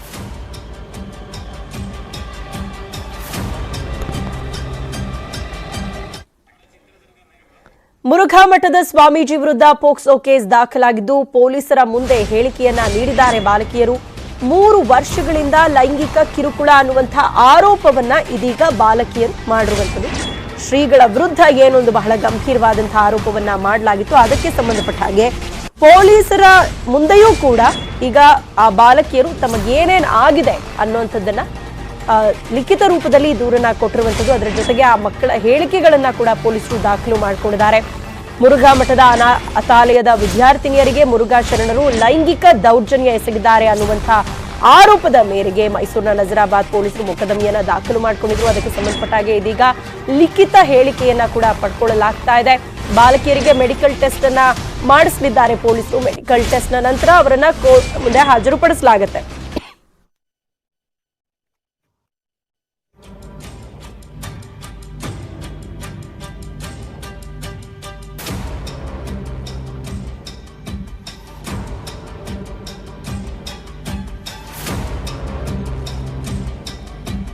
ಸೊ ಒಂದ್ ವೇಳೆ ಕೋರ್ಟ್ನ ಮುಂದೆ ಹಾಜರುಪಡಿಸಿದಂತಹ ಸಂದರ್ಭದಲ್ಲಿ ಸೆಕ್ಷನ್ 164 ಅಡಿಯಲ್ಲಿ ಏನಾದ್ರೂ ಆ ಬಾಲಕಿಯರು ಹೇಳಿಕೆಯನ್ನ ನೀಡಿದ್ರೆ ಶ್ರೀಗಳನ್ನ ವಶಕ್ಕೆ ಪಡಿಬೇಕಾಗುತ್ತೆ. ಸೊ ಶ್ರೀಗಳನ್ನ ವಶಕ್ಕೆ ಪಡೆದು ವಿಚಾರಣೆಯನ್ನ ಮಾಡೋ ಸಾಧ್ಯತೆ ಇದೆ. ವಶಕ್ಕೆ ಪಡೆದ ನಂತರ ಮುರುಘಾ ಶ್ರೀಗಳಿಗೆ ಮೆಡಿಕಲ್ ಟೆಸ್ಟ್ ಅನ್ನ ಮಾಡಿಸಲಾಗುತ್ತೆ. ಸ್ವಾಮೀಜಿಯ ಬೆರಳಚ್ಚು, ಉಗುರು, ಹೇರ್ ಸ್ಯಾಂಪಲ್ ಅನ್ನ ಕಲೆಕ್ಟ್ ಮಾಡಲಾಗುತ್ತೆ. ನಂತರ ವಿಧಿವಿಜ್ಞಾನ ಅಧಿಕಾರಿಗಳಿಂದ ತನಿಖೆಯನ್ನ ಮುಂದುವರಿಸಲಾಗುತ್ತೆ.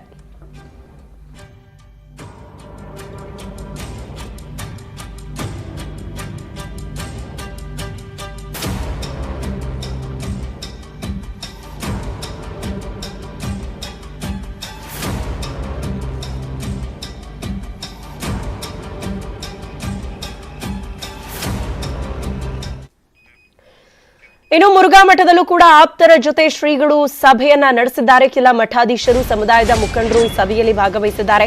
ಮುನ್ನೆಚ್ಚರಿಕಾ ಕ್ರಮವಾಗಿ ಮಠದ ಬಳಿ ಪೊಲೀಸ್ ಭದ್ರತೆಯನ್ನ ಹಾಕಲಾಗಿರುವಂತದ್ದು. ಸೊ ಇಷ್ಟೆಲ್ಲ ಡೆವಲಪ್ಮೆಂಟ್ಗಳಾಗ್ತಾ ಇದೆ. ಈ ಸಂದರ್ಭದಲ್ಲಿ ಮುಂದೆ ಏನ್ ಮಾಡಬೇಕು, ಕಾನೂನು ಹೋರಾಟ ಯಾವ ರೀತಿಯಾಗಿ ಮಾಡಬೇಕಾಗತ್ತೆ, ಸೊ ಇದೆಲ್ಲದರ ಕುರಿತಂತೆ ಆಪ್ತರ ಜೊತೆ ಶ್ರೀಗಳು ಮಠದಲ್ಲಿ ಸಭೆಯನ್ನ ನಡೆಸ್ತಾ ಇದ್ದಾರೆ. ಕೆಲ ಮಠಾಧೀಶರು, ಅದರ ಜೊತೆಗೆ ಸಮುದಾಯದ ಮುಖಂಡರು ಈ ಒಂದು ಸಭೆಯಲ್ಲಿ ಭಾಗವಹಿಸಿದ್ದಾರೆ. ಮುನ್ನೆಚ್ಚರಿಕೆ ಕ್ರಮವಾಗಿ ಮಠದ ಬಳಿ ಪೊಲೀಸ್ ಭದ್ರತೆಯನ್ನ ಕೂಡ ಹಾಕಲಾಗಿದೆ.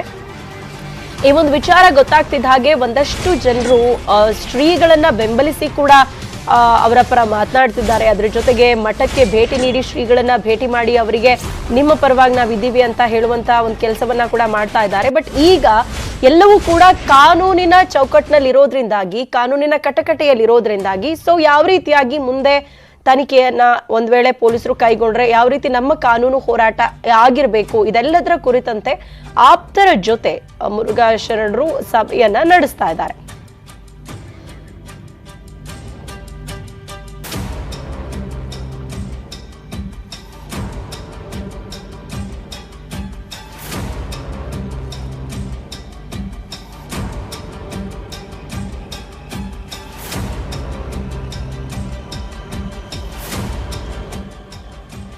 ಒಟ್ಟಾರೆ ಇದೀಗ ಶ್ರೀಗಳ ವಿರುದ್ಧ ಪೋಕ್ಸೋ ಅಡಿಯಲ್ಲಿ ಕೇಸ್ ದಾಖಲಾಗಿದೆ. ಅದರ ಜೊತೆಗೆ ಈ ಬಾಲಕಿಯರು ಏನು ಒಂದು ಗಂಭೀರ ಆರೋಪವನ್ನ ಮಾಡಿದ್ದಾರೆ ಅವರ ಒಂದು ಲಿಖಿತ ಹೇಳಿಕೆಯನ್ನ ಕೂಡ ಪೊಲೀಸರು ಪಡ್ಕೊಳ್ತಾ ಇದ್ದಾರೆ. ಅದರ ಜೊತೆಗೆ ಈ ಬಾಲಕಿಯರ ಪೋಷಕರಿಂದಲೂ ಕೂಡ ಮಾಹಿತಿಯನ್ನ ಪಡ್ಕೊಳ್ತಾ ಇರುವಂತದ್ದು. ಈ ಎಲ್ಲಾ ಡೆವಲಪ್ಮೆಂಟ್ಸ್ ಗಳ ಮಧ್ಯ ಇದೀಗ ಶ್ರೀಗಳು ಅವರ ಆಪ್ತರ ಜೊತೆ ಸಭೆಯನ್ನ ನಡೆಸಿದ್ದಾರೆ. ಕೆಲ ಮಠಾಧೀಶರು ಹಾಗೆ ಸಮುದಾಯದ ಮುಖಂಡರು ಈ ಸಭೆಯಲ್ಲಿ ಭಾಗವಹಿಸಿದ್ದಾರೆ. ಮುನ್ನೆಚ್ಚರಿಕೆ ಕ್ರಮವಾಗಿ ಮಠದ ಬಳಿ ಪೊಲೀಸ್ ಭದ್ರತೆಯನ್ನ ಕೂಡ ಹಾಕಲಾಗಿರುವಂತದ್ದು. ಸೊ ಮುಂದಿನ ಕಾನೂನು ಹೋರಾಟ ಯಾವ ರೀತಿಯಾಗಿರ್ಬೇಕು ಇದೆಲ್ಲದರ ಬಗ್ಗೆ ಆಪ್ತರ ಜೊತೆ ಶ್ರೀಗಳು ಚರ್ಚೆಯನ್ನ ಮಾಡ್ತಾ ಇದ್ದಾರೆ.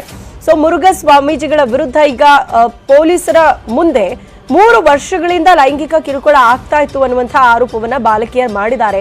ಬಾಲಕಿಯರಿಗೆ ಮೆಡಿಕಲ್ ಟೆಸ್ಟ್ ಅನ್ನ ಪೊಲೀಸರು ಮಾಡಿಸ್ತಾರೆ. ಮೆಡಿಕಲ್ ಟೆಸ್ಟ್ ನಂತರ ಕೋರ್ಟ್ ಮುಂದೆ ಅವರನ್ನ ಹಾಜರುಪಡಿಸಲಾಗುತ್ತೆ. ಸೆಕ್ಷನ್ 164 ಅಡಿ ಹೇಳಿಕೆಯನ್ನು ಏನಾದರೂ ನೀಡಿದ್ರೆ ಶ್ರೀಗಳನ್ನ ವಶಕ್ಕೆ ಪಡಿಬೇಕಾಗುತ್ತೆ. ವಶಕ್ಕೆ ಪಡೆದ ನಂತರ ಶ್ರೀಗಳಿಗೆ ಮೆಡಿಕಲ್ ಟೆಸ್ಟ್ ಅನ್ನ ಕೂಡ ಮಾಡಿಸಲಾಗುತ್ತೆ. ಈ ಎಲ್ಲಾ ಕಾನೂನು ಪ್ರಕ್ರಿಯೆಗಳು ನಡೆಯುತ್ತೆ. ಸೊ ಇದರ ನಡುವೆ ನಮ್ಮ ಒಂದು ಕಾನೂನು ಹೋರಾಟ ಯಾವ ರೀತಿಯಾಗಿರಬೇಕು ಅನ್ನುವಂಥ ಕುರಿತಂತೆ ತಮ್ಮ ಆಪ್ತರ ಜೊತೆ ಮುರುಘಾ ಶ್ರೀಗಳು ಸಭೆಯನ್ನ ಕೂಡ ಮಾಡ್ತಾ ಇದ್ದಾರೆ. ಮುರುಘಾ ಮಠದ ಅನಾಥಾಲಯದ ವಿದ್ಯಾರ್ಥಿನಿಯರಿಗೆ ಮುರುಘಾ ಶರಣರ ಲೈಂಗಿಕ ದೌರ್ಜನ್ಯ ಎಸಗಿದ್ದಾರೆ ಅನ್ನೋ ಪ್ರಕರಣಕ್ಕೆ ಸಂಬಂಧಪಟ್ಟ ಹಾಗೆ ಇದೀಗ ಈ ಎಲ್ಲಾ ಡೆವಲಪ್ಮೆಂಟ್ಗಳು ನಡೀತಾ ಇರುವಂತದ್ದು.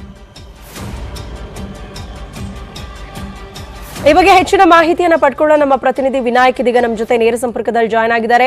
ವಿನಾಯಕ್, ಒಂದ್ ಕಡೆ ಈ ಬಾಲಕಿಯರಿಂದ ಲಿಖಿತ ಹೇಳಿಕೆಯನ್ನ ಪೊಲೀಸರು ದಾಖಲಿಸಿಕೊಳ್ತಾ ಇದ್ದಾರೆ, ಮತ್ತೊಂದ್ ಕಡೆ ತಮ್ಮ ಮುಂದಿನ ಕಾನೂನು ಹೋರಾಟ ಯಾವ ರೀತಿಯಾಗಿರ್ಬೇಕು ಅನ್ನೋ ಕುರಿತಂತೆ ಶ್ರೀಗಳು ಕೂಡ ಆಪ್ತರ ಜೊತೆ ಸಭೆಯನ್ನ ನಡೆಸ್ತಾ ಇದ್ದಾರೆ. ಸದ್ಯದ ಡೆವಲಪ್ಮೆಂಟ್ಸ್ ಏನೆಲ್ಲ ಆಗ್ತಾ ಇದೆ ಅಲ್ಲಿ? ಸೌಮ್ಯ ಮಳಲಿ, ಚಿತ್ರದುರ್ಗದ ಮುರುಘಾ ಶ್ರೀಗಳ ಮೇಲೆ ಏನು ಗುರುತರ ಆರೋಪ ಬಂದಿದೆ, ಲೈಂಗಿಕ ಕಿರುಕುಳ ಆರೋಪ ಬಂದಿದೆ, ಈ ವಿಚಾರವಾಗಿ ಈಗಾಗಲೇ ಸಾಕಷ್ಟು ಒಂದು ರೀತಿಯ ಡೆವಲಪ್ಮೆಂಟ್ ಗಳು ಚಿತ್ರದುರ್ಗದಲ್ಲಿ ನಡೀತಾ ಇರ್ತದೆ. ಅಂದ್ರೆ CWC ಕಮಿಟಿ ಅವರು ಈಗಾಗಲೇ ಚಿತ್ರದುರ್ಗದ ಬಾಲಕಿಯರ ಬಾಲ ಮಂದಿರದಲ್ಲಿ ಇಬ್ಬರು ಮಕ್ಕಳನ್ನ ಕರೆಸ್ಕೊಂಡು ಅಲ್ಲಿ ಹೇಳಿಕೆಯನ್ನ ಪಡೆದುಕೊಳ್ತಾರೆ ಅಂತ ಸತತವಾಗಿ 5 ತಾಸುಗಳ ಕಾಲ ಅವರ ಹೇಳಿಕೆಯನ್ನ ಪಡೆದು ಅವರು ಏನು ಮೈಸೂರಿನಲ್ಲಿ ಏನು ಹೇಳಿಕೆ ಕೊಟ್ಟಿದ್ರು ಯಥಾವತ್ತಾಗಿ ಇಲ್ಲೂ ಕೂಡ ಅದೇ ಹೇಳಿಕೆಯನ್ನ ದಾಖಲು ಮಾಡಿದ್ದಾರೆ ಅನ್ನುವಂತ ಮಾಹಿತಿ ಈಗ ಲಭ್ಯವಾಗ್ತಿರುವಂತದ್ದು. ಈ ಹಿನ್ನೆಲೆಯಲ್ಲಿ ಚಿತ್ರದುರ್ಗದ ಏನು ಮುರುಘಾ ಮಠ ಇದೆ ಇಲ್ಲಿಗೆ ಸಾಕಷ್ಟು ಭಕ್ತರ ದಂಡು ಮತ್ತು ಮಠಾಧೀಶರು, ಹಲವು ಮಠಾಧೀಶರು ಭಾಗವಹಿಸ್ತಾರೆ ಅಂತದ್ದು. ಮುರುಘಾ ಶ್ರೀಗಳ ಜೊತೆ ಈ ಮುಂದೆ ನಡೆಯುವಂತ ಡೆವಲಪ್ಮೆಂಟ್ ಕುರಿತು ಈಗಾಗಲೇ ಸಾಕಷ್ಟು ಸಮಾಲೋಚನೆ ಸಭೆಯನ್ನ ನಡೆಸ್ತಾ ಇರುವಂತದ್ದು. ಏನಂತ ಹೇಳಿದ್ರೆ ಮುಂದೆ ಕಾನೂನು ಹೋರಾಟ ಹೇಗಿರ್ಬೇಕು, ಈ ಪ್ರೊಸೀಜರ್ ಮುಗಿದ ನಂತರ ಅಂದ್ರೆ ಈ ಮಕ್ಕಳು ಹೇಳಿಕೆ ಆದ್ಮೇಲೆ ಅವ್ರನ್ನ ಮೆಡಿಕಲ್ ಟೆಸ್ಟ್ಗೆ ಕರ್ಕೊಂಡು ಹೋಗುವಂತ ಪ್ರಕ್ರಿಯೆ ನಡೆಯುತ್ತೆ. ಅದಾದ್ಮೇಲೆ ಏನು ನ್ಯಾಯಾಧೀಶರ ಮುಂದೆ ಹಾಜರುಪಡಿಸಿ ನಂತರ ನೋಟಿಸ್ ಜಾರಿ ಮಾಡಲಾಗುತ್ತೆ. ನೋಟಿಸ್ ಜಾರಿ ಮಾಡಿದಂತ ಸಂದರ್ಭದಲ್ಲಿ ಏನೆಲ್ಲಾ ಪ್ರಕ್ರಿಯೆಗಳು ನಡೀತದೆ, ತನಿಖೆ ಹೇಗೆ ಸ್ವರೂಪವನ್ನ ಪಡ್ಕೊಳ್ಳುವಂತದ್ದು ಕಾರ್ಯ ಆಗುತ್ತದೆ. ಆ ಕಾರಣಕ್ಕಾಗಿ ನಾವು ಯಾವ ರೀತಿಯ ಕಾನೂನು ಹೋರಾಟಕ್ಕೆ ಮುಂದಾಗಬೇಕು ಅನ್ನೋ ವಿಚಾರವಾಗಿ ಈಗಾಗಲೇ ಸಾಕಷ್ಟು ಸಭೆ ನಡೀತಾ ಇರೋದು. ಈ ವಿಚಾರವಾಗಿ ಒಂದಿಷ್ಟು ತನಿಖಾಧಿಕಾರಿಗಳು ಮುಂಜಾಗ್ರತಾ ಕ್ರಮವಾಗಿ ಮುರುಘಾ ಮಠ ಸೇರಿದಂತೆ ಏನು CWC ಕಮಿಟಿ ಜೊತೆಗೆ ಬಾಲಕಿಯರ ಬಾಲ ಮಂದಿರ ಇದೆ ಅಲ್ಲಿಗೂ ಕೂಡ ಅವರ ಪೊಲೀಸ್ ಸಿಬ್ಬಂದಿಗಳನ್ನ ನಿಯೋಜಿಸಿರುವಂತದ್ದು. ಶರ್ಮಿತಾ, ಥ್ಯಾಂಕ್ ಯು ವಿನಾಯಕ್ ತಮ್ಮೆಲ್ಲ ಇನ್ಫಾರ್ಮೇಶನ್ಗೆ. ದೂರು ಕೊಟ್ಟ ಮಕ್ಕಳು 1 ತಿಂಗಳು ಮಠದ ಅಧೀನದಲ್ಲಿ ಇರಲಿಲ್ಲ. ಮಕ್ಕಳ ತಂದೆ ತಾಯಿ ಅವರನ್ನ ವಾರ್ಡನ್ ಭೇಟಿ ಮಾಡಿದ್ರು ಅಂತ News18ಗೆ ಮಠದ ಪರ ವಕೀಲ ವಿಶ್ವನಾಥಯ್ಯ ಅವರು ಈಗ ಹೇಳಿರುವಂತದ್ದು. ಆದ್ರೂ ಯಾವುದೇ ರೀತಿಯ ಪ್ರತಿಕ್ರಿಯೆ ಸಿಕ್ಕಿರಲಿಲ್ಲ. ಮಕ್ಕಳ ಕಲ್ಯಾಣ ಇಲಾಖೆಗೂ ನಾವು ಮಾಹಿತಿಯನ್ನ ನೀಡಿದ್ವಿ ಅಂತ News18ಗೆ ಮಠದ ಪರ ವಕೀಲ ವಿಶ್ವನಾಥಯ್ಯ ಅವರು ಹೇಳಿಕೆಯನ್ನ ಕೊಟ್ಟಿದ್ದಾರೆ. ಸೊ ಮಠದ ಪರ ವಕೀಲರು ಮಾತನಾಡಿರುವಂತದ್ದು. ಸ್ವಾಮೀಜಿ ಪರವಾಗಿ ಅವರೇ ಮಾಧ್ಯಮಗಳ ಮುಂದೆ ಬಂದು ಮಾತಾಡ್ತಾ ಇದ್ದಾರೆ. ಏನೇನಾಗ್ತಾ ಇದೆ, ಏನಾಗಿದೆ ಇದೆಲ್ಲದರ ಬಗ್ಗೆ ಇನ್ಫಾರ್ಮೇಶನ್ ಅನ್ನ ಕೊಡ್ತಾ ಇದ್ದಾರೆ. ಸೊ ಈ ಒಂದು ವಿಚಾರಕ್ಕೆ ಸಂಬಂಧಪಟ್ಟಾಗೆ ಈಗ ಮತ್ತೆ ಅವರು ಮಾತನಾಡಿದ್ದಾರೆ. News18ಗೆ ಅವರು ರಿಯಾಕ್ಷನ್ ಕೊಟ್ಟಿದ್ದಾರೆ. ರ್ಯಾಪಿನ ವಿಚಾರನೇ ಗೊತ್ತಿಲ್ಲದಾಗ ಯಾ ನಮೂನಿ ಅಂತ ನಾವು ಹೇಳೋಕ್ಕಾಗೋದಿಲ್ಲ. ಇಲ್ಲಿ ಮಕ್ಕಳು 1 ತಿಂಗಳ ಕಾಲ ಮಠದ ಅಧೀನದಲ್ಲೇ ಇಲ್ಲ. ವಾರ್ಡನ್ನರು ಇದರ ಬಗ್ಗೆ ಬಹಳ ಪ್ರಯತ್ನ ಮಾಡಿದ್ದಾರೆ. ಅವರ ತಂದೆ ತಾಯಿಗಳಿಗೆ ಸಂಪರ್ಕ ಮಾಡಿದ್ದಾರೆ. ಅವರ ಮನೆಗೂ ಭೇಟಿ ಮಾಡಿದ್ದಾರೆ. ಸಂಬಂಧಪಟ್ಟಂತಹ ಮಕ್ಕಳ ಕಲ್ಯಾಣ ಇಲಾಖೆಗೂ ಸಹ ಪತ್ರಗಳನ್ನು ನೀಡಿದ್ದಾರೆ. 1 ತಿಂಗಳಿಂದ ಸತತವಾಗಿ ಈ ಒಂದು ಪತ್ರ ವ್ಯವಹಾರಗಳು ನಡೆದಿದೆ. ಇದಕ್ಕೆ ಮಕ್ಕಳು ಎಲ್ಲಿದ್ದಾರೆ ಅಂತಂದು ಹೇಳಿ ಅವರ ಪೋಷಕರಾಗಲಿ ತಂದೆ ತಾಯಿಗಳಾಗಲಿ ಬಂದು ನಮಗೆ ಮಠಕ್ಕೆ ತಿಳಿಸಿಲ್ಲ. ಹಾಗಾದಾಗ ನಮ್ಮ ಜೊತೆಯಲ್ಲಿದ್ದಾರೆ ಅಥವಾ ನಮ್ಮ ಅಧೀನದಲ್ಲಿದ್ದಾರೆ, ಅವ್ರನ್ನ ಪ್ರಭಾವ ಅವ್ರ ಮೇಲೆ ಬೀರ್ತೀವಿ ಅಥವಾ ಸಾಕ್ಷ್ಯವನ್ನು ನಾಶಪಡಿಸ್ತೀವಿ ಅಥವಾ ಇನ್ಯಾವುದೋ ಸಾಕ್ಷಿಯನ್ನು ಟ್ರ್ಯಾಪ್ ಮಾಡ್ತಕ್ಕಂಥ ವಿಚಾರ ಅದು ಸತ್ಯಕ್ಕೆ ದೂರವಾದಂಥ ವಿಚಾರ. ಎಲ್ಲ ರಾಜಕಾರಣಿಗಳಾಗಲಿ ಎಲ್ಲ ಧರ್ಮಾಧಿಕಾರಿಗಳಾಗಲಿ ಇನ್ನು ಇತರೆ ಭಕ್ತಾದಿಗಳು ಸತತವಾದ ಒಂದು ಸಂಪರ್ಕದಲ್ಲಿ ಈ ನಮ್ಮ ಮಠದ ಸಂಪರ್ಕದಲ್ಲಿದ್ದಾರೆ. ಈ ಪ್ರಕರಣದಿಂದ ಸಂಪರ್ಕದಲ್ಲಿ ಬಂದಿದ್ದಾರೆ ಅಂತಂತ ಹೇಳಕ್ಕಾಗಲ್ಲ. ಈಗ 30 ವರ್ಷಗಳಿಂದಲೂ ಸತತವಾಗಿ ಮಠದ ಸಂಪರ್ಕದಲ್ಲಿ ಎಲ್ಲ ವ್ಯಕ್ತಿಗಳು, ರಾಜಕೀಯ ವ್ಯಕ್ತಿಗಳು, ಮುಖ್ಯಮಂತ್ರಿಗಳು ಒಳಗಾಗಿ ಮಠಕ್ಕೆ ಬಂದು ಹೋಗಿರ್ತಕ್ಕಂಥದ್ದಿದೆ. ರಾಷ್ಟ್ರ ಮಟ್ಟದಲ್ಲಿರ್ತಕ್ಕಂಥ ನೇತಾರರು ಸಹ ಬಂದು ಹೋಗಿದ್ದಾರೆ. ಹಾಗಾಗಿ ಇದೊಂದು ಪ್ರಕರಣದ ದೃಷ್ಟಿಯಿಂದ ಅವರು ಸಂಪರ್ಕ ಇದೆ, ಪ್ರಭಾವವನ್ನು ಬಳಸ್ತಾರೆ ಅಂತ ಅನುಮಾನ ಯಾವುದೂ ಬೇಡ. ಸಹಜವಾಗಿ ಬರುತ್ತೆ, ಅದು ಸತ್ಯಕ್ಕೆ ದೂರವಾದ. ದೂರು ಕೊಟ್ಟ ಮಕ್ಕಳು 1 ತಿಂಗಳು ಮಠದ ಅಧೀನದಲ್ಲಿರಲಿಲ್ಲ. ಮಕ್ಕಳ ತಂದೆ ತಾಯಿ ಅವರನ್ನ ವಾರ್ಡನ್ ಭೇಟಿ ಮಾಡಿದ್ರು ಅಂತ ವಿಶ್ವನಾಥಯ್ಯ ಅವರು ಹೇಳಿಕೆಯನ್ನ ಕೊಟ್ಟಿರುವಂತದ್ದು. ಸೊ ನಿರೀಕ್ಷಣಾ ಜಾಮೀನಿಗೆ ನಾವು ಅರ್ಜಿಯನ್ನ ಹಾಕ್ತೇವೆ. ಸ್ವಾಮೀಜಿಗಳು ಮಠದ ಆವರಣದಲ್ಲೇ ಇದ್ದಾರೆ. ನಿರೀಕ್ಷಣಾ ಜಾಮೀನು ಆರೋಪಿಯ ಹಕ್ಕಾಗಿರುತ್ತೆ. ನಾವು ಕಾನೂನು ಹೋರಾಟವನ್ನ ಮುಂದುವರಿಸ್ತೇವೆ. ನಿರೀಕ್ಷಣಾ ಜಾಮೀನು ಕೋರಿ ಅರ್ಜಿ ಸಲ್ಲಿಸ್ತೇವೆ ಅಂತ ನ್ಯೂಸ್ 18ಗೆ ಮಠದ ಪರ ವಕೀಲರಾಗಿರುವಂತಹ ವಿಶ್ವನಾಥಯ್ಯ ಅವರು ಹೇಳಿದ್ದಾರೆ. ಸೊ ತಾವು ಕೂಡ ಕಾನೂನು ರೀತಿಯಲ್ಲಿ ಯಾವ ರೀತಿ ಹೋರಾಟವನ್ನ ಮಾಡಬಹುದು, ಕಾನೂನಿನಲ್ಲಿ ಏನೆಲ್ಲ ಅವಕಾಶಗಳಿದೆ, ಇದೆಲ್ಲದರ ಕುರಿತಂತೆ ಆಪ್ತರ ಜೊತೆ ಮಠದ ಸ್ವಾಮೀಜಿಗರ ಜೊತೆ ಕೂಡ ಚರ್ಚೆಯನ್ನ ಮಾಡಿದ್ದಾರೆ. ಸೊ ನಾವು ಕೂಡ ಕಾನೂನು ಹೋರಾಟ ಮುಂದುವರಿಸ್ತೀವಿ ಅಂತ ಮಠದ ಪರ ವಕೀಲರು ಹೇಳಿದ್ದಾರೆ. ಮಾಡಬೇಕಾಗತ್ತೆ, ಕಾನೂನಾತ್ಮಕವಾಗಿ ಮಾಡಲೇಬೇಕಾಗತ್ತೆ. ಯಾಕೆಂದ್ರೆ ಗಂಭೀರ ಸ್ವರೂಪದಾದಂತಹ ಈ ಒಂದು ಆರೋಪ ಇರೋದ್ರಿಂದ ಸಹಜವಾಗಿ ಯಾವುದೇ ವ್ಯಕ್ತಿ ಆಗಲಿ ಅಂತಹ ಗಂಭೀರ ಸ್ವರೂಪದ ಆರೋಪಗಳಿದ್ದಾವೆ ಅಂತಂದಾಗ ನಾವು ನಿರೀಕ್ಷಣಾ ಜಾಮೀನಿಗೆ ನಾವು ನ್ಯಾಯಾಲಯದ ಮೊರೆ ಹೋಗಬೇಕಾಗತ್ತೆ. ಎಲ್ಲ ಆರೋಪಿಗಳು ಸಹ ಅಲ್ಲೇ ಆವರಣದಲ್ಲೇ ಇದ್ದಾರೆ.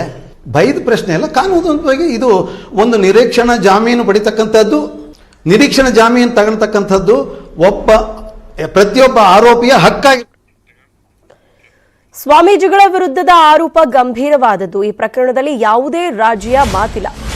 ದೂರು ಕೊಟ್ಟವರು ತಪ್ಪಾಗಿದೆ ಅಂತ ಬಂದ್ರೆ ಕ್ಷಮೆ ಇರುತ್ತೆ. ಸ್ವಾಮೀಜಿಗಳಿಗೂ ಕಾನೂನಿನ ಸಮರಕ್ಕೆ ಸ್ವಾಮೀಜಿಯವರು ಕೂಡ ಸಜ್ಜಾಗ್ತಾ ಇದ್ದಾರೆ. ಅವರೇ ಸಂಧಾನಕ್ಕೆ ಬಂದ್ರೆ ಕ್ಷಮೆಗೆ ಸ್ವಾಮೀಜಿ ಸಿದ್ಧರಿದ್ದಾರೆ ಅಂತ ನ್ಯೂಸ್ 18ಗೆ ಮಠದ ಪರ ವಕೀಲ ವಿಶ್ವನಾಥಯ್ಯ ಅವರು ಹೇಳಿದ್ದಾರೆ. ಸ್ವಾಮೀಜಿ ಅವರ ಮೇಲೆ ಮಾಡ್ತಾ ಇರುವಂಥದ್ದು ಬಹಳ ಗಂಭೀರವಾದಂತಹ ಆರೋಪ.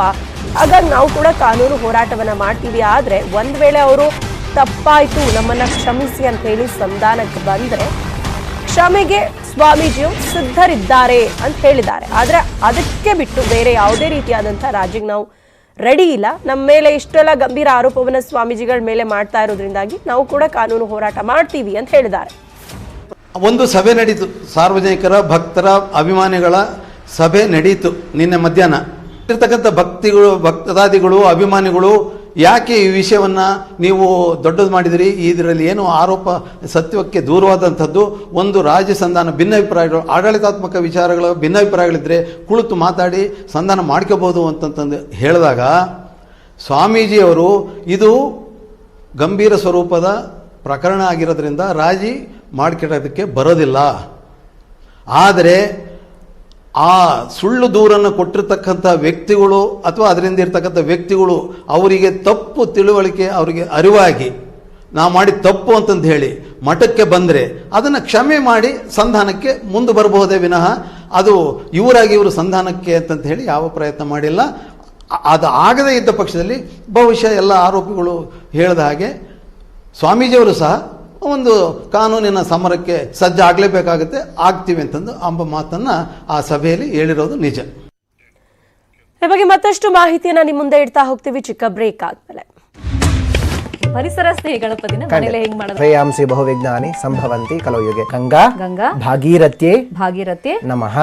ಕಾಶ್ಮೀರದಿಂದ ಹಿಡಿದು ಕನ್ಯಾಕುಮಾರಿವರೆಗೆ ಎಲ್ಲ ದೇವತೆಗಳು ನಮ್ಮ ಈ ನೀರಿನಲ್ಲಿ ಬರಬೇಕು. ಫಸ್ಟ್ ಯಾವ ಪಾರ್ಟ್ ಅನ್ನು ಮಾಡಬೇಕು? ಪಾದಾತ ಶಿರ ಪರ್ಯಂತಂ. ಚಮಚನ ಉಪಯೋಗಿಸಿ ಮಾಡಬಹುದು. ಅದು ಹೇಗೆ ಅಂತ ನಾನು ಮುಂದೆ ತೋರಿಸ್ತೇನೆ. ಈಗ ನಿಮಗೆ ಕಾಣಿಸ್ತಾ ಇದೆ ಹೂವಿನ ಬೀಜ ಎಲ್ಲ ಒಳಗೆ ಹಾಕಿದ್ದೇವೆ. ಇದು ನಮ್ಮ ನ್ಯೂಸ್ 18ನ ಪರಿಸರ ಸ್ನೇಹಿ ಗಣಪ. 4 ಜನಕ್ಕೆ ಹಿತವಾದಂತಹ ಚಿಂತನೆಯನ್ನು ಮಾಡಿದ್ರೆ ಮಾತ್ರ ಜೀವ ಏನು ಬಂದಿದೆ ಅದು ಸಾರ್ಥಕ ಆಗುತ್ತೆ. ಇಲ್ಲಾಂದ್ರೆ ಪುನರಪಿ ಜನನಂ ಪುನರಪಿ ಮರಣಂ.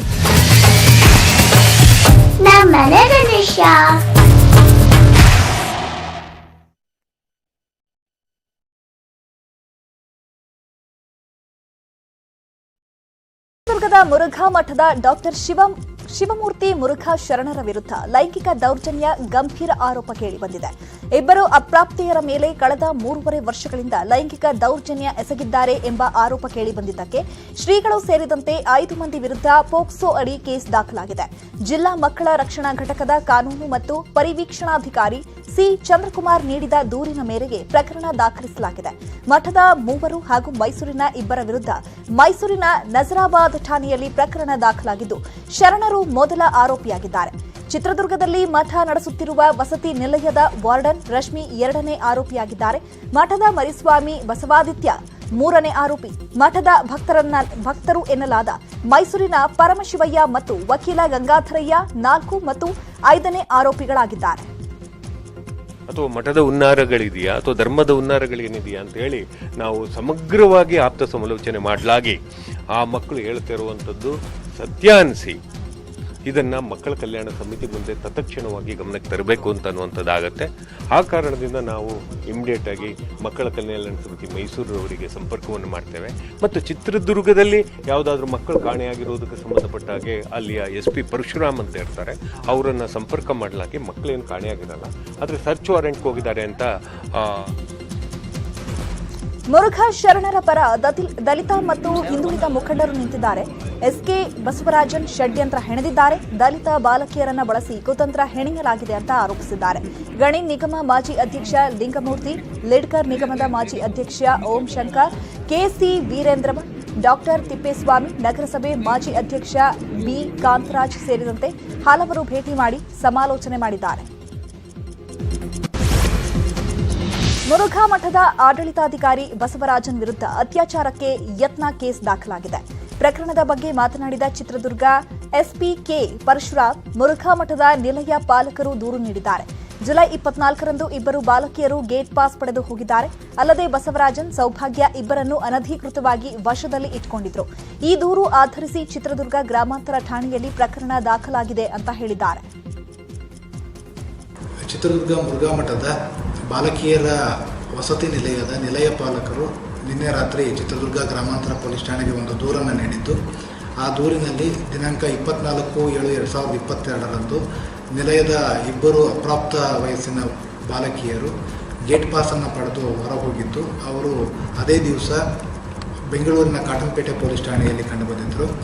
ಈ 2 ಅಪ್ರಾಪ್ತ ಬಾಲಕಿಯರನ್ನು ಮಠದ ಆಡಳಿತಾಧಿಕಾರಿಗಳಾಗಿದ್ದ SK ಬಸವರಾಜನ್ ಅವರು ಮತ್ತು ಅವರ ಪತ್ನಿ ಸೌಭಾಗ್ಯ ಬಸವರಾಜನ್ ಅವರು ತಮ್ಮ ವಶಕ್ಕೆ ಪಡ್ಕೊಂಡು ಬಂದು ಅವರನ್ನು ಅನಧಿಕೃತವಾಗಿ ತಮ್ಮ ವಶದಲ್ಲಿ ಇಟ್ಕೊಂಡಿದ್ದರು.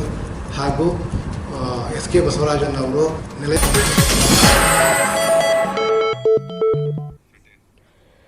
Welcome back. ಮುರುಘಾ ಮಠದ ಶ್ರೀಗಳ ವಿರುದ್ಧ ಪೋಕ್ಸೋ ಕೇಸ್ಗೆ ಸಂಬಂಧಪಟ್ಟ ಹಾಗೆ ಜಿಲ್ಲಾಸ್ಪತ್ರೆಯ ಓರ್ವ ವೈದ್ಯೆ ಮಠದ ಭಕ್ತೆ ಆಗಿರೋ ಹಿನ್ನೆಲೆಯಲ್ಲಿ ಬಾಲಕಿಯರ ವೈದ್ಯಕೀಯ ಪರೀಕ್ಷೆ ವಿಳಂಬ ಆಗ್ತಾ ಇದೆ.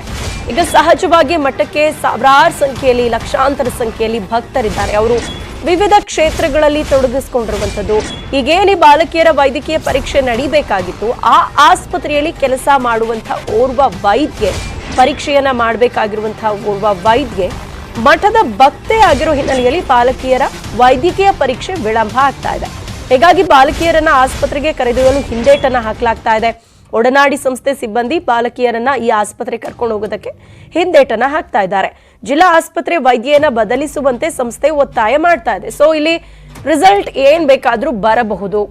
ಆಸ್ಪತ್ರೆಯಲ್ಲಿ ಕೆಲಸ ಮಾಡುವಂತಹ ಓರ್ವ ವೈದ್ಯೆ ಮಠದ ಭಕ್ತೆ ಆಗಿರೋ ಹಿನ್ನೆಲೆಯಲ್ಲಿ ಏನ್ ಬೇಕಾದ್ರೂ ರಿಪೋರ್ಟ್ ಚೇಂಜ್ ಆಗಬಹುದು. ಹಾಗಾಗಿ ಈಗ ಇಲ್ಲಿ ಕೆಲಸ ಮಾಡುವಂತಹ ಜಿಲ್ಲಾಸ್ಪತ್ರೆ ವೈದ್ಯೆಯನ್ನ ಬದಲಿಸಬೇಕು ಅಂತ ಹೇಳಿ ಒಡನಾಡಿ ಸಂಸ್ಥೆ ಸಿಬ್ಬಂದಿ ಒತ್ತಾಯವನ್ನ ಮಾಡ್ತಾ ಇದ್ದಾರೆ. ಈಗ ಜಿಲ್ಲಾಸ್ಪತ್ರೆಯಲ್ಲಿ ಬಾಲಕಿಯರಿಗೆ ವೈದ್ಯಕೀಯ ಪರೀಕ್ಷೆಯನ್ನ ನಡೆಸಲಾಗುತ್ತೆ. ಅದಕ್ಕೆ ಸಂಬಂಧಪಟ್ಟ ಹಾಗೆ ಈಗ ಪೊಲೀಸರು ಎಲ್ಲ ಸಿದ್ಧತೆಗಳನ್ನ ಮಾಡಿಕೊಂಡಿದ್ದಾರೆ. ಆದ್ರೆ ಆ ಆಸ್ಪತ್ರೆಯಲ್ಲಿ ಸಿಬ್ಬಂದಿ ಅಲ್ಲಿ ಟೆಸ್ಟ್ ಅನ್ನ ಮಾಡಿಸೋದಕ್ಕೆ ಈ ಒಡನಾಡಿ ಸಂಸ್ಥೆಯ ಸಿಬ್ಬಂದಿ ಹಿಂದೇಟನ್ನ ಹಾಕ್ತಾ ಇದ್ದಾರೆ. ಕಾರಣ ಆ ಜಿಲ್ಲಾಸ್ಪತ್ರೆಯ ವೈದ್ಯ ಮಠದ ಭಕ್ತಿ ಆಗಿರೋ ಹಿನ್ನೆಲೆಯಲ್ಲಿ ಇಲ್ಲಿ ಸಿಬ್ಬಂದಿಯನ್ನ ಬದಲಿಸಬೇಕು ಅಂತ ಸಿಬ್ಬಂದಿ ಒತ್ತಾಯವನ್ನ ಮಾಡ್ತಾ ಇದ್ದಾರೆ. ಡಾಕ್ಟರ್ ಶಿವಮೂರ್ತಿ ಮುರುಘಾ ಶರಣರ ವಿರುದ್ಧ ಪೋಕ್ಸೋ ಕೇಸ್ ಸಂಬಂಧದ ತನಿಖೆಯ ಬಗ್ಗೆ ಒಡನಾಡಿ ಸೇವಾ ಸಂಸ್ಥೆ ಅಸಮಾಧಾನ ಹೊರಹಾಕಿದೆ. ಮೈಸೂರಲ್ಲಿ ಮಾತನಾಡಿದ ಒಡನಾಡಿ ಸಂಸ್ಥೆ ಮುಖ್ಯಸ್ಥ ಪರಶುರಾಮ್, ಮಕ್ಕಳ ರಕ್ಷಣಾ ಸಮಿತಿಯಿಂದ ಕಾನೂನಿನ ನಿರ್ಲಕ್ಷ್ಯ ಅಂತ ಆರೋಪಿಸಿದ್ದಾರೆ. ಮಕ್ಕಳನ್ನ ಕರೆತಂದವರ ಬಳಿ ಸಾಕ್ಷ್ಯ ಇತ್ತು, ನಾವು ಸಾಕ್ಷ್ಯ ನೋಡಿಲ್ಲ, ಮಕ್ಕಳೇ ಜೀವಂತ ಸಾಕ್ಷ್ಯ ಅಂತ ಹೇಳಿದ್ದಾರೆ.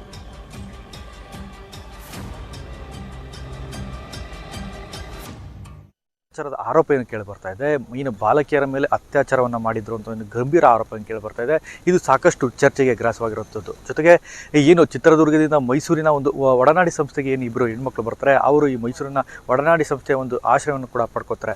ಈ ಸಂದರ್ಭದಲ್ಲಿ ಒಡನಾಡಿ ಸಂಸ್ಥೆ ಕೂಡ ಆ ಮಕ್ಕಳಿಂದ ಕೆಲವೊಂದು ಹೇಳಿಕೆಗಳನ್ನು ಮತ್ತು ಅವರ ಹತ್ರ ಯಾವ ರೀತಿಯ ದಾಖಲೆಗಳಿತ್ತು ಅನ್ನೋದ್ರ ಬಗ್ಗೆನೂ ಕೂಡ ಒಂದು ಅನಲೈಸನ್ನು ಕೂಡ ಒಂದು ಪರೀಕ್ಷೆಯನ್ನು ಕೂಡ ಮಾಡಿರ್ತಾರೆ. ಈ ವಿಚಾರವನ್ನು ಮಾತಾಡಲಿಕ್ಕೆ ಒಂದು ಪರಶುರನ್ನ ಮುಟ್ಕಿದ್ದಾರೆ, ಅವ್ರನ್ನ ಮಾತಾಡ್ತೀನಿ. ಸರ್, ಮಕ್ಕಳು ಅಲ್ಲಿಂದ ಚಿತ್ರದುರ್ಗದಿಂದ ಬರ್ತಾರೆ, ನಿಮ್ಮನ್ನು ಭೇಟಿಯನ್ನು ಮಾಡ್ತಾರೆ, ನೀವು ಭೇಟಿಯನ್ನು ಮಾಡ್ತಾರೆ, ಮಕ್ಕಳನ್ನು ವಿಚಾರಣೆ ಮಾಡ್ತೀರಾ. ಆ ಸಮಯದಲ್ಲಿ ಆ ಮಕ್ಕಳು ನಿಮ್ಮ ಹತ್ರ ಯಾವ ಥರ ಒಂದು ದಾಖಲೆಗಳನ್ನೇ ತೋರಿಸಿದ್ರು ಸರ್, ನಮ್ಮ ಹತ್ರ ಈ ಥರ ಇತ್ತು, ಈ ಥರ ಇದೆ ನಮ್ಮ ಹತ್ರ, ಈ ಥರ ಆ ಗಂಭೀರ, ಯಾಕೆಂದರೆ ಒಂದು ಮಠದ ಮೇಲೆ ಮಾಡ್ತಾ ಗಂಭೀರ ಆರೋಪ, ಇದನ್ನು ನೀವೇನೇನು ಆ ಟೈಮ್ ಸಮಯದಲ್ಲಿ ಗಮನಿಸಿದ್ರ ಸರ್? ಮುಖ್ಯವಾಗಿ ತಮ್ಮ ಗಮನಕ್ಕೆ ತರೋದು ಏನಂತ ಹೇಳಿದರೆ, ಅವರ ಜೊತೆಯಲ್ಲಿ ಬಂದವರು, ಮಕ್ಕಳು ಅಲ್ಲ, ಅವ್ರ ಜೊತೆಯಲ್ಲಿ ಬಂದವರು ಆ ಮಾಹಿತಿಯನ್ನು ಹಂಚ್ಕೊಳ್ಳಿಕ್ಕೆ ಬಂದರು, ದಾಖಲೆಯನ್ನು ತೋರಿಸ್ಲಿಕ್ಕೆ ಬಂದರು. ನಮ್ಮ ಕಾನೂನು ಪ್ರಕಾರ, ನಮ್ಮ ವಿಚಾರದ ಪ್ರಕಾರ ಯಾವುದೇ ಮಕ್ಕಳ ಮೇಲೆ ನಡೆಯುವ ಯಾವುದೇ ದೌರ್ಜನ್ಯವನ್ನು ನಾವು ತೋರಿಸಿ ನೋಡಬಾರ್ದು. ಒಂದು, ಆ ಕಾರಣದಿಂದ ನಾನು ಅದನ್ನು ತೋರಿಸ್ಲಿಕ್ಕೆ ಬಂದಾಗಲೂ ನೋಡಿಲ್ಲ. ಒಂದು, ಆಮೇಲೆ ಎರಡನೇದು, ಮಕ್ಕಳೇ ಸಾಕ್ಷಿ ಆದಾಗ ಸುಪ್ರೀಂ ಕೋರ್ಟಿನ ಸ್ಪಷ್ಟ ನಿಯಮವಿದೆ, ಮಕ್ಕಳೇ ಸಾಕ್ಷಿ ಆಗಿದ್ದಾಗ ಸರ್ಕಮ್ಟೆನ್ಸಸ್, ಎವಿಡೆನ್ಸಸ್ಸು ಏನು ಬೇಕಾಗಲ್ಲ. ಮಕ್ಕಳೇ ಸಾಕ್ಷಿ ಆದಾಗ, ಮಕ್ಕಳು ಎಳೆಯಾಗಿ ಘಟನೆಗಳನ್ನ ಬಿಡಿಸಿಡ್ತಿರುವಾಗ ಆ ಕಾರಣದಿಂದ ಏನು ಬೇಕಾಗಲ್ಲ ಅನ್ನೋವಂಥದ್ದು ನಮ್ಮ ಮಾತನ್ನು ನಿಮಗೆ ಸ್ಪಷ್ಟವಾಗಿ ಹೇಳಲಿಕ್ಕೆ ಇಷ್ಟಪಡ್ತೇನೆ. ಆದಾಗ್ಯೂ ಈಗ ತನಿಖೆ ಹಂತದಲ್ಲಿ ತನಿಖೆ ಸುಗಮ ಆಗ್ತಿದೆ, ಬೆಳಗ್ಗೆಗಿಂತಲೂ ಈಗ ಸುಗಮ ಆಗ್ತಾಯಿದೆ. ಅದರಿಂದಾಗಿ ನಾನು ಹೆಚ್ಚಿನ ವಿಚಾರಗಳೊಟ್ಟಿಗೆ ನ್ಯಾಯಾಲಯದಲ್ಲಿ ಪ್ರಕರಣ ಮೂವ್ ಆಗ್ತಾ ಇರೋದರಿಂದ ಚರ್ಚಿಸೋದು ಸರಿಯಾದ ಕ್ರಮ ಅಲ್ಲ ಅಂತ ಭಾವಿಸ್ತೇನೆ. ಅಂದರೆ ಮಕ್ಕಳ ಜೊತೆ ಬಂದಂಥ ವ್ಯಕ್ತಿ ಏನಿದ್ದಾರೆ ಅವರು ಏನನ್ನು ಯಾವ ರೀತಿಯ ದಾಖಲೆಯನ್ನು ತೋರಿಸ್ಕೊಂಡು, ವೀಡಿಯೋ ದಾಖಲೆಯನ್ನು ಅಥವಾ ಫೋಟೋ ದಾಖಲೆ, ಯಾವ ರೀತಿಯ ದಾಖಲೆಗಳು ನಿಮ್ಮೊಂದಿಗೆ ತೋರ್ಸೋಕ್ಕೆ ಬಂದಿದ್ರು, ಅದು ಯಾವ ರೀತಿ ಇತ್ತು ಸರ್? ಮುಖ್ಯವಾಗಿ ಅವರು ಮಕ್ಕಳ ಫೋಟೋಗ್ರಾಫ್ ಆಗಿರ್ಬೋದು, ಮತ್ತೊಂದಾಗಿರ್ಬೋದು, ಅದನ್ನು ತೋರಿಸ್ಲಿಕ್ಕೆ ಬಂದರು. ನಿಮ್ಗೆ ಮೊದಲೇ ಹೇಳಿದ್ದೀನಿ, ಅದನ್ನು ನೋಡ್ಲಿಕ್ಕೆ ಬರಲ್ಲ, ನೋಡಿದ ಮೇಲೆ ಆ್ಯಕ್ಟ್ ಮಾಡಬೇಕಾಗತ್ತೆ. ಅದು ಕೃತವಾಗಿ ನಿರ್ಮಿಸಿದರೆ, ಒಬ್ಬ ವ್ಯಕ್ತಿಯ ಘನತೆಯನ್ನು ಹಾಳು ಮಾಡಲಿಕ್ಕೆ ನಿರ್ಮಿಸಿದರೆ, ಆ ಕಾರಣದಿಂದ ನಾನು ಅದನ್ನು ನೋಡೋದೂ ಇಲ್ಲ. ಒಂದು, ಅದು ಏನಂತಂದರೆ, ಒಬ್ಬ ತನಿಖಾಧಿಕಾರಿ ಜೊತೆಯಲ್ಲಿ ಅವರು ಸಹಕರಿಸಬೇಕು. ಏನು ಹೇಳಿದ್ದೀನಿ ನಾನು ಕೂಡ, ತನಿಖೆ ಅಧಿಕಾರಿಗಳ ಮುಂದೆ ಅವರು ಸಹಕರಿಸಬೇಕು ಮತ್ತು ಆ ಮಾಹಿತಿ ಏನಿದೆ ಅದು ಹಂಚ್ಕೊಳ್ಬೇಕು. ಬೇಕಾದ್ರೆ ತನಿಖಾಧಿಕಾರಿ ಕೇಳಲಿ, ನಾನು ಹೇಳ್ತೇನೆ. ಗೌಪ್ಯತೆಯನ್ನು ಕಾಯುವಂಥದ್ದು ಏನಂತ ಹೇಳಿದರೆ, ಅವ್ರಿಗೂ ಜೀವ ಬೆದರಿಕೆ ಇದೆ, ಅವ್ರಿಗೂ ಥ್ರೆಟ್ ಇದೆ. ಅದರಿಂದಾಗಿ ಇಲ್ಲಿಗೆ ಬಂದಿದ್ದಾರೆ. ನನ್ನನ್ನು ನರ್ಸಿ ಬಂದಾಗ ನಾನನ್ನು ಅವ್ರನ್ನ ಸಂರಕ್ಷಿಸುವುದು, ಅವರನ್ನು ಸುಪರ್ದಿಯಿಂದ, ಸೌಹಾರ್ದತೆಯಿಂದ, ರಕ್ಷಣೆಯ ಅಂಶವನ್ನಿಟ್ಟುಕೊಂಡು ಅವ್ರ ಹತ್ರ ನ್ಯಾಯಾಧೀಶರ ಹತ್ರ ಕಳಿಸೋ ಕೆಲಸ ಮಾಡ್ತೀನಿ ಸರ್. ದಾಖಲೆಗಳನ್ನು ನೋಡುವಂಥ ಕೆಲಸಕ್ಕೆ ನಾವು ಮುಂದಾಗಿಲ್ಲ, ಯಾಕೆಂದರೆ ನೋಡಿದ್ರೆ ಮಕ್ಕಳನ್ನು ಮತ್ತೆ ಪ್ರಶ್ನೆಯನ್ನು ಮಾಡಬೇಕಾಗುತ್ತೆ. ಹಾಗಾಗಿ ಆ ಒಂದು ದಾಖಲೆಗಳನ್ನು ನೋಡಲಿಕ್ಕೆ ಮುಂದಾಗಲ್ಲ. ಆದರೆ ತನಿಖೆ ಸಂದರ್ಭದಲ್ಲಿ ಕೋರ್ಟ್ಗೆ ಆಗಿರ್ಬೋದು, ತನಿಖಾಧಿಕಾರಿಗಳಿಗೆ ದಾಖಲೆಯನ್ನು ನೀಡುವಂಥದ್ದು ಏನು, ಆ ಮಗುವನ್ನು ಎರಡು ಮಕ್ಕಳನ್ನು ಕರ್ಕೊಂಬಂದಂಥ ವ್ಯಕ್ತಿಯ ಒಂದು ಕರ್ತವ್ಯ ಇರುತ್ತೆ. ಅದನ್ನು ಅವ್ರು ನೀಡೋದೇ ಸೂಕ್ತ ಆಗುತ್ತೆ ಅನ್ನೋದು ಕೂಡ ಅವರ ಮಾತಾಗಿರುವಂಥದ್ದು. ವರದಿಯೊಂದಿಗೆ ದಿವ್ಯ ಟಿವಿ, News18 ಕನ್ನಡ, ಮೈಸೂರು. ಸುದ್ದಿ ಮುಂದುವರಿಯುತ್ತೆ ಚಿಕ್ಕ ಬ್ರೇಕ್ ಆದಮೇಲೆ.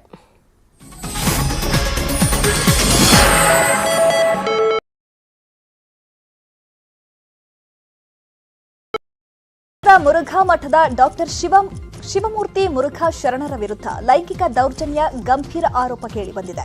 ಇಬ್ಬರು ಅಪ್ರಾಪ್ತೆಯರ ಮೇಲೆ ಕಳೆದ 3.5 ವರ್ಷಗಳಿಂದ ಲೈಂಗಿಕ ದೌರ್ಜನ್ಯ ಎಸಗಿದ್ದಾರೆ ಎಂಬ ಆರೋಪ ಕೇಳಿಬಂದಿದ್ದಕ್ಕೆ ಶ್ರೀಗಳು ಸೇರಿದಂತೆ 5 ಮಂದಿ ವಿರುದ್ಧ ಪೋಕ್ಸೋ ಅಡಿ ಕೇಸ್ ದಾಖಲಾಗಿದೆ. ಜಿಲ್ಲಾ ಮಕ್ಕಳ ರಕ್ಷಣಾ ಘಟಕದ ಕಾನೂನು ಮತ್ತು ಪರಿವೀಕ್ಷಣಾಧಿಕಾರಿ ಸಿ ಚಂದ್ರಕುಮಾರ್ ನೀಡಿದ ದೂರಿನ ಮೇರೆಗೆ ಪ್ರಕರಣ ದಾಖಲಿಸಲಾಗಿದೆ. ಮಠದ 3 ಹಾಗೂ ಮೈಸೂರಿನ 2 ವಿರುದ್ಧ ಮೈಸೂರಿನ ನಜರಾಬಾದ್ ಠಾಣೆಯಲ್ಲಿ ಪ್ರಕರಣ ದಾಖಲಾಗಿದ್ದು, ಶರಣರು ಮೊದಲ ಆರೋಪಿಯಾಗಿದ್ದಾರೆ. ಚಿತ್ರದುರ್ಗದಲ್ಲಿ ಮಠ ನಡೆಸುತ್ತಿರುವ ವಸತಿ ನಿಲಯದ ವಾರ್ಡನ್ ರಶ್ಮಿ 2ನೇ ಆರೋಪಿಯಾಗಿದ್ದಾರೆ. ಮಠದ ಮರಿಸ್ವಾಮಿ ಬಸವಾದಿತ್ಯ 3ನೇ ಆರೋಪಿ. ಮಠದ ಭಕ್ತರು ಎನ್ನಲಾದ ಮೈಸೂರಿನ ಪರಮಶಿವಯ್ಯ ಮತ್ತು ವಕೀಲ ಗಂಗಾಧರಯ್ಯ 4 ಮತ್ತು 5ನೇ ಆರೋಪಿಗಳಾಗಿದ್ದಾರೆ. ಅಥವಾ ಮಠದ ಹುನ್ನಾರಗಳಿದೆಯಾ ಅಥವಾ ಧರ್ಮದ ಹುನ್ನಾರಗಳೇನಿದೆಯಾ ಅಂತ ಹೇಳಿ ನಾವು ಸಮಗ್ರವಾಗಿ ಆಪ್ತ ಸಮಾಲೋಚನೆ ಮಾಡಲಾಗಿ ಆ ಮಕ್ಕಳು ಹೇಳ್ತಿರುವಂಥದ್ದು ಸತ್ಯ ಅನಿಸಿ ಇದನ್ನು ಮಕ್ಕಳ ಕಲ್ಯಾಣ ಸಮಿತಿ ಮುಂದೆ ತತ್ಕ್ಷಣವಾಗಿ ಗಮನಕ್ಕೆ ತರಬೇಕು ಅಂತ ಅನ್ನುವಂಥದ್ದಾಗತ್ತೆ. ಆ ಕಾರಣದಿಂದ ನಾವು ಇಮಿಡಿಯೇಟಾಗಿ ಮಕ್ಕಳ ಕಲ್ಯಾಣ ಸಮಿತಿ ಮೈಸೂರವರಿಗೆ ಸಂಪರ್ಕವನ್ನು ಮಾಡ್ತೇವೆ ಮತ್ತು ಚಿತ್ರದುರ್ಗದಲ್ಲಿ ಯಾವುದಾದ್ರೂ ಮಕ್ಕಳು ಕಾಣೆಯಾಗಿರುವುದಕ್ಕೆ ಸಂಬಂಧಪಟ್ಟ ಹಾಗೆ ಅಲ್ಲಿಯ SP ಪರಶುರಾಮ್ ಅಂತ ಇರ್ತಾರೆ, ಅವರನ್ನು ಸಂಪರ್ಕ ಮಾಡಲಾಗಿ ಮಕ್ಕಳೇನು ಕಾಣೆಯಾಗಿರಲ್ಲ, ಆದರೆ ಸರ್ಚ್ ವಾರೆಂಟ್ಗೆ ಹೋಗಿದ್ದಾರೆ ಅಂತ. ಮುರುಘಾ ಶರಣರ ಪರ ದಲಿತ ಮತ್ತು ಹಿಂದುಳಿದ ಮುಖಂಡರು ನಿಂತಿದ್ದಾರೆ. SK ಬಸವರಾಜನ್ ಷಡ್ಯಂತ್ರ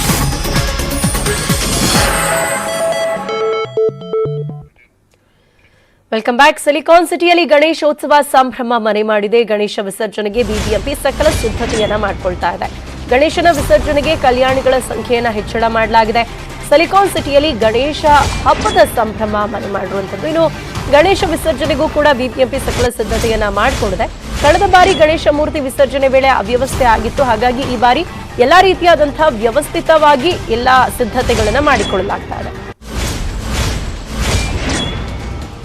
ಕೊರೋನಾ ಮುಕ್ತವಾಗಿ ಈ ಬಾರಿಯ ಗಣೇಶೋತ್ಸವವನ್ನು ಬಹಳ ಅದ್ದೂರಿಯಾಗಿ ಆಚರಣೆ ಮಾಡೋದಕ್ಕೆ ಎಲ್ಲಾ ಸಿದ್ಧತೆಗಳನ್ನ ಮಾಡಿಕೊಳ್ಳಲಾಗಿದೆ. ಇದ್ರ ಜೊತೆಗೆ ಬಹಳ ಪರಿಸರ ಸ್ನೇಹಿಯಾಗಿರುವಂತಹ ಗಣೇಶನ ಮೂರ್ತಿಗಳನ್ನ ಬಳಕೆ ಮಾಡಬೇಕು ಅನ್ನುವಂಥ ಒಂದು ಎಚ್ಚರಿಕೆಯನ್ನ ಬಿಬಿಎಂಪಿ ಕೊಟ್ಟಿದೆ. ಇದೀಗ ಬಿಬಿಎಂಪಿ ಕೂಡ ಗಣೇಶೋತ್ಸವನ್ನ ಬಹಳ ಅದ್ದೂರಿಯಿಂದ ಆಚರಣೆ ಮಾಡೋದಕ್ಕೆ ಬಹಳಷ್ಟು ಪ್ರಿಕಾಷನ್ಸ್ ಗಳನ್ನ ಮತ್ತೆ ಅದಕ್ಕೆ ಬೇಕಾಗಿರುವಂತಹ ಸಿದ್ಧತೆಗಳನ್ನು ಕೂಡ ಬಿಬಿಎಂಪಿ ಒಂದ್ ಕಡೆಯಿಂದ ಮಾಡ್ತಾ ಇದೆ. ಈಗಾಗಲೇ ಗಣಪನ ಮೂರ್ತಿಗಳನ್ನ ವಿಸರ್ಜನೆಯನ್ನ ಮಾಡೋದಕ್ಕೆ ಸುಮಾರು 37 ತಾತ್ಕಾಲಿಕ ಕಲ್ಯಾಣಿಗಳನ್ನ, ಅದೇ ರೀತಿ 421 ಮೊಬೈಲ್ ಟ್ಯಾಂಕರ್ ಗಳನ್ನು ಕೂಡ ಬಿಬಿಎಂಪಿ ಸ್ಥಾಪನೆ ಮಾಡಿರುವಂತದ್ದು. ಸದ್ಯಕ್ಕೆ ನಾನು ಬೆಂಗಳೂರು ದಕ್ಷಿಣ ವಿಭಾಗಕ್ಕೆ ಸೇರಿದಂತಹ ಯಡಿಯೂರು ಕೆರೆಯಲ್ಲಿದ್ದೀನಿ. ಇದು ಕೂಡ ಪ್ರತಿ ಬಾರಿ ಅಂತ ಈ ಬಾರಿ ಕೂಡ ಕಲ್ಯಾಣಿ ಇಲ್ಲಿ ದಕ್ಷಿಣ ವಿಭಾಗದಲ್ಲಿ ಏನು ದಕ್ಷಿಣ ವಿಭಾಗಕ್ಕೆ ಬರುವಂತಹ ಜನರು ಸಾರ್ವಜನಿಕರು ಏನು ಗಣೇಶನನ್ನ ಕೂರಿಸ್ತಾರೆ ಆ ಮೂರ್ತಿಗಳನ್ನ ಇಲ್ಲಿ ತಂದು ವಿಸರ್ಜನೆ ಮಾಡೋದಕ್ಕೆ ಬಿಬಿಎಂಪಿ ಸೂಚನೆಯನ್ನ ಕೊಟ್ಟಿರುವಂತದ್ದು. ಇದೇ ರೀತಿ ದಕ್ಷಿಣ ವಿಭಾಗದಲ್ಲಿ ಸುಮಾರು 51 ಮೊಬೈಲ್ ಟ್ಯಾಂಕರ್ ಕಲ್ಯಾಣಿಗಳನ್ನು ಕೂಡ ಬಿಬಿಎಂಪಿ ಸ್ಥಾಪನೆ ಮಾಡುತ್ತೆ. ಅಂದ್ರೆ ಬಿಬಿಎಂಪಿ ಏನು ಬೇಕಾಬಿಟ್ಟಿಯಾಗಿ ಪರಿಸರಕ್ಕೆ ಧಕ್ಕೆ ತರುವಂತ ಹಾನಿಯನ್ನುಂಟು ಮಾಡುವಂತ ರೀತಿಯಲ್ಲಿ ಗಣೇಶನ ಮೂರ್ತಿಯನ್ನು ವಿಸರ್ಜನೆ ಮಾಡಲಾಗ್ತಿತ್ತು. ಅದಕ್ಕೆ ಬ್ರೇಕ್ ಹಾಕೋದಕ್ಕೆ ಬಿಬಿಎಂಪಿನೇ ಮುಂದೆ ನಿಂತು ಕಲ್ಯಾಣಿಗಳನ್ನ ಮತ್ತೆ ಮೊಬೈಲ್ ಟ್ಯಾಂಕರ್ ಗಳನ್ನ ಸ್ಥಾಪನೆ ಮಾಡಿ ಜನರಿಗೆ ಒಂದು ಅನುಕೂಲವನ್ನ ಮಾಡಿಕೊಡ್ತಾ ಇದೆ. ಇನ್ನು ಎಲ್ಲಾ ಕಲ್ಯಾಣಿಗಳಲ್ಲೂ ಕೂಡ ಕೆಲವೊಂದಿಷ್ಟು ಪ್ರಿಕಾಷನ್ಸ್ ಗಳನ್ನ, ಮುನ್ನೆಚ್ಚರಿಕೆ ಕ್ರಮಗಳನ್ನು ತೆಗೆದುಕೊಳ್ಳಬೇಕು ಅಂತ ಬಿಬಿಎಂಪಿ ಅಧಿಕಾರಿಗಳು ಹೇಳಿದ್ದಾರೆ. ಈ ಪೈಕಿ ಸಿಸಿಟಿವಿಗಳನ್ನ ಅಳವಡಿಕೆ ಮಾಡುವಂತದ್ದು, ಈಗಾಗಲೇ ಯಾವುದೇ ರೀತಿಯಾಗಿರುವಂತಹ ಅಹಿತಕರ ಘಟನೆಗಳು ನಡೆಯದೇ ಇರುವಂತಹ ರೀತಿಯಲ್ಲಿ ಸಿಸಿಟಿವಿಗಳು ಎಲ್ಲೆಲ್ಲ ಕಲ್ಯಾಣಿ ಸ್ಥಾಪನೆ ಆಗಿದೆ ಅಲ್ಲೆಲ್ಲವೂ ಕೂಡ ಸಿಸಿಟಿವಿಗಳನ್ನ ಅಳವಡಿಕೆ ಮಾಡಬೇಕು ಅನ್ನುವಂತ ಒಂದು ಸೂಚನೆಯನ್ನು ಕೂಡ ಸ್ಥಳೀಯ ಮಟ್ಟದ ಅಧಿಕಾರಿಗಳಿಗೆ ಕೊಟ್ಟಿರುವಂತದ್ದು. ಇತ್ತೀಚೆಗೆ ದೇಶದಲ್ಲಿ ಅನಗತ್ಯ ಫೋನ್ ಕಾಲ್ಗಳ ಟಾರ್ಚರ್ ಹೆಚ್ಚಾಗಿದೆ. ಫ್ರಾಡ್ ಕಾಲ್ಗಳು ಜನರ ನೆಮ್ಮದಿಯನ್ನ ಹಾಳು ಮಾಡ್ತಾ ಇವೆ. ದೇಶದ 5 ಜನರ ಪೈಕಿ ಒಬ್ರು ಫೋನ್ ಕಾಲ್ ಮತ್ತು ಮೆಸೇಜ್ಗಳಿಂದ ಕಿರುಕುಳ ಅನುಭವಿಸ್ತಾ ಇದ್ದಾರೆ ಅಂತ ಟ್ರೂ ಕಾಲರ್ ಸಮೀಕ್ಷೆ ಹೇಳಿದೆ. ಈಗ News18 ನೆಟ್ವರ್ಕ್ ಮತ್ತು ಟ್ರೂ ಕಾಲರ್ ಸಹಯೋಗದೊಂದಿಗೆ #It'sNotOK ಹೆಸರಿನಲ್ಲಿ ಕ್ಯಾಂಪೇನ್ ಶುರುವಾಗಿದೆ. ದೆಹಲಿ ಪೊಲೀಸರ ಸಹಾಯದಿಂದ ಕಿರುಕುಳದ ವಿರುದ್ಧ ಹೋರಾಡಿದ ಹುಡುಗಿಯ ಕತೆ ಬಹುಶಃ ನಿಮಗೆ ಉತ್ತರ ಕೊಡುತ್ತೆ ನೋಡಿ.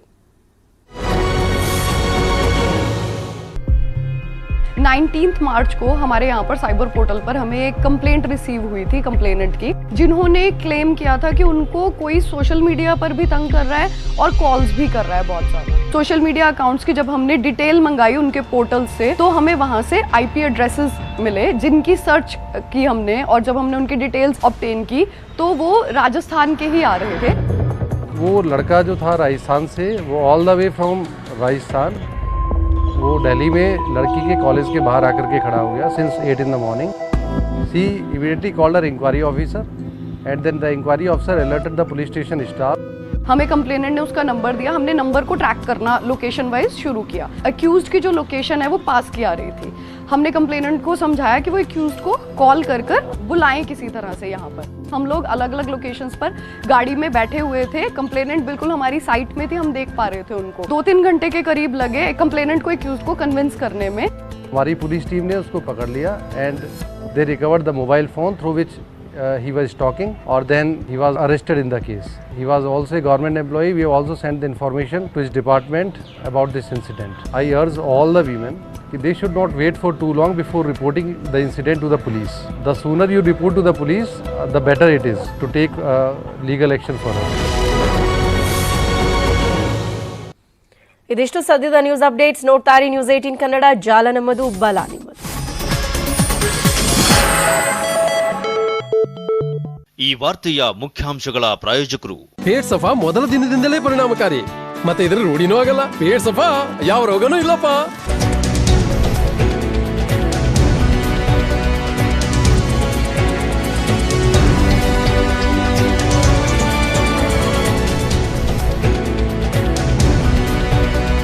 ಈ ವಾರ್ತೆಯ ಮುಖ್ಯಾಂಶಗಳ ಪ್ರಾಯೋಜಕರು ಪೇಟ್ ಸಫಾ ಮೊದಲ ದಿನದಿಂದಲೇ ಪರಿಣಾಮಕಾರಿ, ಮತ್ತೆ ಇದರ ರೂಢಿನೂ ಆಗಲ್ಲ. ಪೇಟ್ ಸಫಾ ಯಾವ ರೋಗನೂ ಇಲ್ಲಪ್ಪ.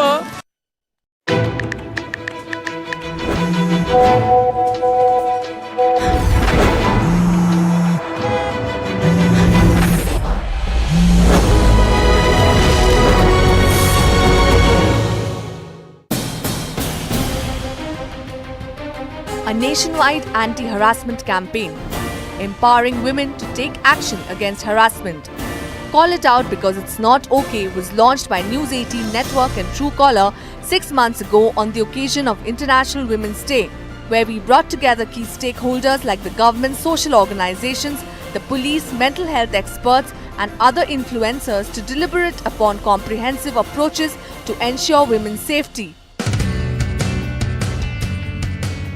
News18 Network and Truecaller embarked on this journey with a vision to embolden women with the actionable insights and spark the courage to fight harassment. आज मैं चैनल के माध्यम से अपील करती हूँ हर हिंदुस्तानी को कि अगर महिला प्रताड़ित हो रही हो, अगर महिला को संरक्षण की दरकार हो, अगर महिला को सहयोग की जरूरत हो, तो कृपया 181 पर सरकार से, प्रशासन से संपर्क करें. It is not okay to harass women. ये संदेश हर घर, हर समाज तक पहुंचाएं. When it comes to women's safety, this was a subject that we realized this quite early. I think it was in 2012 or 2013. We started to look at our user base, and we saw that 40-50% of our users are women. And for a utility product like Truecaller, that doesn't make sense. And then we started to understand the reason behind it, and that's when we realized that women are using our service in many different ways. The problem is that who is this person on the other side? It's usually someone hiding behind some aliases, and this is where Truecaller has such a big importance in the society, that we actually reveal the true identity of people. Companies tend to want to focus on many things and not do anything. And we felt that, look, we want to focus on one subject and be really, really good at it. And that's women's safety, and it represents our user base. I mean, in India, we have 220 million active users. Half of them are women. Through our past research, we have found that although 1 in 5 women in India receives sexual harassment calls, only 12% report it to the authorities. This shows the extent of normalization of harassment in society. This in turn adversely impacts women's confidence and hinders their ability to grow and thrive. With our campaign, It's Not Okay, Call It Out, we want to pave the way for women everywhere to take the right call by not just focusing on awareness, but also encouraging and enabling women to take the next step by calling out harassment through It's Not Okay, Call It Out campaign with Network 18. We took the fight against harassment to different parts of the country and garnered support from many policymakers. Key stakeholders who can drive change shared their vision for creating a safer environment for women and girls online, in public spaces and even on the phone. The Ministry of Women and Child Development has undertaken a number of measures to enhance the safety of women in India. Our mission is to promote the social and economic empowerment of women through several policies and programs. The government has set up non-lapsable Corpus Nirbhaya Fund for enhancing safety and security of women. The Ministry of Women and Child Development is also implementing scheme including the scheme of One-Stop Center for Violence Affected Women, the scheme of universalization of Women Helpline number 181, and the scheme of Mahila Police Volunteers under Nirbhaya Fund framework. We have launched the Sexual Harassment Electronics Box, C-Box, to provide a single window access to every woman, irrespective of her work status, whether working in organized or unorganized, private or public sector. Let's come together to put up a fight against harassment and work towards enhancing women's safety. I thank News 18 Network and Truecaller for launching the anti-harassment campaign. Call it out because it's not okay. To report harassment, dial 112 or 181 or log on to cybercrime.gov.in. It's definitely, a very, very important initiative of both Network 18 and Truecaller. I congratulate both of you, and I, in fact, assure you that I will discuss with our Honorable Home Minister, and what we could potentially do is set up a separate cell for those women who would like to call out online abuse. We will happily set up a separate cell and ensure that dedicated resources are provided, dedicated people are provided, human resources are provided, which might help and Telangana become a shining example to the rest of the country on this front. One of the key pillars of the campaign was to raise awareness about the recourse available to report harassment, be it through helpline numbers 112 181, the cybercrime portal or the state machinery. Firstly, she should call 181 if any kind of problem she is having, whether it is domestic or outside.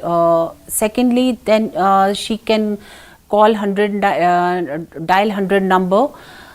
She can write to us, NCW. So a woman should always come forward for asking help. I registered a complaint, and I'm so glad that I did what I did, and I'm so glad I had my family support. I would urge every single one, put your career aside, put your, your thought processes aside and really speak up, because it's just not okay for anybody to take advantage of you. Solution is you need to approach the police. You want to maintain your anonymity? Yes, there are ways and means.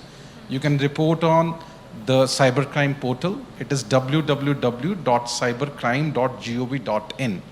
Once you do that and you want to maintain your anonymity, there are provisions of the same. We have 15 cyber police stations, each for one for each district. Why it is important to call out? Because if you will not, then you are emboldening the criminal or people who are harassing you. You are really giving them a chance, and also a feeling of nervousness and scare sets in you, which is not only pushing you back, but also is very, very bad for mental health. It's just also important to understand that once you call out, then many others will get the courage. With the Delhi police as a partner on the campaign, we encouraged women to call out harassment, instilling faith that the law enforcement will take action against perpetrators. We have an emergency helpline 112. It's a general helpline, and a special helpline for the women in distress, that is 1091. If you happen to visit our command and control center, we are using the technology in the most appropriate manner so as to reduce the response time.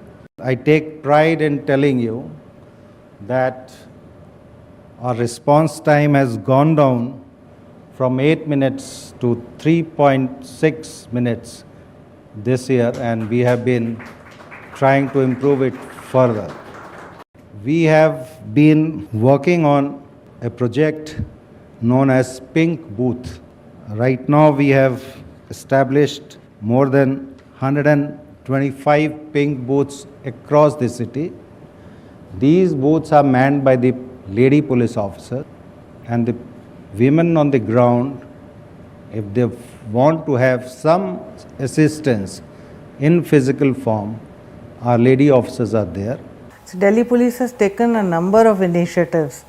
The main one being that there is a helpline 1091 for women. There's another one 1096 for harassment. So please call up these helplines if you ever need any help. Don't suffer in silence. It's not okay. Call it out. Delhi Police has recently opened 15 cybercrime police stations, one in each district. So the call goes to them, and immediately there is also in each police station also there is a cell for handling such kind of complaints, where women are there who handle it, and there is no need to be hesitant or scared, because these people have been trained to deal with these complaints sensitively. So please do not hesitate, please call it out. There's a special app called the Hawkeye.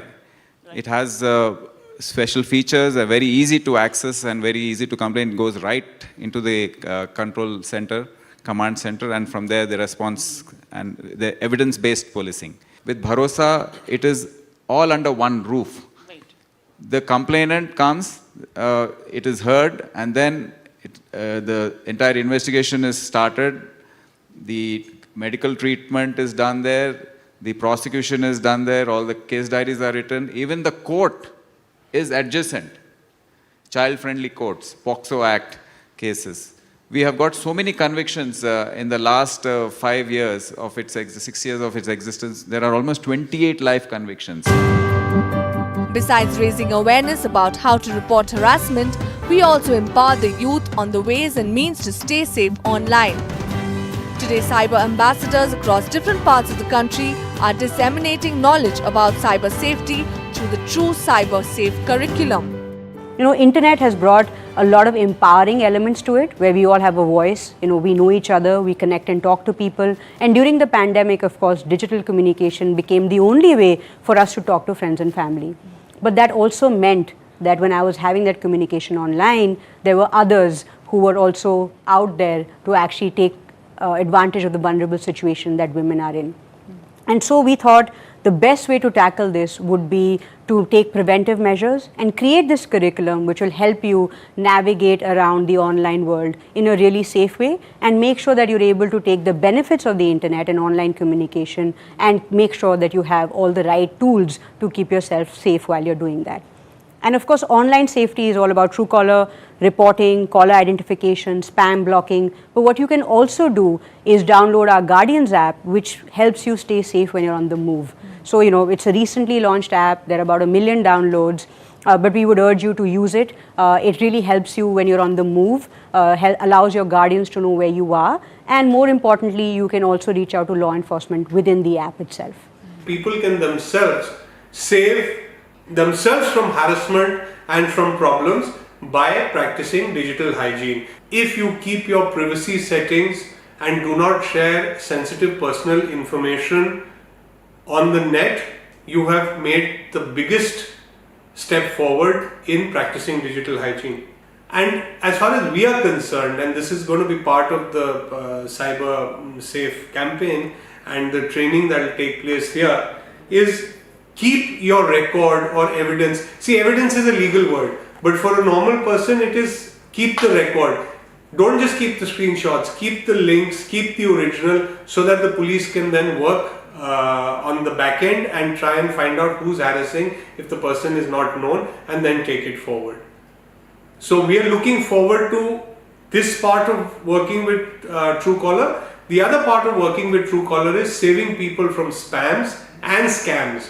So if you use Truecaller, you would notice that immediately they throw up, if it's a spam number, they throw up the spam number, and whoever's got Truecaller on their phone will immediately get an alert. We also explored the role of technology in creating safer digital spaces and ways in which it can be leveraged to enhance women's participation online, imploring policymakers to share their vision for fighting online harassment.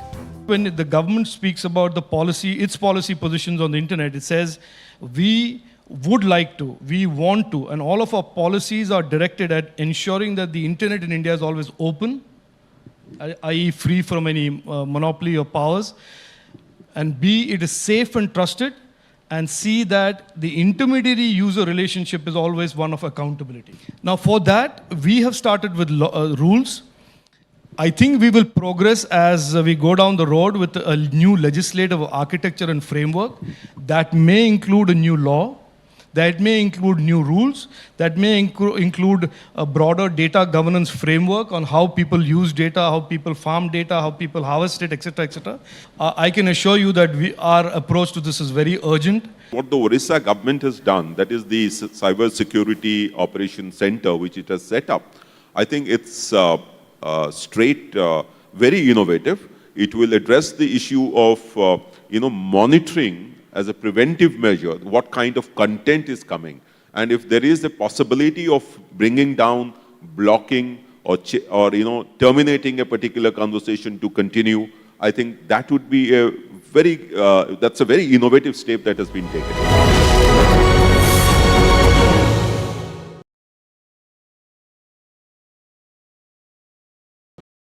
ಚಿತ್ರದುರ್ಗದ ಮುರುಘಾ ಮಠದ doctor Shivamurthy Murugha ಶರಣರ ವಿರುದ್ಧ ಲೈಂಗಿಕ ದೌರ್ಜನ್ಯ ಗಂಭೀರ ಆರೋಪ ಕೇಳಿಬಂದಿದೆ. ಇಬ್ಬರು ಅಪ್ರಾಪ್ತೆಯರ ಮೇಲೆ ಕಳೆದ 3.5 ವರ್ಷಗಳಿಂದ ಲೈಂಗಿಕ ದೌರ್ಜನ್ಯ ಎಸಗಿದ್ದಾರೆ ಎಂಬ ಆರೋಪ ಕೇಳಿಬಂದಿದ್ದಕ್ಕೆ ಶ್ರೀಗಳು ಸೇರಿದಂತೆ 5 ಮಂದಿ ವಿರುದ್ಧ ಪೋಕ್ಸೋ ಅಡಿ ಕೇಸ್ ದಾಖಲಾಗಿದೆ. ಜಿಲ್ಲಾ ಮಕ್ಕಳ ರಕ್ಷಣಾ ಘಟಕದ ಕಾನೂನು ಮತ್ತು ಪರಿವೀಕ್ಷಣಾಧಿಕಾರಿ ಸಿ ಚಂದ್ರಕುಮಾರ್ ನೀಡಿದ ದೂರಿನ ಮೇರೆಗೆ ಪ್ರಕರಣ ದಾಖಲಿಸಲಾಗಿದೆ. ಮಠದ 3 ಹಾಗೂ ಮೈಸೂರಿನ 2 ವಿರುದ್ಧ ಮೈಸೂರಿನ ನಜರಾಬಾದ್ ಠಾಣೆಯಲ್ಲಿ ಪ್ರಕರಣ ದಾಖಲಾಗಿದ್ದು ಶರಣರು ಮೊದಲ ಆರೋಪಿಯಾಗಿದ್ದಾರೆ. ಚಿತ್ರದುರ್ಗದಲ್ಲಿ ಮಠ ನಡೆಸುತ್ತಿರುವ ವಸತಿ ನಿಲಯದ ವಾರ್ಡನ್ ರಶ್ಮಿ 2ನೇ ಆರೋಪಿಯಾಗಿದ್ದಾರೆ. ಮಠದ ಮರಿಸ್ವಾಮಿ ಬಸವಾದಿತ್ಯ 3ನೇ ಆರೋಪಿ. ಮಠದ ಭಕ್ತರು ಎನ್ನಲಾದ ಮೈಸೂರಿನ ಪರಮಶಿವಯ್ಯ ಮತ್ತು ವಕೀಲ ಗಂಗಾಧರಯ್ಯ 4 ಮತ್ತು 5ನೇ ಆರೋಪಿಗಳಾಗಿದ್ದಾರೆ. ಅಥವಾ ಮಠದ ಹುನ್ನಾರಗಳಿದೆಯಾ ಅಥವಾ ಧರ್ಮದ ಹುನ್ನಾರಗಳೇನಿದೆಯಾ ಅಂತ ಹೇಳಿ ನಾವು ಸಮಗ್ರವಾಗಿ ಆಪ್ತ ಸಮಾಲೋಚನೆ ಮಾಡಲಾಗಿ ಆ ಮಕ್ಕಳು ಹೇಳ್ತಿರುವಂಥದ್ದು ಸತ್ಯ ಅನಿಸಿ ಇದನ್ನು ಮಕ್ಕಳ ಕಲ್ಯಾಣ ಸಮಿತಿ ಮುಂದೆ ತತ್ಕ್ಷಣವಾಗಿ ಗಮನಕ್ಕೆ ತರಬೇಕು ಅಂತ ಅನ್ನುವಂಥದ್ದಾಗತ್ತೆ. ಆ ಕಾರಣದಿಂದ ನಾವು ಇಮಿಡಿಯೇಟ್ ಆಗಿ ಮಕ್ಕಳ ಕಲ್ಯಾಣ ಸಮಿತಿ ಮೈಸೂರವರಿಗೆ ಸಂಪರ್ಕವನ್ನು ಮಾಡ್ತೇವೆ ಮತ್ತು ಚಿತ್ರದುರ್ಗದಲ್ಲಿ ಯಾವುದಾದ್ರೂ ಮಕ್ಕಳು ಕಾಣೆಯಾಗಿರೋದಕ್ಕೆ ಸಂಬಂಧಪಟ್ಟ ಹಾಗೆ ಅಲ್ಲಿಯ SP ಪರಶುರಾಮ್ ಅಂತ ಇರ್ತಾರೆ, ಅವರನ್ನು ಸಂಪರ್ಕ ಮಾಡಲಾಗಿ ಮಕ್ಕಳೇನು ಕಾಣೆಯಾಗಿರಲ್ಲ, ಆದರೆ ಸರ್ಚ್ ವಾರೆಂಟ್ಗೆ ಹೋಗಿದ್ದಾರೆ ಅಂತ. ಮುರುಘಾ ಶರಣರ ಪರ ದಲಿತ ಮತ್ತು ಹಿಂದುಳಿದ ಮುಖಂಡರು ನಿಂತಿದ್ದಾರೆ. SK ಬಸವರಾಜನ್ ಷಡ್ಯಂತ್ರ ಹೆಣೆದಿದ್ದಾರೆ. ದಲಿತ ಬಾಲಕಿಯರನ್ನ ಬಳಸಿ by showcasing real-life stories of women who have fought against harassment using the resources available to them. The public awareness campaign Call It Out Because It's Not Okay by News18 Network and Truecaller has inspired many to take action. The minute they are stopped and told that it's wrong and they actually have to face the consequences for their action, that's when not only are you empowered as a person, but you are stopping that cycle of them doing it to someone else. मेरे जितने भी supporter है सभी लोगों ने उस time police को complain की, पुलिस ने भी किया सपोर्ट अच्छी तरह से, जो जिसको पकड़ा है उसको सजा भी मिली. Understanding that harassment can leave one vulnerable and scarred, we joined hands with mental health experts to guide women on how to deal with this menace. It's very important to open up when you're being harassed, because when somebody is being harassed, they think they are the only ones. But when you open up and start talking about it, you realize that you are not alone. If you're being harassed at the workplace and you discuss this with a senior, you may be surprised to know that there are other people who've been harassed before by the same person. And that makes you feel that yes, you're not alone, it's not your fault. And it also, when you share either with even people at home and they support you, it gives you a sense of confidence. It does not leave lasting emotional scars. Depression, anxiety, insomnia, relationship problems, physical health problems, PTSD, self-esteem issue, body image issues will be overwhelmingly more where there is harassment. Media literacy is the need of the hour. We need to focus upon education while we continue to work on Call It Out and we continue to make sure people have consequences. If you don't work on both spectrum, then you will fail. Through this campaign, we also spread awareness about the legal recourse that can be taken against harassers. Take screenshots of all kinds of content that would be, let's say, related to the harassment, whether they may be chats, whether identity-related photographs, content that you can collect. So the entire evidence trail is there. It's just that the knowledge about how to get it should be there. Every evidence which is digital, and even if it's a photocopy or a screenshot, is considered primary evidence. Please acquaint yourself with the central government website, which is about ways to report cybercrime. If you are living in Delhi and you are watching this, please go and look at the Delhi government, the Delhi police cybercrime portal. It is excellent. It is so exhaustive. There is a list of social media crimes. Dial 112 or 181 or log on to cybercrime.gov.in. Let's promise to always try to report harassment, both physical and digital. It's the only way this stops. Many celebrities also joined our cause to amplify the message, to call it out because it's not okay. I would like to say yes, that this is a problem that we need to tackle with all the young minds, and it's very necessary for us as moms also to tell our children that this is the time, whether a boy or a girl, don't just watch silently, but yes, do speak out, because it's not okay.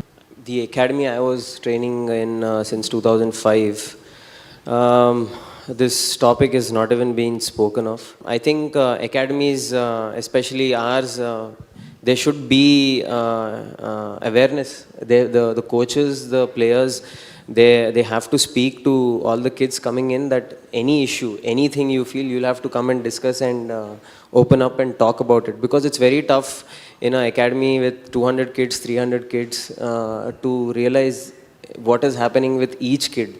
And especially kids growing up, you don't know who's going to take a particular comment or a particular behavior from your colleague or your coach or some of the junior coaches who are not educated in this field. How are they taking it? You don't know. So a counseling session is clearly a necessity. So general awareness session should happen, and I think I'll surely sit with Gopi sir and discuss this topic. It's very important. It's extremely important. Yeah. Report it. Don't be scared. We need to change this culture in our country, victimizing the victims, and that will happen only if you keep reporting such incidents. Women need to first they need to know their rights. I think a lot of women don't know their rights. They need to know their rights, use the system, use the cops, they're there to help us, and report it. Spreading the message far and wide that it's not okay to harass women, we organized a symbolic run in the national capital where more than 500 people took strides along a route that forms the shape of it's not okay, signifying that women are more determined than ever to reclaim physical and public spaces and their rightful place in society. A lot of women stay away from pursuing a sport or a passion just for the fear of being called out, being harassed. So I think, all these things make it even more important for us to come out collectively and pass this message, and call it out because it's not okay. The vision of the campaign is mostly around driving safety in communication, in digital communication. That's what the mission at Truecaller is.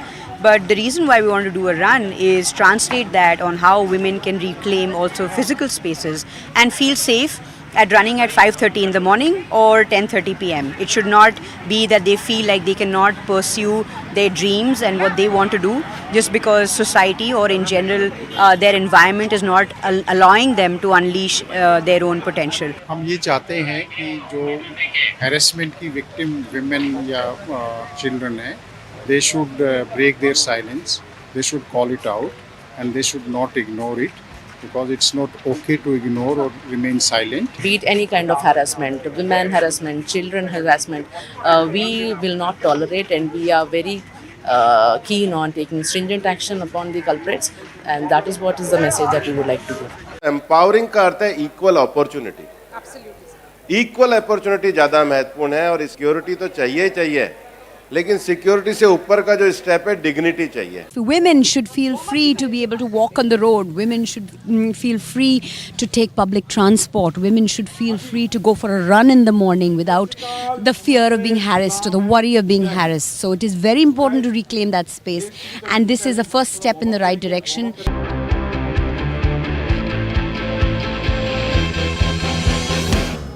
Using the medium of art to inspire young girls and women, we have painted the walls of the Civil Lines Police Station in New Delhi with a mural that depicts inspiring stories of people who took action against harassment.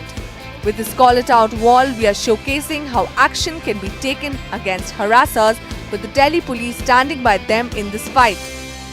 Our officers and the force is dedicated to provide security to the women Today this mural art which has been unveiled, and we feel proud to be associated with such initiative by the Truecaller and the Network 18.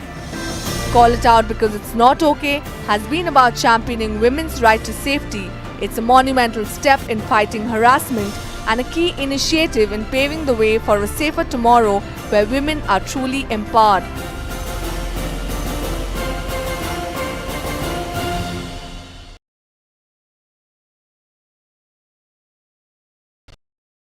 Murugha ಮಠದ doctor Shivamurthy Murugha ಶರಣರ ವಿರುದ್ಧ ಲೈಂಗಿಕ ದೌರ್ಜನ್ಯ ಗಂಭೀರ ಆರೋಪ ಕೇಳಿಬಂದಿದೆ.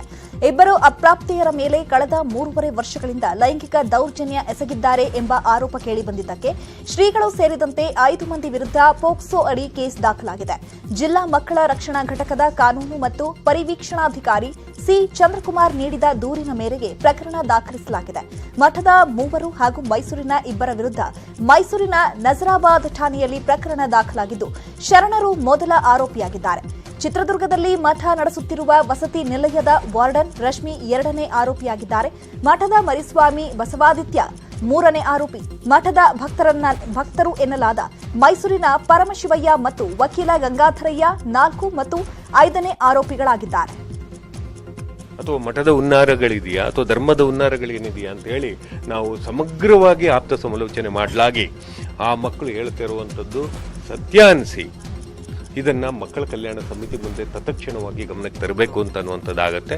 ಆ ಕಾರಣದಿಂದ ನಾವು ಇಮಿಡಿಯೇಟಾಗಿ ಮಕ್ಕಳ ಕಲ್ಯಾಣ ಸಮಿತಿ ಮೈಸೂರವರಿಗೆ ಸಂಪರ್ಕವನ್ನು ಮಾಡ್ತೇವೆ.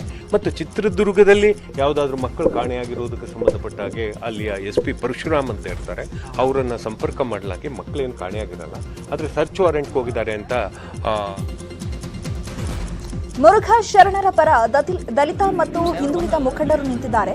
SK ಬಸವರಾಜನ್ ಷಡ್ಯಂತ್ರ ಹೆಣೆದಿದ್ದಾರೆ. ದಲಿತ ಬಾಲಕಿಯರನ್ನ ಬಳಸಿ ಕುತಂತ್ರ ಹೆಣೆಯಲಾಗಿದೆ ಅಂತ ಆರೋಪಿಸಿದ್ದಾರೆ. ಗಣಿ ನಿಗಮ ಮಾಜಿ ಅಧ್ಯಕ್ಷ ಲಿಂಗಮೂರ್ತಿ, ಲಿಡ್ಕರ್ ನಿಗಮದ ಮಾಜಿ ಅಧ್ಯಕ್ಷ ಓಂ ಶಂಕರ್, KC ವೀರೇಂದ್ರ, ಡಾಕ್ಟರ್ ತಿಪ್ಪೇಸ್ವಾಮಿ, ನಗರಸಭೆ ಮಾಜಿ ಅಧ್ಯಕ್ಷ B ಕಾಂತರಾಜ್ ಸೇರಿದಂತೆ ಹಲವರು ಭೇಟಿ ಮಾಡಿ ಸಮಾಲೋಚನೆ ಮಾಡಿದ್ದಾರೆ. ಮುರುಘಾ ಮಠದ ಆಡಳಿತಾಧಿಕಾರಿ ಬಸವರಾಜನ್ ವಿರುದ್ಧ ಅತ್ಯಾಚಾರಕ್ಕೆ ಯತ್ನ ಕೇಸ್ ದಾಖಲಾಗಿದೆ. ಪ್ರಕರಣದ ಬಗ್ಗೆ ಮಾತನಾಡಿದ ಚಿತ್ರದುರ್ಗ SP K ಪರಶುರಾಮ್, ಮುರುಘಾ ಮಠದ ನಿಲಯ ಪಾಲಕರು ದೂರು ನೀಡಿದ್ದಾರೆ. ಜುಲೈ 24ರಂದು 2 ಬಾಲಕಿಯರು ಗೇಟ್ ಪಾಸ್ ಪಡೆದು ಹೋಗಿದ್ದಾರೆ. ಅಲ್ಲದೆ ಬಸವರಾಜನ್, ಸೌಭಾಗ್ಯ ಇಬ್ಬರನ್ನು ಅನಧಿಕೃತವಾಗಿ ವಶದಲ್ಲಿ ಇಟ್ಟುಕೊಂಡಿದ್ರು. ಈ ದೂರು ಆಧರಿಸಿ ಚಿತ್ರದುರ್ಗ ಗ್ರಾಮಾಂತರ ಠಾಣೆಯಲ್ಲಿ ಪ್ರಕರಣ ದಾಖಲಾಗಿದೆ ಅಂತ ಹೇಳಿದ್ದಾರೆ. ಚಿತ್ರದುರ್ಗ ಮುರುಘಾ ಮಠದ ಬಾಲಕಿಯರ ವಸತಿ ನಿಲಯದ ನಿಲಯ ಪಾಲಕರು ನಿನ್ನೆ ರಾತ್ರಿ ಚಿತ್ರದುರ್ಗ ಗ್ರಾಮಾಂತರ ಪೊಲೀಸ್ ಠಾಣೆಗೆ ಒಂದು ದೂರನ್ನು ನೀಡಿದ್ದು, ಆ ದೂರಿನಲ್ಲಿ ದಿನಾಂಕ 24/7/2022ರಂದು ನಿಲಯದ 2 ಅಪ್ರಾಪ್ತ ವಯಸ್ಸಿನ ಬಾಲಕಿಯರು ಗೇಟ್ ಪಾಸನ್ನು ಪಡೆದು ಹೊರಹೋಗಿದ್ದು, ಅವರು ಅದೇ ದಿವಸ ಬೆಂಗಳೂರಿನ ಕಾಟನ್ಪೇಟೆ ಪೊಲೀಸ್ ಠಾಣೆಯಲ್ಲಿ ಕಂಡುಬಂದಿದ್ದರು. ಈ 2 ಅಪ್ರಾಪ್ತ ಬಾಲಕಿಯರನ್ನು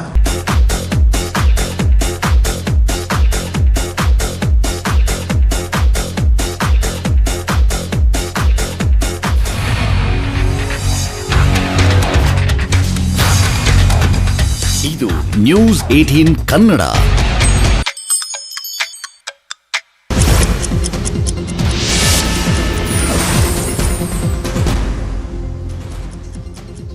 ನಮಸ್ಕಾರ ವೀಕ್ಷಕರೇ, 30 ನಿಮಿಷ 30 ಸುದ್ದಿಗೆ ಸ್ವಾಗತ.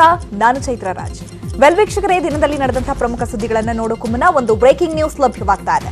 ಮುರುಘಾ ಶ್ರೀಗಳ ವಿರುದ್ಧ ಲೈಂಗಿಕ ದೌರ್ಜನ್ಯ ಪ್ರಕರಣಕ್ಕೆ ಸಂಬಂಧಪಟ್ಟಂತೆ ಕೆಲವೇ ಕ್ಷಣಗಳಲ್ಲಿ ಸಂತ್ರಸ್ತ ಬಾಲಕಿಯರ ವೈದ್ಯಕೀಯ ಪರೀಕ್ಷೆ ನಡೆಸಲಾಗುತ್ತೆ. ಬಾಲಮಂದಿರ ಸಾಂತ್ವನ ಕೇಂದ್ರದಿಂದ ಜಿಲ್ಲಾಸ್ಪತ್ರೆಗೆ ರವಾನೆ ಮಾಡಲಾಗಿದೆ. ಸತತ 5 ಗಂಟೆ ವಿಚಾರಣೆಯ ಬಳಿಕ ವೈದ್ಯಕೀಯ ಪರೀಕ್ಷೆಯನ್ನು ನಡೆಸಲಾಗುತ್ತೆ. ಚಿತ್ರದುರ್ಗ ಜಿಲ್ಲಾಸ್ಪತ್ರೆಯಲ್ಲಿ ವೈದ್ಯಕೀಯ ಪರೀಕ್ಷೆ ನಡೆಸಲಾಗುತ್ತೆ. ಪರೀಕ್ಷೆ ಬಳಿಕ ನ್ಯಾಯಾಧೀಶರ ಮುಂದೆ ಹಾಜರುಪಡಿಸುತ್ತಾರಾ ಅನ್ನುವಂಥದ್ದನ್ನ ಇದೀಗ ಕಾದು ನೋಡಬೇಕಾಗಿದೆ. ಮುರುಘಾ ಶ್ರೀಗಳ ವಿರುದ್ಧ ಲೈಂಗಿಕ ದೌರ್ಜನ್ಯ ಪ್ರಕರಣಕ್ಕೆ ಸಂಬಂಧಪಟ್ಟಂತೆ ಇನ್ನೇನು ಕೆಲವೇ ಕ್ಷಣಗಳಲ್ಲಿ ಸಂತ್ರಸ್ತ ಬಾಲಕಿಯರ ವೈದ್ಯಕೀಯ ಪರೀಕ್ಷೆಯನ್ನು ನಡೆಸಲಾಗುತ್ತೆ. ಬಾಲಮಂದಿರ ಸಾಂತ್ವನ ಕೇಂದ್ರದಿಂದ ಜಿಲ್ಲಾಸ್ಪತ್ರೆಗೆ ಈಗ ಬಾಲಕಿಯರನ್ನ ರವಾನೆ ಮಾಡಲಾಗಿದೆ. ಸತತ 5 ಗಂಟೆ ವಿಚಾರಣೆ ಬಳಿಕ ವೈದ್ಯಕೀಯ ಪರೀಕ್ಷೆಯನ್ನ ನಡೆಸಲಾಗುತ್ತೆ. ವೈದ್ಯಕೀಯ ಪರೀಕ್ಷೆಗೆ ಕರೆದೊಯ್ಯುವಾಗ ಹೈ ಡ್ರಾಮವೇ ನಡೆದಿದೆ. ಸಂತ್ರಸ್ತ ಬಾಲಕಿಯರ ಪರ ಘೋಷಣೆ ಕೂಗಿದ್ದಾರೆ ಜನರು. ವೈದ್ಯಕೀಯ ಪರೀಕ್ಷೆಗೆ ಕರೆದೊಯ್ಯುವಾಗ ಸ್ಥಳೀಯ ಜನರು ಘೋಷಣೆ ಕೂಗಿದ್ದಾರೆ. ನಾವು ನಿಮ್ಮ ಜೊತೆಗಿದ್ದೇವೆ, ನೀವು ಸತ್ಯ ಹೇಳಿ, ನಿಮಗೆ ನ್ಯಾಯ ಸಿಗಬೇಕು, ನೀವು ಸತ್ಯವನ್ನೇ ಹೇಳಿ ಅಂತ ದಲಿತ ಸಮಾಜ ನಿಮ್ಮ ಜೊತೆಗಿದೆ ಅಂತ ಜನರು ಘೋಷಣೆಯನ್ನ ಮೊಳಗಿಸಿದ್ದಾರೆ. ಬಾಲಕಿಯರ ಸಾಂತ್ವನ ಕೇಂದ್ರದ ಮುಂದೆ ಘಟನೆ ನಡೆದಿದೆ. ವೈದ್ಯಕೀಯ ಪರೀಕ್ಷೆಗೆ ಕರೆದೊಯ್ಯುವಾಗ ಈಗ ಹೈ ಡ್ರಾಮವೇ ಅಲ್ಲಿ ನಡೆದಿರುವಂತದ್ದು. ಈಗ ಅವರಿಗೆ ಬೆನ್ನೆಲುಬಾಗಿ ನಿಂತಿದೆ ದಲಿತ ಸಮಾಜ. ನಾವು ನಿಮ್ಮ ಜೊತೆಗಿದ್ದೇವೆ, ನೀವು ಸತ್ಯವನ್ನೇ ಹೇಳಿ, ಯಾರಿಗೂ ಕೂಡ ಹೆದರುವಂತಹ ಅವಶ್ಯಕತೆ ಇಲ್ಲ, ನಿಮಗೆ ನ್ಯಾಯ ಸಿಗಬೇಕು, ನೀವು ಸತ್ಯವನ್ನೇ ಹೇಳಿ ಅಂತ ದಲಿತ ಸಮಾಜ ಇದೀಗ ಸಂತ್ರಸ್ತ ಬಾಲಕಿಯರ ಬೆನ್ನಿಗೆ ನಿಂತಿರುವಂತದ್ದು. ವೈದ್ಯಕೀಯ ಪರೀಕ್ಷೆಗೆ ಕರೆದೊಯ್ಯುವಾಗ ಈಗ ಅಲ್ಲಿ ಹೈ ಡ್ರಾಮವೇ ನಡೆದಿರುವಂತದ್ದು. ಸಂತ್ರಸ್ತ ಬಾಲಕಿಯರ ಪರ ಘೋಷಣೆ ಕೂಗಿದ್ದಾರೆ ಜನರು. ವೈದ್ಯಕೀಯ ಪರೀಕ್ಷೆಗೆ ಕರೆದೊಯ್ಯುವಾಗ ಈ ಘಟನೆ ನಡೆದಿದೆ.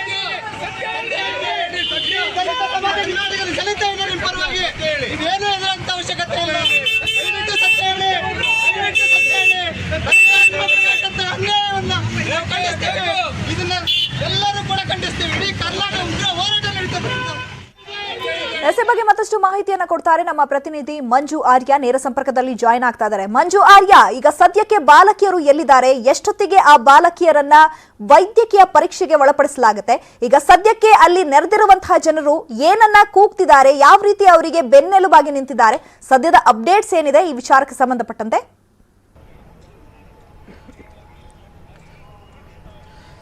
ಚೈತ್ರ, ಮುರುಘಾ ಶ್ರೀಗಳ ವಿರುದ್ಧ ನೀಡಿರುವಂತಹ ಅತ್ಯಾಚಾರ ಪ್ರಕರಣಕ್ಕೆ ಸಂಬಂಧಿಸಿದಂತೆ ಇಬ್ಬರು ಬಾಲಕಿಯರನ್ನು ಕೂಡ ಅಷ್ಟೇ ಈಗಾಗಲೇ ಸ್ಟೇಟ್ ಹೋಮ್ನಲ್ಲಿರಿಸಿ ಒಂದಷ್ಟು ಮಾಹಿತಿಯನ್ನು ಕೂಡ ಅಷ್ಟೇ ಪೊಲೀಸರು ತಗೊಂಡಿದ್ದಾರೆ. ಅದರಲ್ಲೂ ಕೂಡ ಅಷ್ಟೇ ಪ್ರಮುಖವಾಗಿ ಘಟನೆಯ ಬಗ್ಗೆ ಸುಮಾರು 3 ವರ್ಷಗಳಿಂದಲೂ ಕೂಡ ಅಷ್ಟೇ ಅವರಿಗೆ ಏನೆಲ್ಲ ರೀತಿಯಂಥ ಕಿರುಕುಳ ಆಯಿತು, ಏನೆಲ್ಲ ರೀತಿಯಂಥ ಲೈಂಗಿಕ ದೌರ್ಜನ್ಯ ಆಯಿತು ಅನ್ನೋದ್ರ ಬಗ್ಗೆ ಕೂಡ ಅಷ್ಟೇ ಎಳೆಯಾಗಿ ಪೊಲೀಸರ ಮುಂದೆ ಅವರು ಹೇಳಿರುವಂಥದ್ದು. ಸದ್ಯಕ್ಕೆ ಬೆಳಿಗ್ಗೆಯಿಂದ ಇವತ್ತು ಸಂಜೆವರೆಗೂ ಕೂಡ ಸುಮಾರು 4-5 ಗಂಟೆಗಳ ಕಾಲ ಅವರ ಒಂದು ಸ್ಟೇಟ್ಮೆಂಟನ್ನು ದಾಖಲು ಮಾಡ್ಕೊತಾರೆ. ಸ್ಟೇಟ್ಮೆಂಟ್ ದಾಖಲು ಮಾಡಿಕೊಂಡಂತಹ ಬಳಿಕ ಒಂದಷ್ಟು ವಿಚಾರಗಳನ್ನು ವಿಡಿಯೋ ರೆಕಾರ್ಡನ್ನು ಕೂಡ ಅಷ್ಟೇ ಈಗಾಗಲೇ ಪೊಲೀಸರು ಮಾಡಿ ಇಟ್ಕೊಂಡಿರುವಂಥದ್ದು. ಇದೆಲ್ಲ ಪ್ರಕ್ರಿಯೆ ಆದಂತಹ ಬಳಿಕ ಅವರನ್ನು ಸುಮಾರು 4:15 ವೇಳೆಗೆ ಈಗ ಚಿತ್ರದುರ್ಗದ ಜಿಲ್ಲಾಸ್ಪತ್ರೆಗೆ ವೈದ್ಯಕೀಯ ಪರೀಕ್ಷೆಗೆ ಅಂತಾನೆ ಕರ್ಕೊಂಡು ಬರ್ತಾರೆ. ಈ ಒಂದು ವೈದ್ಯಕೀಯ ಪರೀಕ್ಷೆಗೆ ಅವರು ಬರುವಂತಹ ಸಂದರ್ಭದಲ್ಲಿ ಒಂದಷ್ಟು ದಲಿತ ಮುಖಂಡರು ಮತ್ತು ಒಂದಷ್ಟು ಜನ ಅಲ್ಲಿ ನೆರೆದಿದ್ರು. ಅವರೆಲ್ಲರೂ ಕೂಡ ಅಷ್ಟೇ ಈ ಒಂದು ಸಂದರ್ಭದಲ್ಲಿ ಒಂದು ಘೋಷಣೆಯನ್ನು ಕೂಗ್ತಾರೆ, ನಿಮ್ಮ ಪರವಾಗಿ ನಾವಿದ್ದೀವಿ, ನೀವು ಯಾರಿಗೂ ಕೂಡ ಅಷ್ಟೇ ಎದುರ್ಕೊಳ್ಳುವಂತಹ ಅಗತ್ಯತೆ ಇಲ್ಲ, ಜೊತೆಗೆ ನೀವು ಸತ್ಯವನ್ನೇ ಹೇಳಿ, ಯಾವುದೇ ಕಾರಣಕ್ಕೂ ಸುಳ್ಳನ್ನು ಹೇಳಬೇಡಿ, ಸತ್ಯವನ್ನೇ ಹೇಳಿ, ಸತ್ಯದ ಪರವಾಗಿ ನಾವು ಯಾವತ್ತೂ ಕೂಡ ನಿಮ್ಮ ಬೆನ್ನ ಹಿಂದೆ ಇರ್ತೀವಿ ಅನ್ನುವಂಥ ಒಂದು ಘೋಷಣೆಗಳನ್ನು ಸುಮಾರು 100ರಿಂದ 150 ಜನ ಅಲ್ಲಿ ನೆರೆದಿದ್ದಂತ ಹೇಳಿದ್ರು. ಸದ್ಯಕ್ಕೀಗ ವೈದ್ಯಕೀಯ ಪರೀಕ್ಷೆಗೆ ಅಂತ ಚಿತ್ರದುರ್ಗದ ಜಿಲ್ಲಾಸ್ಪತ್ರೆಗೆ ಇಬ್ಬರು ಇಂತಹ ಒಂದು ಪ್ರಕರಣದಲ್ಲಿ ಬಾಲಕಿಯರ ಸ್ಟೇಟ್ಮೆಂಟ್ನ ಮೇಲೆ ಈ ಒಂದು ಆರೋಪಿಯನ್ನ ಬಂಧನ ಮಾಡಲೇಬೇಕಾಗಿರುತ್ತೆ. ಆ ಒಂದು ಕಾರಣಕ್ಕೆ ನೋಡ್ತಾ ಹೋದಂಥ ವೇಳೆಯಲ್ಲಿ ಚಿತ್ರದುರ್ಗದ ಗ್ರಾಮಾಂತರ ಪೊಲೀಸರು ಆ ಒಂದು ಬಾಲಕಿಯರ 164 ಸ್ಟೇಟ್ಮೆಂಟ್ ಏನಾದರೂ ನ್ಯಾಯಾಧೀಶರ ಮುಂದೆ ಕೊಟ್ಟಂತಹ ವೇಳೆಯಲ್ಲಿ ತಕ್ಷಣವೇ ಶ್ರೀಗಳನ್ನು ಅವರು ವಶಕ್ಕೆ ಪಡಿಬೇಕಾಗುತ್ತೆ, ಎನ್ಕ್ವೈರಿ ಮಾಡಬೇಕಾಗುತ್ತೆ. ಕೇವಲ ಎನ್ಕ್ವೈರಿ ಮಾಡಿದ್ರೆ ಸಾಲದಿಲ್ಲ, ಯಾಕಂದ್ರೆ ಅವರು ಆರೋಪ ಏನು ಮಾಡಿದರೆ ಮತ್ತು ಒಂದಷ್ಟು ಲೈಂಗಿಕ ದೌರ್ಜನ್ಯ ಆಗಿದೆ ಅಂತ ಏನೋ ದೂರಿನಲ್ಲಿ ಕೂಡ ಉಲ್ಲೇಖ ಮಾಡಿದರೆ ಆ ಒಂದು ಘಟನೆ ನಡೆದಂತಹ ಸ್ಥಳದ ಒಂದು ಮಹಜರನ್ನು ಕೂಡ ಮಾಡಬೇಕಾಗಿರುತ್ತೆ. ಮಹಜರು ಟೈಮ್ನಲ್ಲಿ ಕೂಡ ಅಷ್ಟೇ ಒಂದಷ್ಟು ಸಾಕ್ಷ್ಯಾಧಾರಗಳನ್ನು ಕಲೆ ಹಾಕಬೇಕಾಗುತ್ತೆ.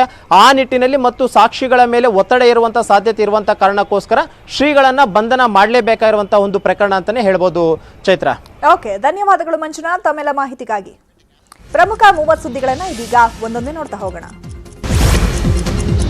ಲೈಂಗಿಕ ಕಿರುಕುಳ ಆರೋಪ ಎದುರಿಸುತ್ತಿರುವ ಮುರುಘಾ ಶರಣರ ಜೊತೆ ಶ್ರೀಗಳು ಸಭೆಯನ್ನ ನಡೆಸಿದ್ದಾರೆ. ಅವರ ಆಪ್ತರ ಜೊತೆ ಕೆಲ ಮಠಾಧೀಶರು, ಸಮುದಾಯದ ಮುಖಂಡರು ಭಾಗಿಯಾಗಿದ್ದಾರೆ. ಮುನ್ನೆಚ್ಚರಿಕೆ ಕ್ರಮವಾಗಿ ಮಠದ ಬಳಿ ಪೊಲೀಸ್ ಭದ್ರತೆಯನ್ನು ನೀಡಲಾಗಿದೆ.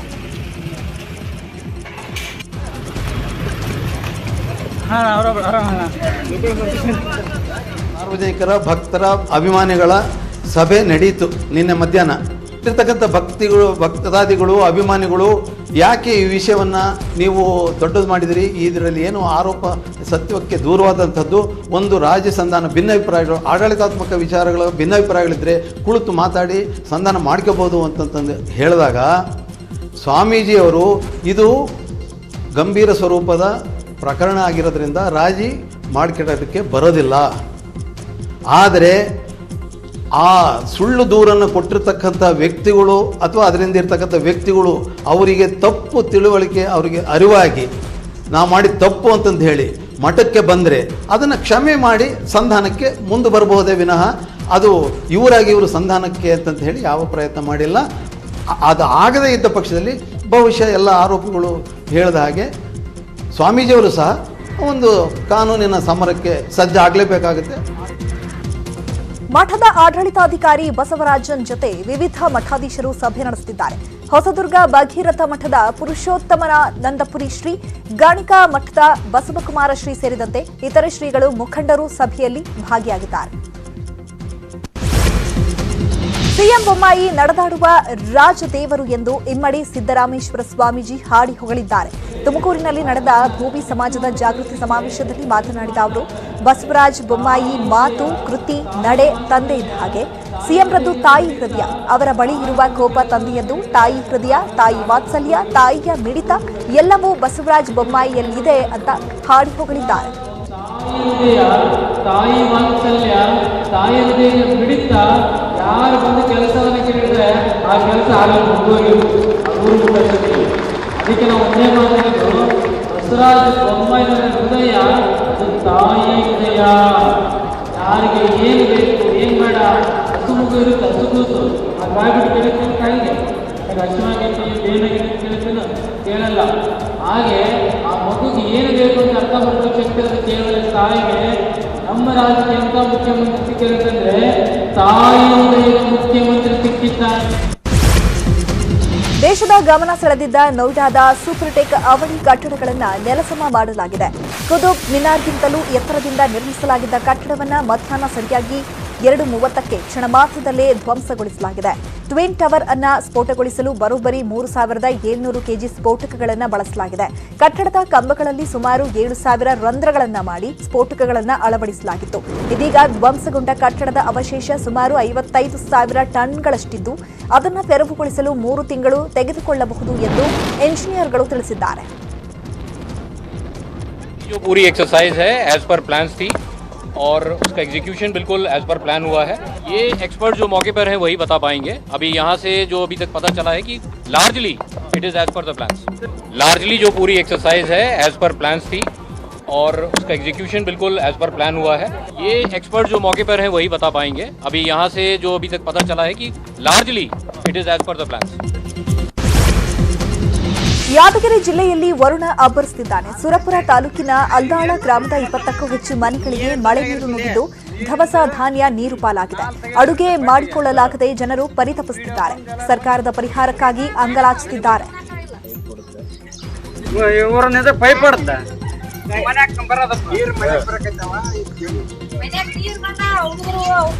ಯಾದಗಿರಿ ಜಿಲ್ಲೆಯ ನಾಯ್ಕಲ್ ಗ್ರಾಮದ ಹೊರಭಾಗದ ಸೇತುವೆ ಜಲಾವೃತವಾಗಿದ್ದು ಸೇತುವೆ ಸಂಪರ್ಕ ಕಡಿತಗೊಂಡಿದೆ. ನಾಯ್ಕಲ್ ಸೇತುವೆಯು ಚಟ್ನಳ್ಳಿ ಹಾಗೂ ಯಾದಗಿರಿಗೆ ಸಂಪರ್ಕ ಕಲ್ಪಿಸುತ್ತೆ. ಅದೇ ಸೇತುವೆ ಮುಳುಗಿದ್ದಕ್ಕೆ ಜನ ಪರದಾಡುತ್ತಿದ್ದಾರೆ. ಇನ್ನು ಮಳೆ ಅಬ್ಬರದಿಂದ ಅಪಾರ ಪ್ರಮಾಣದ ಬೆಳೆ ಹಾನಿಯಾಗಿದೆ. 2 ದಿನಗಳಿಂದ ಯಾದಗಿರಿ ಜಿಲ್ಲೆಯಲ್ಲಿ ಸುರಿಯುತ್ತಿರುವಂತಹ ಭಾರೀ ಮಳೆಗೆ ಜನರು ಕೂಡ ಈಗ ನಲುಗಿ ಹೋಗಿದ್ದಾರೆ. ಯಾದಗಿರಿ ಜಿಲ್ಲೆಯಲ್ಲಿ ಏನಂತಂದ್ರೆ ಸಂಪರ್ಕ ಸೇತುವೆಗಳು ಕೂಡ ಜಲಾವೃತವಾಗಿದ್ದು ಈಗ ಸಂಪರ್ಕ ಕೂಡ ಕಡಿತವಾಗಿದೆ. ನಾವೀಗ ಯಾದಗಿರಿ ಜಿಲ್ಲೆಯ ವಡಗೇರ ತಾಲೂಕಿನ ನಾಯ್ಕಲ್ ಗ್ರಾಮದ ಹೊರಭಾಗದ ಸೇತುವೆ ಮೇಲ್ಭಾಗದಲ್ಲಿದ್ದೀವಿ. ಖುದ್ದಿಲ್ಲಿ ನೋಡಬಹುದು, ಕಳೆದ 2 ದಿನಗಳಿಂದ ನಿರಂತರವಾಗಿ ಸುರಿಯುತ್ತಿರುವಂಥ ಭಾರೀ ಮಳೆಗೆ ಏನಂತಂದರೆ ಹಳ್ಳದ ನೀರು ಕೂಡ ಹೆಚ್ಚಿನ ಪ್ರಮಾಣದಲ್ಲಿ ನೀರು ಹರಿದು ಬಂದ ಹಿನ್ನೆಲೆಯಲ್ಲಿ ಕೂಡ ಈ ಸೇತುವೆ ಕೂಡ ಜಲಾವೃತವಾಗಿದೆ. ಪ್ರಮುಖವಾಗಿ ಈ ಸೇತುವೆ ಕೂಡ ಚಟ್ನಳ್ಳಿ ಗ್ರಾಮದಿಂದ ಯಾದಗಿರಿ ಜಿಲ್ಲಾ ಕೇಂದ್ರಕ್ಕೆ ಸಂಪರ್ಕ ಕಲ್ಪಿಸುವ ಸೇತುವೆ ಆಗಿದೆ. ಆದರೆ ಎಲ್ಲೊಂದು ಕಡೆ ಇಂದು ಹೆಚ್ಚಿನ ಪ್ರಮಾಣದ ನೀರು ಬಂದ ಹಿನ್ನೆಲೆಯಲ್ಲಿ ಕೂಡ ಈ ಬ್ರಿಡ್ಜ್ ಕೂಡ ಸಂಪೂರ್ಣವಾಗಿ ಮುಳುಗಡೆಯಾಗಿದ್ದು ಈಗ ಸಂಪರ್ಕ ಕೂಡ ಕಳೆದುಕೊಂಡಿದೆ. ಹೀಗಾಗಿ ಎಲ್ಲೋ ಒಂದು ಕಡೆ ಚಟ್ನಳ್ಳಿಯಿಂದ ಜಿಲ್ಲಾ ಕೇಂದ್ರಕ್ಕೆ ಹೋಗುವಂಥ ಜನರು ಕೂಡ ಊರಿಗೆ ತೆರಳಲು ಪರದಾಡುವಂಥ ಪರಿಸ್ಥಿತಿ ಕೂಡ ತಲೆದೋರಿದೆ. ಕೇವಲ ಸೇತುವೆ ಜಲಾವೃತ ಆಗುವ ಜೊತೆ ಬೆಳೆ ಕೂಡ ಹಾನಿಯಾಗಿದೆ, ಅಪಾರ ಪ್ರಮಾಣದ ಬೆಳೆ ಕೂಡ ಹಾನಿಯಾಗಿದೆ. ಎಲ್ಲೋ ಒಂದು ಕಡೆ ರೈತರು ಸಂಕಷ್ಟಕ್ಕೆ ಕೂಡ ಸಿಲುಕಿದ್ದಾರೆ. ಪ್ರತಿ ಬಾರಿ ಮಳೆ ಬಂದಾಗ ಈ ಸೇತುವೆ ಮುಳುಗಡೆ ಆಗ್ತದೆ. ಆದರೆ ಸರ್ಕಾರ ಈ ಬ್ರಿಡ್ಜ್ ಅನ್ನು ಎತ್ತರವಾಗಿ ನಿರ್ಮಾಣ ಮಾಡಬೇಕೆಂದು ಇಲ್ಲಿನ ಜನರ ಆಗ್ರಹವಾಗಿದೆ. ನಾಗಪ್ಪ ಮಲಿಬಡಿಲ್, ನ್ಯೂಸ್18 ಕನ್ನಡ, ಯಾದಗಿರಿ. ರಾಯಚೂರು ಜಿಲ್ಲೆಯ ಬೆಳ್ಳಿಗನೂರ ಗ್ರಾಮದಲ್ಲಿ ಮಳೆಯಿಂದಾಗಿ 4 ಮನೆ ಕುಸಿತ ಕಂಡಿದೆ. 1 ಆಟೋ ಜಖಮಾಗಿದೆ. ಕುಸಿತದ ಮನೆಗಳನ್ನು ವೀಕ್ಷಿಸಿದ ಮಾಜಿ ಶಾಸಕ ಪ್ರತಾಪ್ ಗೌಡ ಪಾಟೀಲ್ ಧನ ಸಹಾಯ ಮಾಡಿ ಅಧಿಕಾರಿಗಳ ಜೊತೆ ಚರ್ಚಿಸಿದ್ದಾರೆ. ಇನ್ನು ಮಸ್ಕಿ ಜಿಲ್ಲೆಯ ವಿವಿಧ ಭಾಗಗಳಲ್ಲಿ ಹಳ್ಳ ಕೊಳ್ಳಗಳು ತುಂಬಿ ಹರಿತಾ ಇದ್ದು ಸೂರ್ಯಕಾಂತಿ ಬೆಳೆ ನಾಶವಾಗಿದೆ.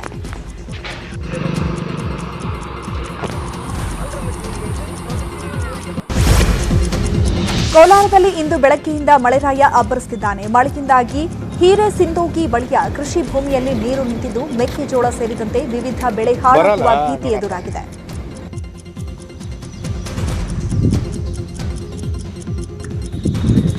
ಚಾಮರಾಜನಗರದಲ್ಲಿ ನಿರಂತರ ಮಳೆ ಹಿನ್ನೆಲೆಯಲ್ಲಿ ಕಾಗಲವಾಡಿ ಕೆರೆ 20 ವರ್ಷಗಳ ಬಳಿಕ ತುಂಬಿದೆ. ಕೆರೆ ಕೋಡಿ ಬಿದ್ದು ನೀರು ರಸ್ತೆ ಮೇಲೆ ಹರಿತಾ ಇದೆ. ಜನರು ಪ್ರಯಾಸಪಟ್ಟು ರಸ್ತೆಯನ್ನ ದಾಟ್ತಿದ್ದಾರೆ. ಮತ್ತಷ್ಟು ಮಳೆಯಾದರೆ ಕಾಕಲವಾಡಿ ಜ್ಯೋತಿ ಗೌಡನಪುರ ಸಂಪರ್ಕ ಕಡಿತವಾಗುವ ಸಾಧ್ಯತೆ ಇದೆ. ಇನ್ನು ಕೆರೆ ಕೋಡಿ ಬಿದ್ದಿರೋದ್ರಿಂದ ಕೆಲವೆಡೆ ನೀರು ಜಮೀನುಗಳಿಗೂ ನುಗ್ಗಿದೆ.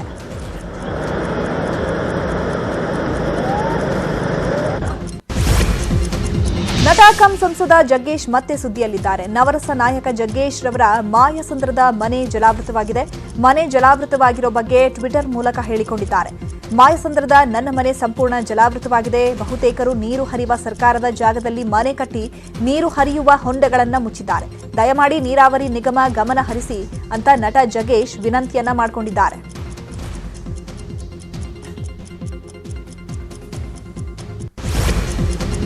ರಾಮನಗರದ ಮಳೆ ಪೀಡಿತ ಪ್ರದೇಶಗಳಿಗೆ ಶಾಸಕಿ ಅನಿತಾ ಕುಮಾರಸ್ವಾಮಿ ಭೇಟಿ ನೀಡಿ ಪರಿಶೀಲಿಸಿದ್ದಾರೆ. ಟಿಪ್ಪುನಗರ ಅರ್ಕೇಶ್ವರ ಕಾಲೋನಿಗೆ ಮಳೆ ನೀರು ನುಗ್ಗಿತ್ತು. ಜನವಸತಿ ಹಾಗೂ ರೇಷ್ಮೆ ಕಾರ್ಖಾನೆಗಳಿಗೆ ನೀರು ನುಗ್ಗಿ ಅಪಾರ ಹಾನಿಯಾಗಿತ್ತು. ಸದ್ಯ ಮಳೆ ಸಂತ್ರಸ್ತರ ನೆರವಿಗೆ ಧಾವಿಸಿದ ಶಾಸಕಿ ಅನಿತಾ ಕುಮಾರಸ್ವಾಮಿ ಸೀರಹಳ್ಳ ಸೇತುವೆ ಒಡೆಯಲು ಅಧಿಕಾರಿಗಳಿಗೆ ಸೂಚನೆಯನ್ನ ಕೊಟ್ಟಿದ್ದಾರೆ. ತುಮಕೂರಲ್ಲಿ ಸತತವಾಗಿ ಸುರಿಯುತ್ತಿರುವ ಮಳೆಯಿಂದ ಸೇತುವೆ ಮೇಲೆಲ್ಲ ನೀರು ಹರಿತಾ ಇದೆ. ರಭಸವಾಗಿ ಹರಿಯುತ್ತಿರುವ ನೀರಲ್ಲಿ ಟ್ರ್ಯಾಕ್ಟರ್ ಚಾಲಕ ಹುಚ್ಚಾಟ ಮಾಡಿದ್ದಾನೆ. ಸೇತುವೆ ದಾಟುವಾಗ ಟ್ರ್ಯಾಕ್ಟರ್ ಪಲ್ಟಿಯಾಗಿದೆ. ಸುಮಾರು ಜಿಲ್ಲೆಯ ಮಧುಗಿರಿ ತಾಲೂಕಿನ ಚಂದ್ರಗಿರಿಯಲ್ಲಿ ಈ ಘಟನೆ ನಡೆದಿದ್ದು ಟ್ರ್ಯಾಕ್ಟರ್ನಲ್ಲಿದ್ದ 4 ಜನ ಮಹಿಳೆಯರು ಹಾಗೂ ಚಾಲಕ ಪ್ರಾಣಾಪಾಯದಿಂದ ಪಾರಾಗಿದ್ದಾನೆ. ಟ್ರ್ಯಾಕ್ಟರ್ನಲ್ಲಿದ್ದ ಹಾಲಿನ ಕ್ಯಾನ್ಗಳೆಲ್ಲ ನೀರಲ್ಲಿ ಮುಳುಗಿ ಹೋಗಿದೆ.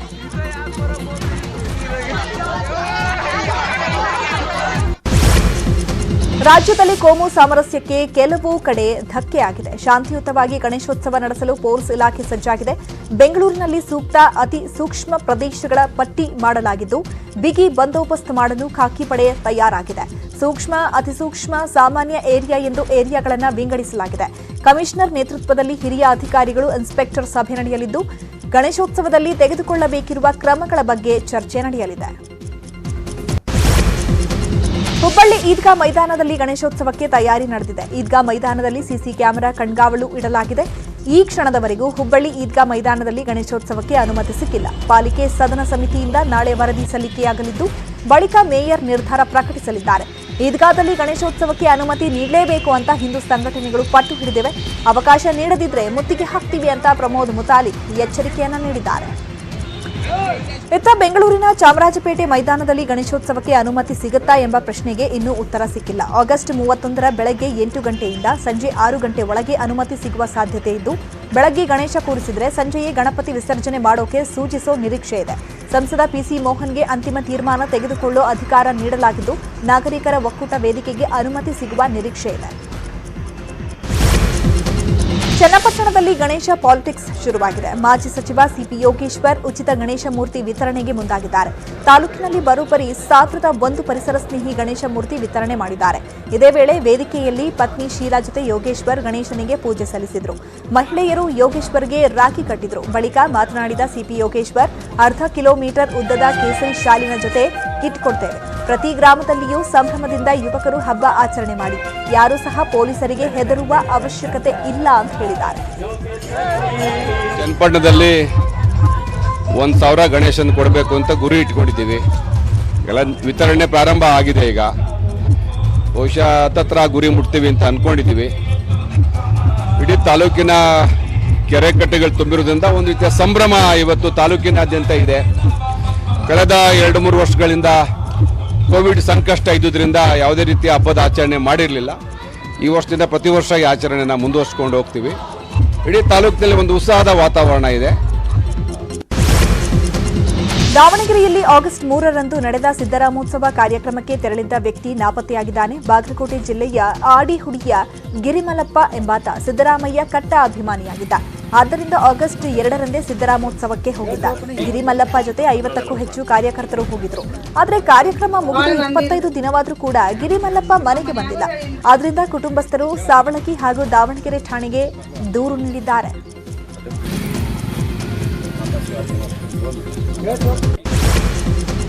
ಬೆಳಗಾವಿಯ ಗಾಲ್ಫ್ ಮೈದಾನದಲ್ಲಿ ಚಿರತೆ ಪ್ರತ್ಯಕ್ಷವಾಗಿದ್ದಕ್ಕೆ ನಡೆಯುತ್ತಿರೋ ಕಾರ್ಯಾಚರಣೆ 24ನೇ ದಿನಕ್ಕೆ ಕಾಲಿಟ್ಟಿದೆ. ಇಂದು ಕೂಡ 100 ಸಿಬ್ಬಂದಿ ಜೆಸಿಬಿ ಆನೆಗಳಿಂದ ಚಿರತೆ ಸೆರೆಗೆ ಕಾರ್ಯಾಚರಣೆ ನಡೀತಾ ಇದೆ. ಪ್ರತಿದಿನ 250 ಎಕರೆ ಪ್ರದೇಶ 7 ಕಿಲೋಮೀಟರ್ ಸುತ್ತಿದ್ರೂ ಚಿರತೆ ಸಿಗ್ತಾ ಇಲ್ಲ. ಅರಣ್ಯ ಇಲಾಖೆ ಸಿಬ್ಬಂದಿಗೆ ಚಳ್ಳೆ ಹಣ್ಣು ತಿನ್ನಿಸಿ ಚಾಲಾಕಿ ಚಿರತೆ ಓಡಾಡಿಕೊಂಡಿದೆ. ಚಿರತೆ ಸೆರೆಯಾಗದಿದ್ದಕ್ಕೆ ಬೆಳಗಾವಿ ಜನರು ಭಯ ಮತ್ತೆ ಭೀತಿ ಎರಡೂ ಕೂಡ ಮನೆ ಮಾಡಿರುವಂತದ್ದು. ಬೆಳಗಾವಿಯ ಗಾಲ್ಫ್ ಮೈದಾನದ ಬಳಿ ಕಾಂಗ್ರೆಸ್ ಕಾರ್ಯಕರ್ತೆಯರು ಹೈಡ್ರಾಮಾ ಮಾಡಿದ್ರು. ಕೈಯಲ್ಲಿ ಕೋಲು ಹಿಡಿದು ಬಂದ ಕಾಂಗ್ರೆಸ್ ಕಾರ್ಯಕರ್ತೆ ಆಯಿಷಾ ಸನದಿ 24 ದಿನ ಕಳೆದರೂ ಒಂದು ಚಿರತೆ ಹಿಡಿಯಲು ಆಗ್ತಿಲ್ಲ. ಉಮೇಶ್ ಕತ್ತಿ ತಮ್ಮ ಸಚಿವ ಸ್ಥಾನಕ್ಕೆ ರಾಜೀನಾಮೆ ನೀಡಲಿ ಅಂತ ಆಗ್ರಹಿಸಿದ್ರು. ಇಂದು ನಾವು ಕಾಡಿನೊಳಗೆ ಹೋಗಲು ಬಂದಿದ್ದೇವೆ, ಇವತ್ತು ಬಿಡ್ಲಿಲ್ಲ ಅಂದ್ರೆ ನಾಳೆ ಸಾವಿರಾರು ಹೆಣ್ಮಕ್ಳು ಬರ್ತಾರೆ ಅಂತ ಎಚ್ಚರಿಕೆಯನ್ನ ನೀಡಿದ್ದಾರೆ. ಬರಬೇಕು, ದೊಡ್ಡ ದೊಡ್ಡ ಮಾತನ್ನ ಹೇಳ್ತೀರಾ. ಇದೇ ಊರಿನಲ್ಲಿ ಏನ್ ನೀವು ಬೆಂಗಳೂರಿನಿಂದ ಬರ್ಬೇಕಾಗಿಲ್ಲ, ನಿಮ್ಮ ಬಾಜು ಇದ್ದವ್ರಿಗೆ ನೀವು ಕಾಪಾಡ್ತಾ ಇಲ್ಲ. ಇಡೀ ಕರ್ನಾಟಕ ಜನತೆಗೆ ಏನ್ ಕಾಪಾಡ್ತೀರಾ ನೀವು? ಅರೇ ಸಚಿವರೇ, ಇವತ್ತು ನಿಮ್ಗೆ ಹೇಳಿಕೆ ಬಯಸ್ತಾ ಇದ್ದೀನಿ, 24 hours ನಲ್ಲಿ ನೀವು ಹಿಡಿಬೇಕು ಚಿರತೆನ, ಇಲ್ಲ ಅಂದ್ರೆ ಸರ್ಕಾರ ವಿಫಲ ಆಗಿದೆ. ಕೊಪ್ಪಳದ ಗಾವರಾಳದಲ್ಲಿ ಕಾಣಿಸಿಕೊಂಡಿದ್ದ ಚಿರತೆ ಕೊನೆಗೂ ಬೋನಿಗೆ ಬಿದ್ದಿದೆ. ಅರಣ್ಯ ಇಲಾಖೆ ಇರಿಸಿದ್ದ ಬೋನಿಗೆ ಚಿರತೆ ಬಿದ್ದಿದೆ. ಕಳೆದ 15 ದಿನಗಳಿಂದ ಗಾವರಾಳ ಬಳಿಯ ಗ್ರಾನೈಟ್ ಕ್ವಾರಿಗಳಲ್ಲಿ ಕಾಣಿಸಿಕೊಂಡಿದ್ದ ಚಿರತೆ ಜನರಲ್ಲಿ ಆತಂಕ ಮೂಡಿಸಿತ್ತು. ಇನ್ನುಳಿದ ಪ್ರಮುಖ ಸುದ್ದಿಗಳನ್ನು ನೋಡೋಣ ಸ್ಮಾಲ್ ಬ್ರೇಕ್ ಆದ್ಮೇಲೆ.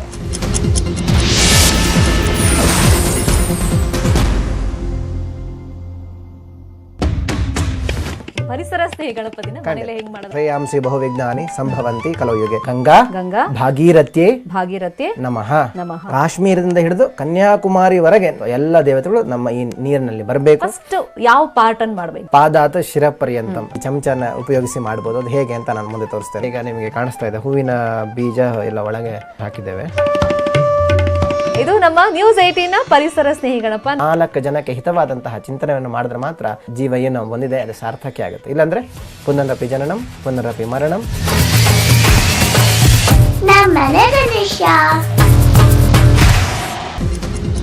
ಚಿತ್ರದುರ್ಗದ ಮುರುಘಾ ಮಠದ ಡಾಕ್ಟರ್ ಶಿವಮೂರ್ತಿ ಮುರುಘಾ ಶರಣರ ವಿರುದ್ಧ ಲೈಂಗಿಕ ದೌರ್ಜನ್ಯ ಗಂಭೀರ ಆರೋಪ ಕೇಳಿಬಂದಿದೆ. ಇಬ್ಬರು ಅಪ್ರಾಪ್ತೆಯರ ಮೇಲೆ ಕಳೆದ 3.5 ವರ್ಷಗಳಿಂದ ಲೈಂಗಿಕ ದೌರ್ಜನ್ಯ ಎಸಗಿದ್ದಾರೆ ಎಂಬ ಆರೋಪ ಕೇಳಿಬಂದಿದ್ದಕ್ಕೆ ಶ್ರೀಗಳು ಸೇರಿದಂತೆ 5 ಮಂದಿ ವಿರುದ್ಧ ಪೋಕ್ಸೋ ಅಡಿ ಕೇಸ್ ದಾಖಲಾಗಿದೆ. ಜಿಲ್ಲಾ ಮಕ್ಕಳ ರಕ್ಷಣಾ ಘಟಕದ ಕಾನೂನು ಮತ್ತು ಪರಿವೀಕ್ಷಣಾಧಿಕಾರಿ ಸಿ ಚಂದ್ರಕುಮಾರ್ ನೀಡಿದ ದೂರಿನ ಮೇರೆಗೆ ಪ್ರಕರಣ ದಾಖಲಿಸಲಾಗಿದೆ. ಮಠದ 3 ಹಾಗೂ ಮೈಸೂರಿನ 2 ವಿರುದ್ಧ ಮೈಸೂರಿನ ನಜರಾಬಾದ್ ಠಾಣೆಯಲ್ಲಿ ಪ್ರಕರಣ ದಾಖಲಾಗಿದ್ದು ಶರಣರು ಮೊದಲ ಆರೋಪಿಯಾಗಿದ್ದಾರೆ. ಚಿತ್ರದುರ್ಗದಲ್ಲಿ ಮಠ ನಡೆಸುತ್ತಿರುವ ವಸತಿ ನಿಲಯದ ವಾರ್ಡನ್ ರಶ್ಮಿ 2ನೇ ಆರೋಪಿಯಾಗಿದ್ದಾರೆ. ಮಠದ ಮರಿಸ್ವಾಮಿ ಬಸವಾದಿತ್ಯ 3ನೇ ಆರೋಪಿ. ಮಠದ ಭಕ್ತರು ಎನ್ನಲಾದ ಮೈಸೂರಿನ ಪರಮಶಿವಯ್ಯ ಮತ್ತು ವಕೀಲ ಗಂಗಾಧರಯ್ಯ 4 ಮತ್ತು 5ನೇ ಆರೋಪಿಗಳಾಗಿದ್ದಾರೆ. ಅಥವಾ ಮಠದ ಹುನ್ನಾರಗಳಿದೆಯಾ ಅಥವಾ ಧರ್ಮದ ಹುನ್ನಾರಗಳೇನಿದೆಯಾ ಅಂತ ಹೇಳಿ ನಾವು ಸಮಗ್ರವಾಗಿ ಆಪ್ತ ಸಮಾಲೋಚನೆ ಮಾಡಲಾಗಿ ಆ ಮಕ್ಕಳು ಹೇಳ್ತಿರುವಂಥದ್ದು ಸತ್ಯ ಅನಿಸಿ ಇದನ್ನ ಮಕ್ಕಳ ಕಲ್ಯಾಣ ಸಮಿತಿ ಮುಂದೆ ತತ್ಕ್ಷಣವಾಗಿ ಗಮನಕ್ಕೆ ತರಬೇಕು ಅಂತ ಅನ್ನುವಂಥದ್ದಾಗತ್ತೆ. ಆ ಕಾರಣದಿಂದ ನಾವು ಇಮಿಡಿಯೇಟ್ ಆಗಿ ಮಕ್ಕಳ ಕಲ್ಯಾಣ ಸಮಿತಿ ಮೈಸೂರವರಿಗೆ ಸಂಪರ್ಕವನ್ನು ಮಾಡ್ತೇವೆ. ಮತ್ತು ಚಿತ್ರದುರ್ಗದಲ್ಲಿ ಯಾವುದಾದ್ರೂ ಮಕ್ಕಳು ಕಾಣೆಯಾಗಿರೋದಕ್ಕೆ ಸಂಬಂಧಪಟ್ಟ ಹಾಗೆ ಅಲ್ಲಿಯ SP ಪರಶುರಾಮ್ ಅಂತ ಇರ್ತಾರೆ, ಅವರನ್ನು ಸಂಪರ್ಕ ಮಾಡಲಾಗಿ ಮಕ್ಕಳೇನು ಕಾಣೆಯಾಗಿರಲ್ಲ, ಆದರೆ ಸರ್ಚ್ ವಾರೆಂಟ್ಗೆ ಹೋಗಿದ್ದಾರೆ ಅಂತ. Welcome back. ಉಳಿದ ಸುದ್ದಿಗಳನ್ನು ಒಂದೊಂದೇ ನೋಡ್ತಾ ಹೋಗೋಣ. ಚಿತ್ರದುರ್ಗ ಜಿಲ್ಲೆಯ ನನ್ನಿವಾಳದಲ್ಲಿ 2 ಮಕ್ಕಳು ಅನುಮಾನಾಸ್ಪದವಾಗಿ ಮೃತಪಟ್ಟಿದ್ದು ವಾಮಾಚಾರಕ್ಕೆ ವಿಷಪ್ರಾಶನ ಮಾಡಿದ ಶಂಕೆ ವ್ಯಕ್ತವಾಗಿದೆ. ಇಂದ್ರಪ್ಪ ಮತ್ತು ಕಾವೇರಿ ದಂಪತಿಯ 5 ವರ್ಷದ ಮಗ ಓಬಳೇಶ್ ಹಾಗೂ 3 ವರ್ಷದ ಮಗಳು ಬಿಂದು ಮೃತಪಟ್ಟಿದ್ದಾರೆ. ದೇವರ ತೀರ್ಥದ ನೆಪದಲ್ಲಿ ತಾತ ದುರ್ಗಪ್ಪ ಹಾಗೂ ಅಜ್ಜಿ ರೇಣುಕಾ ವಿಷ ಉಣಿಸಿದ್ದಾರೆ ಎನ್ನಲಾಗ್ತಾ ಇದೆ. ಸ್ಥಳಕ್ಕೆ ಭೇಟಿ ನೀಡಿದ ಪೊಲೀಸರು ಪೋಷಕರನ್ನ ವಶಕ್ಕೆ ಪಡೆದು ವಿಚಾರಣೆ ನಡೆಸುತ್ತಿದ್ದಾರೆ. ಕಳ್ಳನೋರ್ವ ಕದ್ದ ಬೈಕ್ ಸಮೇತ ನೀರಿಗೆ ಬಿದ್ದ ಘಟನೆ ತುಮಕೂರಲ್ಲಿ ನಡೆದಿದೆ. ಬೈಕ್ ಕದ್ದು ಹರಿಯುತ್ತಿದ್ದ ನೀರನ್ನ ಲೆಕ್ಕಿಸದೆ ರಸ್ತೆ ದಾಟಲು ಹೋದ ಕಳ್ಳ ನೀರಿನಲ್ಲಿ ಕೊಚ್ಕೊಂಡು ಹೋಗಿದ್ದಾನೆ. ಬಳಿಕ 100 ಮೀಟರ್ ದೂರ ಹೋಗಿ ಪ್ರಾಣ ಉಳಿಸಿಕೊಂಡಿದ್ದಾನೆ. ಗುಂಡಪ್ಪನ ಪಾಳ್ಯ ಬಳಿ ನೀರಿಗೆ ಬಿದ್ದು ಹುಲಿಕುಂಟೆ ಬಳಿ ಎದ್ದ ಘಟನೆಯ ವಿಡಿಯೋ ಸಾಮಾಜಿಕ ಜಾಲತಾಣದಲ್ಲಿ ವೈರಲ್ ಆಗಿದೆ. ಹೆದ್ದಾರಿಯಲ್ಲಿ ಲಾರಿ ಅಡ್ಡಗಟ್ಟಿ ಹಣಕ್ಕೆ ಬೇಡಿಕೆ ಇಟ್ಟ 4 ನಕಲಿ ಪತ್ರಕರ್ತರನ್ನ ಯಮಕನಮರಡಿ ಪೊಲೀಸರು ಬಂಧಿಸಿದ್ದಾರೆ. ಬೆಳಗಾವಿ ಜಿಲ್ಲೆಯ ಕಿರಣ್ ಗಾಯಕ್ವಾಡ್, ಸಚಿನ್ ಕಾಂಬಳೆ, ಸಂತೋಷ್ ದೊಡ್ಡಮನಿ ಹಾಗೂ ದಾದು ವಿಶ್ವನಾಥ್ ಲೋಖಂಡೆ ಲಾರಿಯೊಂದನ್ನು ಅಡ್ಡಗಟ್ಟಿದ್ರು. ನಾವು ಪತ್ರಕರ್ತರು, ನಿಮ್ಮ ಲಾರಿಯಲ್ಲಿ ಅಕ್ರಮವಾಗಿ ಅಕ್ಕಿ ಸಾಗಿಸಲಾಗ್ತಾ ಇದೆ, ಹಣ ಕೊಡದಿದ್ರೆ ಫುಡ್ ಇನ್ಸ್ಪೆಕ್ಟರ್ ಹಾಗೂ ಪೊಲೀಸರಿಗೆ ತಿಳಿಸೋದಾಗಿ ಬೆದರಿಕೆಯೂ ಹಾಕಿದ್ರಂತೆ.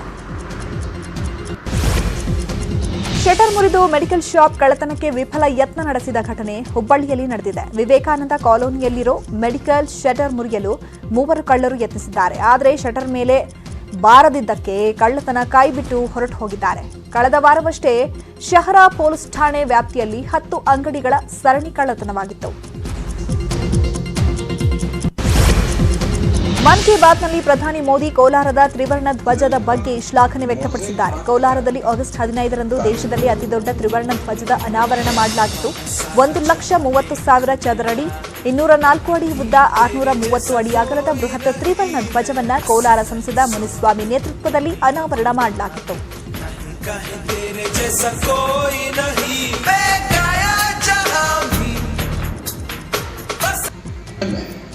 खूबसूरत तिरंगा मोज़ेक आर्ट तैयार की। कर्नाटका के कोलार में लोगों ने 630 फीट लंबा और 205 फीट चौड़ा तिरंगा पकड़कर अनूठा दृश्य प्रस्तुत किया। असम में सरकारी कर्मियों ने दिघाली पुखरी वार मेमोरियल में तिरंगा फहराने के लिए अपने हाथों से 20 फीट का तिरंगा बनाया। ಓಣಂ ಹಬ್ಬದ ಪ್ರಯುಕ್ತ ಕೇರಳದಲ್ಲಿ ವರ್ಷಂಪ್ರತಿ ನೆಹರು ಟ್ರೋಫಿ ದೋಣಿ ಸ್ಪರ್ಧೆ ನಡೀತಾ ಇದೆ. ಈ ಬಾರಿ ಕೇಂದ್ರ ಗೃಹ ಸಚಿವ ಅಮಿತ್ ಶಾಗೆ ಕೇರಳ ಸರ್ಕಾರ ಆಹ್ವಾನ ನೀಡಿದೆ. ಇದು ಪ್ರಮುಖ ವಿರೋಧ ಪಕ್ಷ ಕಾಂಗ್ರೆಸ್ ಆಕ್ರೋಶಕ್ಕೆ ಕಾರಣವಾಗಿದೆ. ಬಿಜೆಪಿ ಹಾಗೂ ಕೋಮುವಾದಿ ಶಕ್ತಿಗಳ ಮೇಲೆ ಸಿಎಂ ಪಿಣರಾಯಿ ವಿಜಯನ್ಗೆ ಇರುವ ನಿಷ್ಠೆ ತೋರಿಸಲು ಆಹ್ವಾನ ನೀಡಲಾಗಿದೆ ಎಂದು ಕೆಪಿಸಿಸಿ ಅಧ್ಯಕ್ಷ ಸುಧಾಕರನ್ ಆರೋಪಿಸಿದ್ದಾರೆ.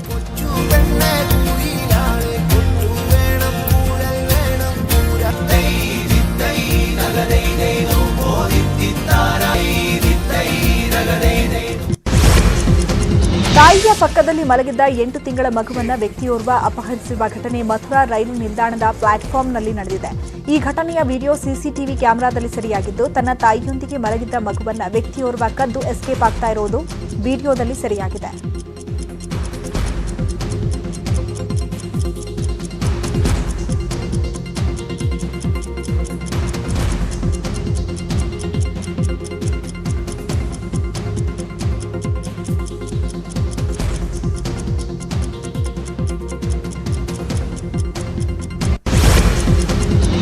ಜಾರ್ಖಂಡ್ನಲ್ಲಿ ಅಂಕಿತಾ ಎಂಬ ಯುವತಿ ಮೇಲೆ ಶಾರುಖ್ ಹುಸೇನ್ ಎಂಬಾತ ಪೆಟ್ರೋಲ್ ಸುರಿದು ಬೆಂಕಿ ಹಚ್ಚಿದ್ದಾನೆ. ಆರೋಪಿ ಶಾರುಖ್ ಹುಸೇನ್ ಕೃತ್ಯದಿಂದ ಅಂಕಿತಾ ದೇಹ 45ರಷ್ಟು ಸುಟ್ಟಿತ್ತು. ಆದರೆ ಚಿಕಿತ್ಸೆ ಫಲಿಸದೆ ಅಂಕಿತಾ ರಾಂಚಿ ರಿಮ್ಸ್ ಆಸ್ಪತ್ರೆಯಲ್ಲಿ ಮೃತಪಟ್ಟಿದ್ದಾರೆ.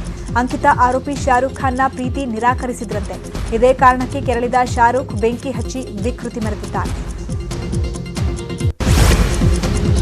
ನೆರೆ ರಾಷ್ಟ್ರ ಪಾಕಿಸ್ತಾನದಲ್ಲಿ ವರುಣ ಅಬ್ಬರಿಸುತ್ತಿದ್ದಾನೆ. ಆಗಸ್ಟ್ ತಿಂಗಳೊಂದರಲ್ಲೇ 166 ಮಿಲಿಮೀಟರ್ ಮಳೆಯಾಗಿದ್ದು, ದಕ್ಷಿಣ ಭಾಗದ 23 ಜಿಲ್ಲೆಗಳು ಪ್ರವಾಹ ಪೀಡಿತವಾಗಿವೆ. ಇದುವರೆಗೂ ಸುಮಾರು 1,100 ಮಂದಿ ಪ್ರವಾಹಕ್ಕೆ ಬಲಿಯಾಗಿದ್ದಾರೆ. ಈ ಪೈಕಿ 350ಕ್ಕೂ ಹೆಚ್ಚು ಮಂದಿ ಮಕ್ಕಳಾಗಿದ್ದು, ಕುಡಿಯುವ ನೀರು ಸಿಗದೆಯೇ, ಮನೆಯ ನೆರಳಿಲ್ಲದೆಯೇ 3 ಕೋಟಿಗೂ ಹೆಚ್ಚು ಜನರು ನಿರಾಶ್ರಿತರಾಗಿದ್ದಾರೆ.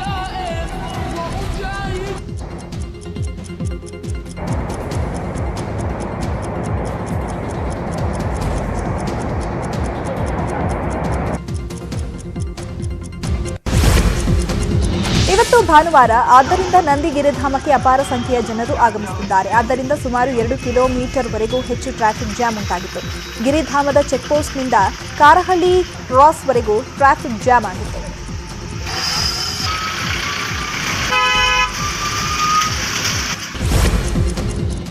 ಇನ್ನುಳಿದ ಸುದ್ದಿಗಳನ್ನು ನೋಡೋಣ ಬ್ರೇಕ್ ಆದ್ಮೇಲೆ.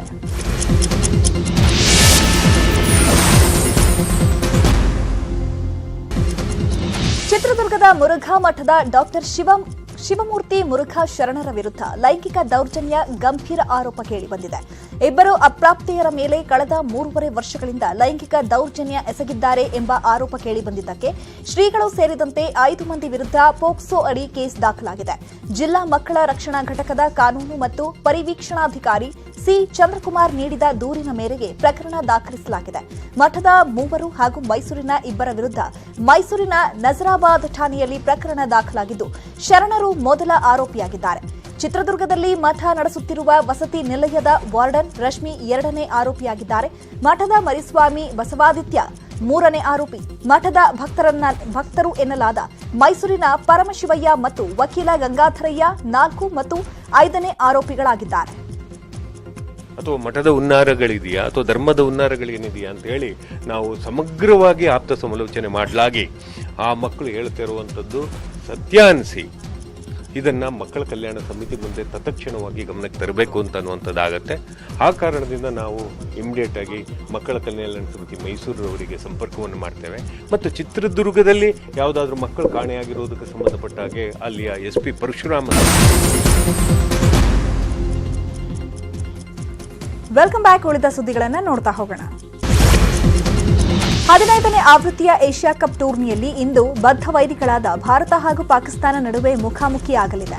ಬದ್ಧ ವೈರಿಗಳ ಕಾದಾಟಕ್ಕೆ ದುಬೈನ ಕ್ರೀಡಾಂಗಣ ಸಾಕ್ಷಿಯಾಗಲಿದೆ. ಕಳೆದ ವರ್ಷ ನಡೆದ ICC T20 ವಿಶ್ವಕಪ್ನಲ್ಲಿ ಭಾರತ ಪಾಕಿಸ್ತಾನದೆದುರು ಸೋತಿತ್ತು. ಹೀಗಾಗಿ ಟೀಂ ಇಂಡಿಯಾಕ್ಕೆ ಇದೊಂದು ಸೇಡಿನ ಪಂದ್ಯ ಎನ್ನಬಹುದು. ಈ ಸಲ ಇಂಡಿಯಾ ವರ್ಸಸ್ ಪಾಕಿಸ್ತಾನ 2020 ಮ್ಯಾಚ್ ನಡೀತದೆ. ಪಾಕಿಸ್ತಾನ ವಿರುದ್ಧದ ಹೈ ವೋಲ್ಟೇಜ್ ಪಂದ್ಯದಲ್ಲಿ ಭಾರತ ಗೆಲ್ಲಲಿ ಅಂತ ಬಾಲಕಿಯೊಬ್ಬಳು ಪೂಜೆ ಸಲ್ಲಿಸಿದ್ದಾಳೆ.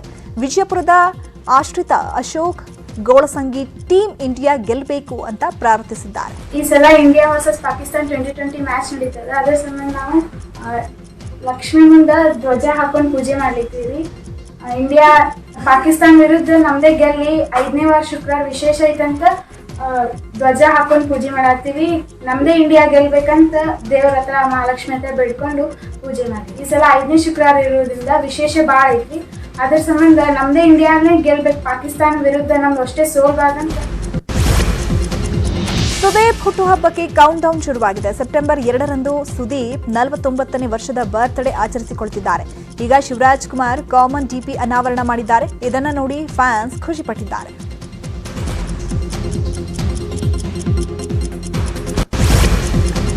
ವಿಜಯ್ ದೇವರಕೊಂಡ ಅಭಿನಯದ ಲೈಗರ್ ಚಿತ್ರ ಬಾಕ್ಸ್ ಆಫೀಸ್ನಲ್ಲಿ ಮಕಾಡೆ ಮಲಗೋ ಲಕ್ಷಣ ಗೋಚರಿಸ್ತಾ ಇದೆ. ಮೊದಲ ದಿನ ಬರೋಬ್ಬರಿ 33 ಕೋಟಿ ಕಲೆಕ್ಷನ್ ಮಾಡಿದ ಲೈಗರ್ 2ನೇ ದಿನ 27 ಕೋಟಿ ಬಾಚಿತು. ಆದರೆ 3ನೇ ದಿನ ಕೇವಲ 7.5 ಕೋಟಿ ಗಳಿಸಿದೆ.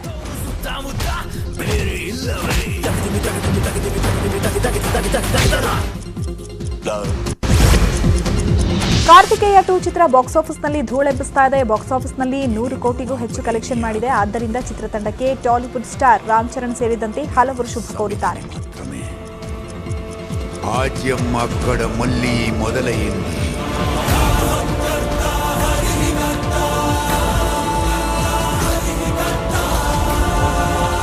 ప్రాణత్యాగం చేసే తెగంపుంటేనే దానిని పొందగలము.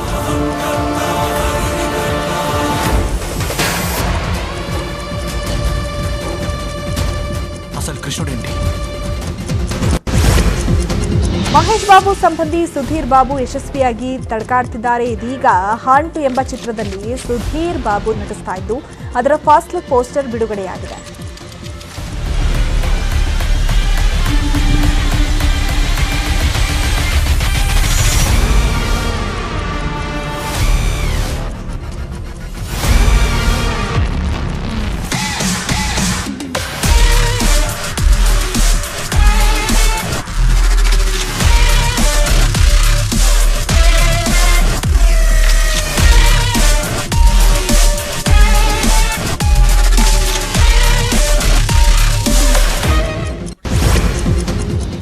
ಇದಾಗಿತ್ತು ಈ ಹೊತ್ತಿನ 30 ನಿಮಿಷ 30 ಸುದ್ದಿ. ನೋಡ್ತಾ ಇರಿ ನ್ಯೂಸ್ 18 ಕನ್ನಡ. ಜಾಲ ನಮ್ಮದು, ಬಲ ನಿಮ್ಮದು.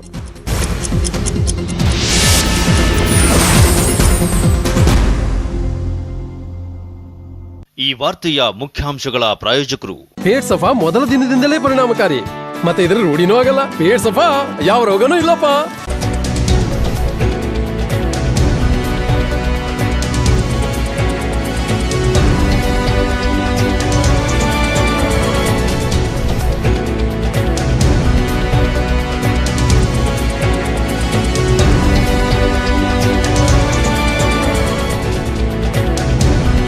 ಈ ವಾರ್ತೆಯ ಮುಖ್ಯಾಂಶಗಳ ಪ್ರಾಯೋಜಕರು ಪೇಟ್ ಸಫಾ ಮೊದಲ ದಿನದಿಂದಲೇ ಪರಿಣಾಮಕಾರಿ. ಮತ್ತೆ ಇದರ ರೂಢಿನೂ ಆಗಲ್ಲ. ಪೇಟ್ ಸಫಾ ಯಾವ ರೋಗನೂ ಇಲ್ಲಪ್ಪ.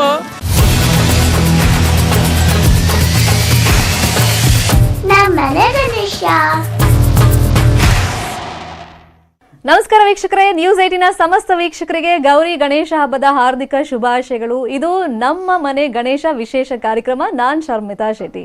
ಗಣಪತಿ ಹಬ್ಬ ಬಂತು ಅಂದ್ರೆ ಮನೆ ಮಂದಿಯೆಲ್ಲ ಸೇರ್ಕೊಂಡು ಬಹಳ ಉತ್ಸಾಹ ಸಂಭ್ರಮದಿಂದ ಆಚರಣೆ ಮಾಡ್ತೀವಿ. ಇನ್ ಮನೇಲಿ ಮಕ್ಕಳಿದ್ರೆ ನಮ್ಮನೇಲೂ ಗಣಪತಿ ಇಡೋಣ ಅಂತ ಹಠ ಮಾಡ್ತಾರೆ. ನಮ್ಗೆ POP ಗಣೇಶ ಬೇಡ, ಕೆಮಿಕಲ್ ಕಲರ್ಸ್ ಯೂಸ್ ಮಾಡಿರೋ ಗಣೇಶ ಬೇಡ, ಏನ್ ಮಾಡಬೇಕು, ಪರಿಸರ ಸ್ನೇಹಿ ಗಣೇಶ, ಮಣ್ಣಿನ ಗಣೇಶನನ್ನ ರೆಡಿ ಮಾಡಬೇಕು. ಎಷ್ಟೋ ಜನರಿಗೆ ಉತ್ಸಾಹ ಇರುತ್ತೆ, ಕ್ಯೂರಿಯಾಸಿಟಿ ಇರುತ್ತೆ, ನಾವು ಗಣೇಶನನ್ನ ಮಾಡೋಣ ಅಂತ. ಆದ್ರೆ ಮೆಥಡ್ ಗೊತ್ತಿರೋದಿಲ್ಲ. ಅದಕ್ಕೆ ಏನ್ ಮಾಡಬೇಕು, News18 ಈ ಕಾರ್ಯಕ್ರಮ ನೋಡಿದ್ರೆ ನಿಮ್ಗೆ ಇನ್ ಡೀಟೇಲ್ ಆಗಿ ಮಣ್ಣಿನ ಗಣಪತಿ, ಪರಿಸರ ಸ್ನೇಹಿ ಗಣಪತಿ ಮಾಡೋದನ್ನ ನಾವು ಹೇಳ್ಕೊಡ್ತೀವಿ.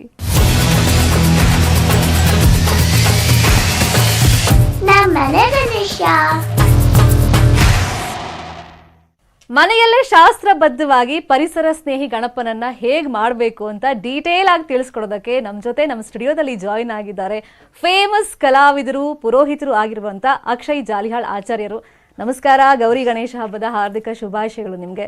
ನಮಸ್ತೆ. ನಮಸ್ತೆ madam, thank you so much. Usually ಈಗ ಗಣಪತಿ ಮಾಡಬೇಕು ಅಂದ ತಕ್ಷಣ ಮಕ್ಕಳು ಹಠ ಹಿಡಿತಾರೆ, ನಾನು ಹೇಳ್ದಂಗೆ.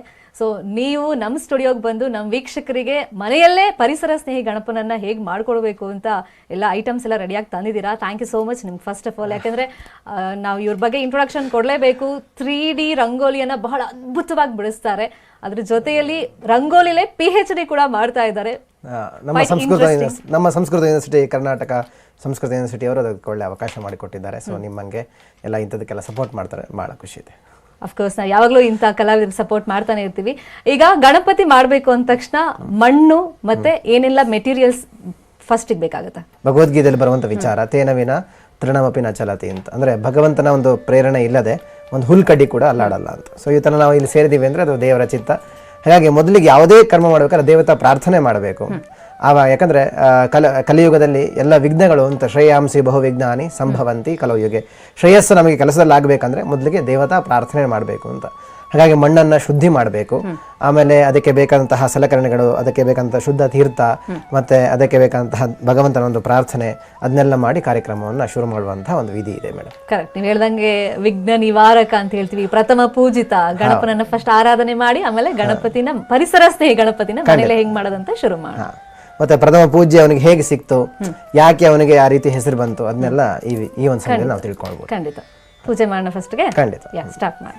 ಶುಕ್ಲಾಂ ವರದರಂ ವಿಷ್ಣುಂ ಶಶಿವರ್ಣಂ ಚತುರ್ಭುಜಂ ಪ್ರಸನ್ನ ವದನಂ ಧ್ಯಾಯೇತ್ ಸರ್ವ ವಿಘ್ನೋಪಶಾಂತಯೇ. ಅಗಜಾನನ ಪದ್ಮಾರ್ಕಂ ಗಜಾನನ ಮಹರ್ನಿಶಂ ಅನೈಕದಂ ತಂ ಭಕ್ತಾನಾಂ ಏಕದಂತಮುಪಾಸ್ಮಹೆ. ವಕ್ರತುಂಡ ಮಹಾಕಾಯ ಸೂರ್ಯ ಕೋಟಿ ಸಮಪ್ರಭ ನಿರ್ವಿಘ್ನಂ ಕುರುಮೇ ದೇವ ಸರ್ವ ಕಾರ್ಯೇಷು ಸರ್ವದಾ. ವಿಶೇಷವಾಗಿ ಗಣಪತಿಯಲ್ಲಿ ಪ್ರಾರ್ಥನೆ ಮಾಡುವಂಥದ್ದು. ಇನ್ನೆಲ್ಲ ನಮ್ಮ ದೇಶಕ್ಕೆ ಬಂದಿರುವಂತಹ ಆಪತ್ತುಗಳು, ವಿಪತ್ತುಗಳಿದೆ, ಇನ್ನೆಲ್ಲ ರೋಗ ರುಜಿನಗಳಿದೆ, ಇವತ್ತಿಗೆಲ್ಲವೂ ಪರಿಹಾರವಾಗಿ ಎಲ್ಲ ಜನರು ಸುಖಶಾಂತಿ ನೆಮ್ಮದಿಯಿಂದ ವಾಸ ಮಾಡುವಂಥ ಯೋಗಭಾಗ್ಯವನ್ನು, ಎಲ್ಲ ಕೃಷಿಕರಿಗೆ ಬಂಗಾರದ ಬೆಳೆಯನ್ನು, ಎಲ್ಲ ಯೋಧರಿಗೆ ಸಂಪೂರ್ಣ ಧೈರ್ಯ ಸ್ಥೈರ್ಯಾದಿಗಳನ್ನು, ಎಲ್ಲ ಮಕ್ಕಳಿಗೆ ಒಳ್ಳೆಯ ವಿದ್ಯೆಯನ್ನು, ಎಲ್ಲ ಕೆಲಸ ಮಾಡುವಂತಹ ಉದ್ಯೋಗ ಮಾಡುವಂಥವರಿಗೆ ಯಶಸ್ಸನ್ನು, ದೇಶದಲ್ಲಿರುವಂತಹ ಎಲ್ಲ ಪಶು ಪಕ್ಷಿ ಜೀವ ಜಾತಗಳಿಗೆ ಭಗವಂತ ಪರಿಪೂರ್ಣ ಅನುಗ್ರಹ ಕೊಟ್ಟು ಎಲ್ಲರೂ ಚೆನ್ನಾಗಿರಬೇಕು ಅಂತ ದೇವರನ್ನು ಪ್ರಾರ್ಥನೆ ಮಾಡಿ ಕೈ ಮುಗಿಯೋಣ.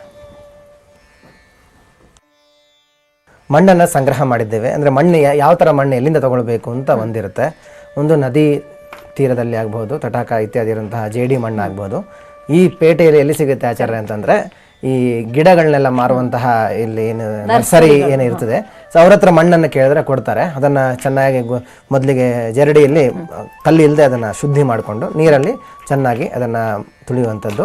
ಅದಕ್ಕೆ ಹಾಲು ಮತ್ತು ಹತ್ತಿ ಹಾಕಿ ಇನ್ನೂ ಮಾಡಿದ್ರೆ ತುಂಬ ಸಾಫ್ಟ್ ಬರುತ್ತೆ. ಯಾಕಂದರೆ ಕಟ್ ಆಗಬಾರ್ದು, ಅದು ಇಂಪಾರ್ಟೆಂಟು. ಸೊ ಆ ಥರ ನಾವು ಇವತ್ತು ಗಣಪತಿ ಮಾಡ್ತೀವಿ ಅಂದರೆ ಎಷ್ಟು ದಿನದ ಮುಂಚೆ ತಂದು ಇದನ್ನ ಕಲಿಸಿರ್ಬೇಕು? ಅದು 1-2 ದಿನ ಮುಂಚೆ ತಗೊಂಡ್ಬಂದ್ರೆ ಭಾಳ ಒಳ್ಳೆಯದು. ಅದನ್ನು ಮಂತ್ರಪೂರ್ವಕವೂ ಕೂಡ ದೇವರನ್ನ ಆವಾಹನೆ ಮಾಡಿ ಅದನ್ನು ಮಣ್ಣಿನ ಮೇಲೆ ಪ್ರೋಕ್ಷಣೆ ಮಾಡಿ ಈಗ ಶುದ್ಧಿ ಮಾಡೋಣ. ತಗೊಳ್ಳಿ. ಬಲಗೈಯನ್ನು ಎಡಗೈಯಲ್ಲಿ ಇಟ್ಕೊಳ್ಳಿ, ಬಲಗೈಯನ್ನು ಹೇಗೆ ಅದ್ರ ಮೇಲೆ ಮುಚ್ಚಿ ಹೇಳ್ಕೊಳ್ಳಿ. ಗಂಗಾ ಸಿಂಧು ಸರಸ್ವತಿ ಚ ಯಮುನಾ ಗೋದಾವರಿ ನರ್ಮದಾ ಕೃಷ್ಣ ಭೀಮ ರತಿ ಚ ಪಲ್ಕುಸರಯೋ ಶ್ರೀಗಂಡಕಿ ಗೋಮತಿ ಕಾವೇರಿ ಕಪಿಲ ಪ್ರಯಾಗ ವಿನುತ ನೇತ್ರಾವತಿ ಆದಯಃ ನದ್ಯಃ ಶ್ರೀ ಹರಿಪಾದ ಪಂಕಜ ಭುವಾಂ ಕುರುವನ್ ಸದಾ ಮಂಗಳಂ ಗಂಗಾ ಭಾಗೀರಥ್ಯೇ ನಮಃ ಪ್ರಾರ್ಥಯಾಮಿ ನಮಸ್ಕರೋಮಿ. ಕಣ್ಣು ಮುಚ್ಚಿಕೊಂಡು ಗಂಗಾದೇವಿ ಈ ನೀರಿನೊಳಗೆ ಸನ್ನಿಹಿತಳಾಗಿದ್ದಾಳೆ. ಈ ಶ್ಲೋಕದಲ್ಲಿ ಕಾಶ್ಮೀರದಿಂದ ಹಿಡಿದು ಕನ್ಯಾಕುಮಾರಿವರೆಗೆ ನಮ್ಮ ಇಡೀ ಭಾರತದಲ್ಲಿ ಹರಿಯುವಂಥ ಎಲ್ಲ ಪುಣ್ಯ ನದಿ ತೀರ್ಥಗಳ ಹೆಸರು ಬಂತು. ಎಲ್ಲ ದೇವತೆಗಳು ನಮ್ಮ ಈ ನೀರಿನಲ್ಲಿ ಬರಬೇಕು. ಅದನ್ನು ಶುದ್ಧಿ ಮಾಡಿದಾಗ ಈ ಮಣ್ಣು ಮಂತ್ರಪೂರ್ವಕವಾಗಿ ಶುದ್ಧವಾಗಿ ದೈವತ ಸಾನ್ನಿಧ್ಯ ಈ ಮಣ್ಣಿನಲ್ಲಿ ಬರಬೇಕು ಅಂತ ಪ್ರಾರ್ಥನೆ ಮಾಡಿ ನೀರನ್ನು ಪ್ರೋಕ್ಷಣೆ ಮಾಡುವಂಥದ್ದು. ಕೈಯಲ್ಲಿ ಹಾಕಿ ಹೀಗೆ ಪ್ರೋಕ್ಷಣೆ ಮಾಡಿ. ಅಪವಿತ್ರ ಪವಿತ್ರೋವ ಸರ್ವಾವಸ್ಥಾಂಗತೋಪಿ ವಾ ಯಸ್ಮರೇತ್ ಪುಂಡರೀಕಾಕ್ಷಂ ಸಭಾಖ್ಯಾಭ್ಯಂತರ ಶುಚಿ ಸರ್ವಂ ಶುದ್ಧಿರಸ್ತು. ಸ್ವಾಮಿ ದೇವರು, ಈಗ ಮಣ್ಣನ್ನು ನಾವು ಶುದ್ಧಿ ಮಾಡ್ಕೊಂಡಿದ್ದೇವೆ. ಈಗ ಮನೆಯಲ್ಲಿರುವಂತಹ ಪದಾರ್ಥಗಳನ್ನೇ ಬಳಸಿ ಮಕ್ಕಳು ಮಾಡೋ ರೀತಿಯಾಗಿ ಅದರಲ್ಲೂ ಸ್ವಲ್ಪ ಶಾಸ್ತ್ರೀಯವನ್ನು ನಾವು ಸೇರಿಸಿಕೊಂಡು ಹೇಗೆ ಮಾಡಬಹುದು ಅದಕ್ಕೆ ಬೇಕಾದಂತಹ ಪದಾರ್ಥಗಳನ್ನ ಹೀಗೆ ನಾವು ನೋಡೋಣ. ಓಕೆ, ಈ ಗಣಪತಿ ಮಾಡೋಕೆ ಮುಂಚೆ ಒಂದು ಡೌಟ್ ಕೇಳ್ಬಿಡ್ತೀನಿ. ತುಂಬಾ ಜನಕ್ಕೆ ಏನಿರುತ್ತೆ ಅಂದ್ರೆ ಈ ಲಕ್ಷ್ಮಿ ಹಬ್ಬ ಇರ್ಬೋದು ಅಥವಾ ಗಣಪತಿ ಹಬ್ಬ ಒಂದ್ಸತಿ ನೀವು ಆರಂಭ ಮಾಡಿದ್ರೆ ಅದು ನೀವು ಪ್ರತಿ ವರ್ಷ ಮಾಡ್ಬೇಕು. ಗಣಪತಿ ಕೂರಿಸಿದ್ರೆ ಪ್ರತಿ ವರ್ಷ ಮನೇಲಿ ಕೂರಿಸ್ಬೇಕು, ಅದೊಂದು ಪ್ರತೀತಿ ಇದೆ. ಅದ್ರ ಬಗ್ಗೆ ಒಂದು ಕ್ಲಾರಿಟಿ ಕೊಟ್ಬಿಡೋಣ. ಮನುಷ್ಯ ಜನ್ಮ ಸಾರ್ಥಕತೆ ಆಗ್ಬೇಕು ಅಂತ ಆದ್ರೆ ಕೇವಲ ದೇವರ ಚಿಂತನೆ, ದೇಶದ ಚಿಂತನೆ, 4 ಜನಕ್ಕೆ ಹಿತವಾದಂತಹ ಚಿಂತನೆಯನ್ನು ಮಾಡಿದ್ರೆ ಮಾತ್ರ ಈ ಒಂದು ಶರೀರ ನಮಗೆ ಜೀವ ಏನು ಬಂದಿದೆ ಅದು ಸಾರ್ಥಕ ಆಗುತ್ತೆ. ಇಲ್ಲಾಂದ್ರೆ ಪುನರಪಿ ಜನನಂ ಪುನರಪಿ ಮರಣಂ ಪುನರಪಿ ಜನನೆ ಜಠರೆ ಶಯನಂ ಇಹ ಸಂಸಾರೆ ಬಲು ದುಸ್ಸಾರ. ಪುನಃ ಸಾಯೋದು, ಪುನಃ ಹುಟ್ಟೋದು, ಮತ್ತೆ ಒದ್ದಾಡೋದು. ಹಾಗಾಗಿ ಈ ಎಲ್ಲ ವ್ರತಗಳೆಲ್ಲ ಮಾಡಿದಾಗ ಏನಾಗುತ್ತೆ, ತಿಳಿಯದೆ ನಮಗೆ ತುಂಬ ಜನರಿಗೆ ನಮಗೆ ಸಹಾಯ ನಾವು ಮಾಡ್ತೇವೆ. ಹೂ ತಗೊಂಡಾಗ ಹೂ ಬೆಳೆಗಾರರಿಗೆ 100 ಪದಾರ್ಥಗಳು ಪೂಜೆಗೆ ಬೇಕಾದಾಗ ಅಂತೆಲ್ಲ ಸಜ್ಜನರಿಗೆ ಅಷ್ಟೆಲ್ಲ ನಮ್ಮ ಒಂದು ದುಡ್ಡು ವಿನಿಯೋಗ ಆಗುತ್ತೆ. ಹಾಗಾಗಿ ಈ ವ್ರತವನ್ನು ಭಗವಂತನಿಗೆ ಯಾವತ್ತು ಯಾವುದೋ ನೀವು ಮಾಡಿದಿರಿ ಅಂತ ಖುಷಿ ಆಗುತ್ತೆ, ನೀವು ಮಾಡಿಲ್ಲ ಅಂತ ಯಾವತ್ತು ಬೇಜಾರಾಗಲ್ಲ. ಸ್ವಾಮಿ ಗಣಪತಿ 5 ತೆಂಗಿನಕಾಯಿ ಹೊಡಿತೇನಪ್ಪ ಇದು ಮಾಡಿಕೊಟ್ರೆ ಅಂತ ಹೇಳಿದ್ರೆ ಆ ಕೆಲಸ ಆದಾಗ 2 ತೆಂಗಿನಕಾಯಿ ಹೊಡೆದ್ರೆ ಮಗನೇ 5 ತೆಂಗಿನಕಾಯಿ ಅಂತ ಹೇಳಿ 2 ತೆಂಗಿನಕಾಯಿ ಹೊಡೆದೆ ಮಾಡ್ತೀನಿ ತಾಳಿಂಗೆ ಅಂತ ಯಾವ ದೇವರು ಹೇಳೋದಿಲ್ಲ. ಅದಕ್ಕೆ ಅವನು ಭಗವಂತ ಅಂತ ಭಕ್ತಿಯಿಂದ ಮಾಡಿದ್ರೆ ಅದಕ್ಕೆ ಫಲವನ್ನು ಕೊಡ್ತಾನೆ. ಮಾಡೋಕ್ಕಾಗಲಿಲ್ಲ ಅಂತೇಳಿ ನಮಗೆ ಆಗಲೇ ಇಲ್ಲ ಅನ್ನೋ ದೇವರಲ್ಲಿ ಪ್ರಾರ್ಥನೆ ಮಾಡಿದ್ರು ಕೂಡ ಅದಕ್ಕೆ ಭಗವಂತನು ಫಲ ಕೊಡ್ತಾನೆ. ಹಾಗಾಗಿ ಕೈ ಕಾಲು ಗಟ್ಟಿ ಇರುವಂಥ ಸಂದರ್ಭದಲ್ಲಿ ಆದಷ್ಟು ನಾವು ಸತ್ಕರ್ಮಗಳ ಸಂಸ್ಕಾರ ಅಂತ ನಮ್ಮ ಮನುಷ್ಯ ಮುಖ್ಯ ಬೇಕಾಗಿದ್ದು ಸಂಸ್ಕಾರ ನಾವು ಮಾಡಿದರೆ ಮಾತ್ರ ನಮ್ಮ ಮಕ್ಕಳಿಗೆ ಮುಂದಿನ ಪೀಳಿಗೆಗೆ ಅದು ಹೋಗುತ್ತೆ. ನಾವು ಅದನ್ನು ಬಿಟ್ಟರೆ ಎಲ್ಲವೂ ನಾಶವಾಗಿ ಹೋಗ್ತದೆ. ಧರ್ಮೋ ರಕ್ಷತಿ ರಕ್ಷಿತ. ಧರ್ಮವನ್ನು ಯಾರು ರಕ್ಷಣೆ ಮಾಡ್ತಾರೆ ಖಂಡಿತವಾಗಿಯೂ ಅವರನ್ನು ಧರ್ಮ ರಕ್ಷಣೆ ಮಾಡೇ ಮಾಡ್ತದೆ. ನೀವು ಧರ್ಮವನ್ನು ಬಿಟ್ರಿ ಅಂದರೆ ನೀವು ಕೆಟ್ಟ್ರಿ ಅಂತ ಅರ್ಥ. ಹಾಗಾಗಿ ನಾವು ಮಕ್ಕಳಿಗೆಲ್ಲ ಮಾಡಿಸ್ತಾ ಬಂದಾಗ ಅದೊಂದು ಖುಷಿ, ಒಂದು ಹಬ್ಬ, ಅದು ಆಚರಣೆ ಮಾಡೋ ವಿಧಿಯೇ ಆಗಿದೆ. ಹಾಗಾಗಿ ಅದನ್ನು ಮಾಡಿದರೆ ಬಹಳ ಅನುಕೂಲ ಇದೆ, ಬಿಡೋಕ್ಕಿಂತ ಮಾಡದೆ ಲೇಸು ಅಂತ ಅನಿಸುತ್ತೆ. ಗಣಪತಿ ಅಂದ ತಕ್ಷಣ ನಾನಾ ಅವತಾರ, ಒಂದು ಸೀಸನಲ್ಲಿ ಬರಲಿ, ಆ ಟೈಮ್ನಲ್ಲಿ ಯಾವ ಸಿನಿಮಾ ಫೇಮಸ್ ಆಗಿರುತ್ತೆ, ಹಿಟ್ ಆಗಿರುತ್ತೆ, ಅಂಥದ್ದು ಅವತಾರದಲ್ಲಿ ನಾವು ಗಣಪತಿ ನೋಡ್ತೀವಿ. ಈಗ ಶಾಸ್ತ್ರಬದ್ಧವಾಗಿ ನಾವು ಗಣಪತಿಯನ್ನು ಮನೇಲಿ ಹೆಂಗೆ ಮಾಡೋದಂತ ಸಿಂಪಲ್ ಆಗಿ ಜನರಿಗೆ ತೋರಿಸ್ಕೊಡ್ತಾ ಇದ್ದೀರಾ ನೀವು. ಫಸ್ಟ್ ಯಾವ ಪಾರ್ಟ್ ಅನ್ನು ಮಾಡ್ಬೇಕು ಗಣಪತಿದು? ಪಾದಾತ ಶಿರಪರ್ಯಂತಂ. ದೇವರ ದರ್ಶನ ಮಾಡೋದೇ ಕಾಲಿನಿಂದ ಪ್ರಾರಂಭಿಸಿ ಶಿರಪರ್ಯಂತ ಕಿರೀಟ ತನಕ ನಾವು ನೋಡಬೇಕಾಗಿದ್ದು. ರಚನಾ ಕ್ರಮನೂ ಹಾಗೆ. ಪದಾರ್ಥಗಳು ಏನು ಬೇಕಾಗುತ್ತೆ ಅಂತ ನಾನು ಹೇಳ್ತೇನೆ. ಮೊದಲಿಗೆ ಒಂದು ತಟ್ಟೆ ತಗೊಳ್ಬೇಕು ಅದರ ಪೀಠ ಮಾಡಲಿಕ್ಕೆ.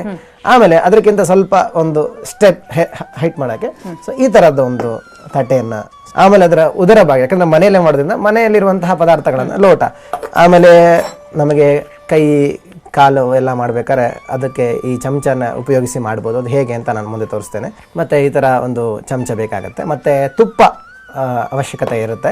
ಯಾಕಂದರೆ ನಾವು ಲೋಟದೊಳಗೆಲ್ಲ ಹಾಕಬೇಕಾದ್ರೆ ಮೊದಲು ತುಪ್ಪದಲ್ಲಿ ಲೇಪನ ಮಾಡಬೇಕಾಗತ್ತೆ, ಇಲ್ಲಾಂದರೆ ಮಣ್ಣು ಅಂಟ್ಕೊಂಡ್ಬಿಡುತ್ತೆ, ಹೊರಗೆ ಬರಲ್ಲ. ಸೊ ಆ ಥರ. ಆಮೇಲೆ ಇದಕ್ಕೆ ಬೇಕಂತ ಕೆಲವು ಟೂಲ್ಸ್ ಇದ್ರೂ ಓಕೆ, ಇಲ್ದಿದ್ರೂ ಓಕೆ.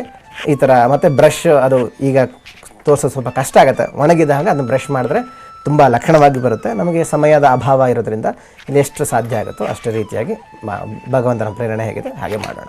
ಈಗ ತುಪ್ಪವನ್ನು ಹಾಕ್ಕೊಂಡು ನಾವು ಆ ತಟ್ಟೆಯನ್ನು ಚೆನ್ನಾಗಿ ಸವರ್ತಾ ಇದ್ದೇವೆ, ಯಾಕಂದರೆ ಅದು ಜಾರಬೇಕು ಅಂತ ಮಣ್ಣು. ಆಮೇಲೆ ಈ ಮಣ್ಣನ್ನು ತಗೊಂಡು ಈಗ ಒಳಗೆ ಅದನ್ನು ಚೆನ್ನಾಗಿ ನಾದಬಹುದು.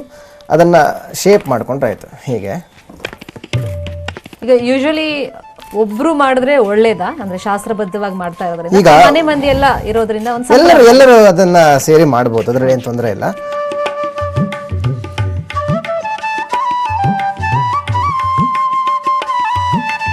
ಹೀಗೆ ಈಗ ತೆಗೆದ್ರೆ ನೋಡಿ ಎಷ್ಟು ಚೆನ್ನಾಗಿ ನಿಮಗೆ ಬೇಸ್ ಒಂದೇ ತರ ಬಂತು. ತುಪ್ಪ ಹಾಕಿದ್ರಿಂದ ಅದು ಅಂಟಿಕೊಂಡಿಲ್ಲ. ಇದನ್ನ ಶೇಪ್ ಇದನ್ನ ಸ್ವಲ್ಪ ನಾವು ಮತ್ತೆ ಸಿದ್ಧಿಯನ್ನು ಮಾಡಬೇಕಂತ ಆದ್ರೆ ಅವರಿಗೆಲ್ಲ ಮಣ್ಣಿನ ಒಂದು ಮೂರ್ತಿಯೇ ಮಾಡಬೇಕು ಅಂತ. ಸಿದ್ಧಿಕರಿ ಮೂರ್ತಿ ಮೃಣ್ಮಯಿ, ಮೃಣ್ ಅಂದ್ರೆ ಮಣ್ಣು, ಪರಿಕೀರ್ತಿತ ಅಂತ ಮಣ್ಣಿನಿಂದ ಮಾಡಬೇಕು ಅಂತ ಶಾಸ್ತ್ರದಲ್ಲಿ ಹೇಳ್ತಾರೆ. ಸೊ ಆ ಪ್ರಕಾರವಾಗಿ ನಾವು ಈಗ ಒಂದು ಫ್ಲಾಟ್ ಆಗಿ ಒಂದು ಮಾಡ್ಕೊಂಡಿದ್ದೀವಿ. ಬೇಸ್ ಸೆಟ್ ಆಯ್ತು. ಬೇಸ್ ಆಯ್ತು. ಇದ್ರ ಮೇಲೆ ಇನ್ನೊಂದು ಬೇಸ್ ಮಾಡಿದ್ರೆ ಇನ್ನೂ ಹೈಟ್ ಬರುತ್ತೆ. ಸೊ ಏನ್ ಮಾಡಬೇಕು ನಾವು, ಈ ತರ ಒಂದು ಟೂಲ್ ತಗೊಂಡು ಅಥವಾ ಯಾವ್ದೊಂದು ಈ ಸ್ಪೂನ್ ಹಿಂದ್ಗಡೆ ತಗೊಂಡ್ರೆ ಆಗತ್ತೆ.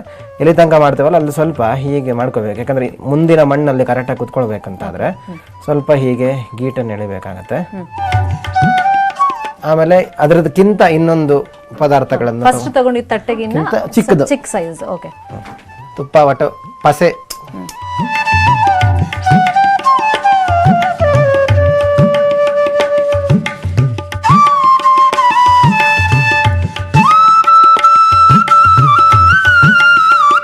ಗಣಪತಿ ಯಂತ್ರಕ್ಕೆ ಒಂದು ಸರ್ಕಲ್ ಮಾಡ್ಕೊಳ್ಬೇಕಾಗತ್ತೆ. ಹಿಂಗೆ ಎತ್ತಿದ್ರೆ ಒಂದು ರೌಂಡ್ ಬಂತು. ಅದರ ಒಳಗೆ ಷಟ್ಕೋಣ ಅಂದರೆ ಸ್ಟಾರ್ ರೀತಿಯ ಗಣಪತಿ ಯಂತ್ರವನ್ನು ಇಲ್ಲಿ ಹೀಗೊಂದು ಗೀಟು ಷಟ್ಕೋಣ ಹಾಕಿದ್ರೆ ಇದು ಗಣಪತಿ ಯಂತ್ರ ಶಾಸ್ತ್ರೋಕ್ತವಾಗಿ ಆಗುತ್ತೆ. ಸೊ ಇದ್ರ ಮೇಲೆ ಈಗ ಗಣಪತಿ, ಈಗ ಅದು ಪೀಠ ರೆಡಿ ಆಗಿದೆ. ಫಸ್ಟ್ ನೀವು ಹೇಳ್ದಂಗೆ ಪಾದ ಅಥವಾ ಶಿರಪರ್ಯಂತ ಪಾದ ಮಾಡ್ಕೊಳ್ಬೇಕಾಗತ್ತೆ. ಚಾಕು ಅಥವಾ ಏನೋ ತಗೊಂಡು ಕರೆಕ್ಟಾಗಿ ಮಧ್ಯ ಅರ್ಧ ಕಟ್ ಮಾಡಿ, ಅರ್ಧ ಭಾಗ ಆಯ್ತಲ್ವಾ, ಅರ್ಧ ಭಾಗ ಇಟ್ಕೊಳ್ಳೋದು. ಆಮೇಲೆ ನಾನು ನಿಮ್ಗೆ ಹೇಳಿದೆ ಸೌಟು ಒಂದು ಈ ಥರ ಇದೇನಪ್ಪ ಅಂದರೆ ಇದಕ್ಕೆ ಕರೆಕ್ಟಾಗಿ ನಾವು ದೊಡ್ಡದು ತಗೊಳ್ಬೋದು. ಜಸ್ಟ್ ಹೀಗೆ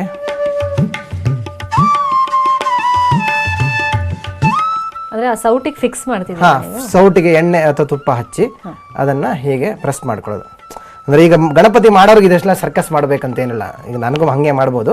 ಬಟ್ ಮಾಡೋರಿಗೆ ಇದು ಸರಿಯಾಗಿ ಗೊತ್ತಾಗ್ಲಿ ಅಂತ. ಅಂದ್ರೆ ಈಗ ತೊಡೆ ಭಾಗ ಎಷ್ಟಾಗ್ಲಬೇಕು, ಕಾಲು ಭಾಗ ಹೇಗಿರ್ಬೇಕು ಗೊತ್ತಾಗೋದಿಲ್ಲಲ್ಲ. ಇದು ಸೌಟು ಹೆಂಗು ಸಣ್ಣ ಆಗುತ್ತಲ್ವಾ, ನಾವು ಹೀಗೆ ಮಾಡಿದಾಗ ಏನಾಗುತ್ತೆ, ಈ ಭಾಗ ದೊಡ್ಡದು ಬರುತ್ತೆ, ಈ ಭಾಗ ಸಣ್ಣದು ಬರುತ್ತೆ. ಸೊ ನಾವು ಹೀಗೆ ತೆಗೆದಾಗ ನಮಗೆ ಈ ಭಾಗ ಸಣ್ಣದು ಬಂತು, ಈ ಭಾಗ ಸಣ್ಣ ಬಂತು. ಸೇಮ್ ಇದೇ ಥರ ಇನ್ನೊಂದು ಮಾಡ್ಕೊಳ್ಳೋಂಥದ್ದು. ಮಣ್ಣು ಹದ ಚೆನ್ನಾಗಿರ್ಬೇಕು, ಇಲ್ಲಾಂದ್ರೆ ಕಟ್ ಆಗುತ್ತೆ. ನೋಡಿ ಅದು ಕಟ್ ಆಗಿಲ್ಲ, ನಾವು ಹೆಂಗೆ ಗೊತ್ತಿದ್ರೆ ಹತ್ತಿ ಥರ ಹಾಗೆ ಬರಬೇಕು. ಒಂದು ಲೆವೆಲ್ ನೋಡ್ಕೊಳ್ಬೇಕು. ಒಂದು ಕಾಲನ್ನು ಮೇಲಿರುತ್ತೆ. ಸೊ ನಾವೀಗ ತುಪ್ಪ ಹಾಕಿ ಅದನ್ನ ಚೆನ್ನಾಗಿ ಮಾಡ್ಕೊಂಡಿದ್ದೇವೆ. ಈಗ ಮಾಡ್ತಿರೋದು ಹೊಟ್ಟೆ ಮತ್ತೆ ಎದೆ ಭಾಗ. ಅದಕ್ಕೆ ಒಂದು ಈ ಸೈಜ್ ಲೋಟ ಸಾಕಾಗ. ಅವರ ಗಣಪತಿಗೆ ಹೇಗೆ ಇದ್ದಾರೋ, ಅಂದ್ರೆ ಎಷ್ಟು ದೊಡ್ಡದು ಮಾಡಬೇಕು ಅಂತಿದೆ ಆ ಥರ ಪಾತ್ರೆಗಳನ್ನ ತಗೊಳ್ಬೋದು. ಈಗ ನೀವು ಸಣ್ಣ ಸೌಟ್ ತಗೊಂಡ್ರಿ, ಅದಕ್ಕೆ ಈ ರೀತಿಯಾಗಿ ಒಂದೊಂದು ಹೀಗೆ ಒಳಗೆ ಒಂದು ಹಾಕಿ ಅದನ್ನು ಹಿಂಗೆ ಎಳ್ಕೊಂಡ್ರೆ ಬರುತ್ತೆ. ಅದು ಒಳಗೆ ಕರೆಕ್ಟಾಗಿ ತುಪ್ಪ ಹಾಕಿದರೆ ಆರಾಮ ಬರುತ್ತೆ, ಇಲ್ಲಾಂದರೆ ಬರೋದಿಲ್ಲ. ಅದನ್ನು ಸ್ವಲ್ಪ ಹೀಗೆ ಮಾಡ್ಕೊಳ್ಬೇಕಾಗುತ್ತೆ. ಅದನ್ನ ಈಗ ತುಂಬಾ ನೈಸ್ ಆಗಿ ಎಲ್ಲೂ ಬಿರುಕಿಲ್ದಿದ್ದಂಗೆ ಓವರ್ ಆಲ್ ಕವರ್ ಮಾಡ್ಕೋಬೇಕು ನಾವು ಅಷ್ಟೇ.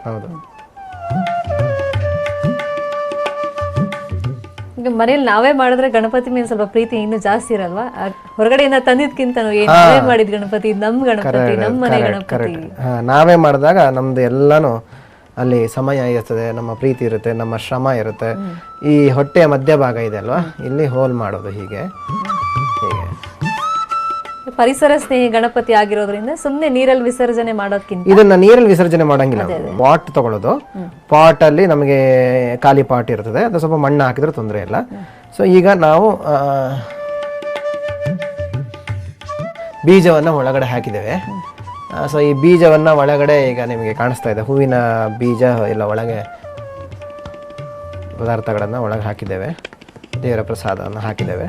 ಸೊ ಅದ್ರ ಮೇಲೆ ಇನ್ನೊಂದು ಮಣ್ಣನ್ನು ಹಾಕಿ, ಇದಕ್ಕೆ ಗೊಬ್ಬರ ಕೂಡ ಹಾಕ್ಬೋದು. ಗೊಬ್ಬರ ಅಂದರೆ ಏನೋ ಹಾಕೋಂಗಿಲ್ಲ, ಗೋಮಯ ಅಂದರೆ ದೇಸಿ ಹಸುವಿನ ಸಗಣಿ ಆಗ್ಬಹುದು, ಅದೆಲ್ಲ ಅಂಗಡಿಲೆಲ್ಲ ಸಿಗುತ್ತೆ. ಅದನ್ನು ಒಳಗೆ ಹಾಕಿ ಆಮೇಲೆ ಹೀಗೊಂದು ಪ್ಲೇಟ್ ಥರ ಮಾಡಿ ಆ ಹೋಲನ್ನು ಕ್ಲೋಸ್ ಮಾಡಿಬಿಡೋದು. ಆಮೇಲೆ ಈ ಎದೆ ಭಾಗ ಮಧ್ಯದಲ್ಲಿ ಒಂದು ಸ್ವಲ್ಪ ಹೀಗೆ ಮಧ್ಯದಲ್ಲಿ ಹೀಗೊಂದು ಗೀಟ್ ಮಾಡಿಕೊಂಡು ಸ್ವಲ್ಪ ಎದೆ ಭಾಗ ಮಾಡಬೇಕಲ್ವ, ಒಂದು ಉಂಡೆನ ಗುಂಡಾಗಿ ಒಂದು ಉಂಡೆ ಮಾಡ್ಕೊಳ್ಳೋದು. ಅದನ್ನು ಕರೆಕ್ಟಾಗಿ ಎಲ್ಲನೂ ಹಾಗೆ ಉಂಡೆ ಕ್ರಮದಲ್ಲೇ ಮಾಡಿದ್ರೆ ಕರೆಕ್ಟಾಗಿ ನಮಗೆ ಪ್ರಪೋರ್ಷನ್ ಅನ್ನೋದು ಅಳತೆ ಸ್ವಲ್ಪ ಚೆನ್ನಾಗಿ ಬರ್ತದೆ. ಇದು ಇನ್ನೊಂದು ಕಡೆ ಇದು ಹೀಗೆ ಇಟ್ಟು ಅದನ್ನ ಸ್ವಲ್ಪ ಪ್ರೆಸ್ ಮಾಡಿ ಎದೆ ಸ್ವಲ್ಪ ಉಬ್ಬಿರ್ಬೇಕಲ್ವಾ.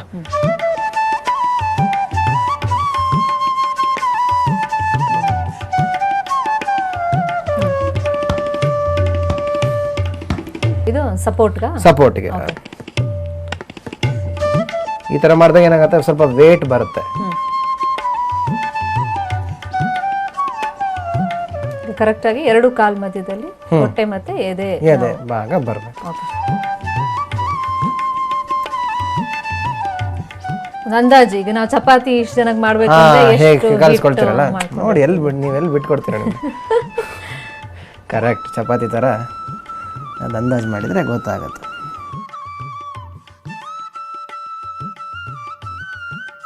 ಈಗ ಗ್ಯಾಪ್ ನಾವು ಎಲ್ಲೆಲ್ಲಿ ಬಿಟ್ಟಿದ್ವಿ ಅದೆಲ್ಲ ಒಂದ್ಸರಿ ಫಿಲ್ ಅಪ್ ಮಾಡ್ಕೊಂಡ್ಬಿಡೋದು. ಹೌದು. ಆಮೇಲೆ ನೀವು ಪ್ರಪೋರ್ಷನ್ ಲೆಕ್ಕದಲ್ಲಿ ಯಾವ್ದಾನ ಕಮ್ಮಿ ಆಯಿತು ಅಂತ ಅನ್ಸಿದ್ರೆ, ಇದು ಹೊಟ್ಟೆ ಕಮ್ಮಿ ಆಯಿತು ಅಥವಾ ಎದೆ ಕಮ್ಮಿ ಆಯಿತು ಹಿಂಗಾಯಿತು ಅಂದಾಯಿತು ಅಂತಂದರೆ ಅಲ್ಲಿಗೆ ನೀವು ನೋಡಿಕೊಂಡು ಕಣ್ಣೆಳತೆಯಲ್ಲಿ ಅದನ್ನು ಜಸ್ಟ್ ಅಲ್ಲಿಗೆ ಪಾಲಿಷ್ ಮಾಡ್ಕೊಂಡ್ಬಿಟ್ರೆ ಆಯಿತು.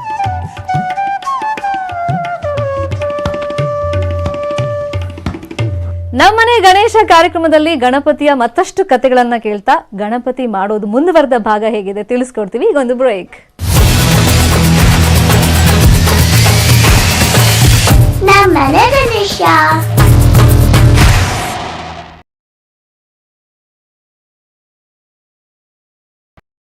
ಚಿತ್ರದುರ್ಗದ ಮುರುಘಾ ಮಠದ ಡಾಕ್ಟರ್ ಶಿವಮೂರ್ತಿ ಮುರುಘಾ ಶರಣರ ವಿರುದ್ಧ ಲೈಂಗಿಕ ದೌರ್ಜನ್ಯ ಗಂಭೀರ ಆರೋಪ ಕೇಳಿಬಂದಿದೆ.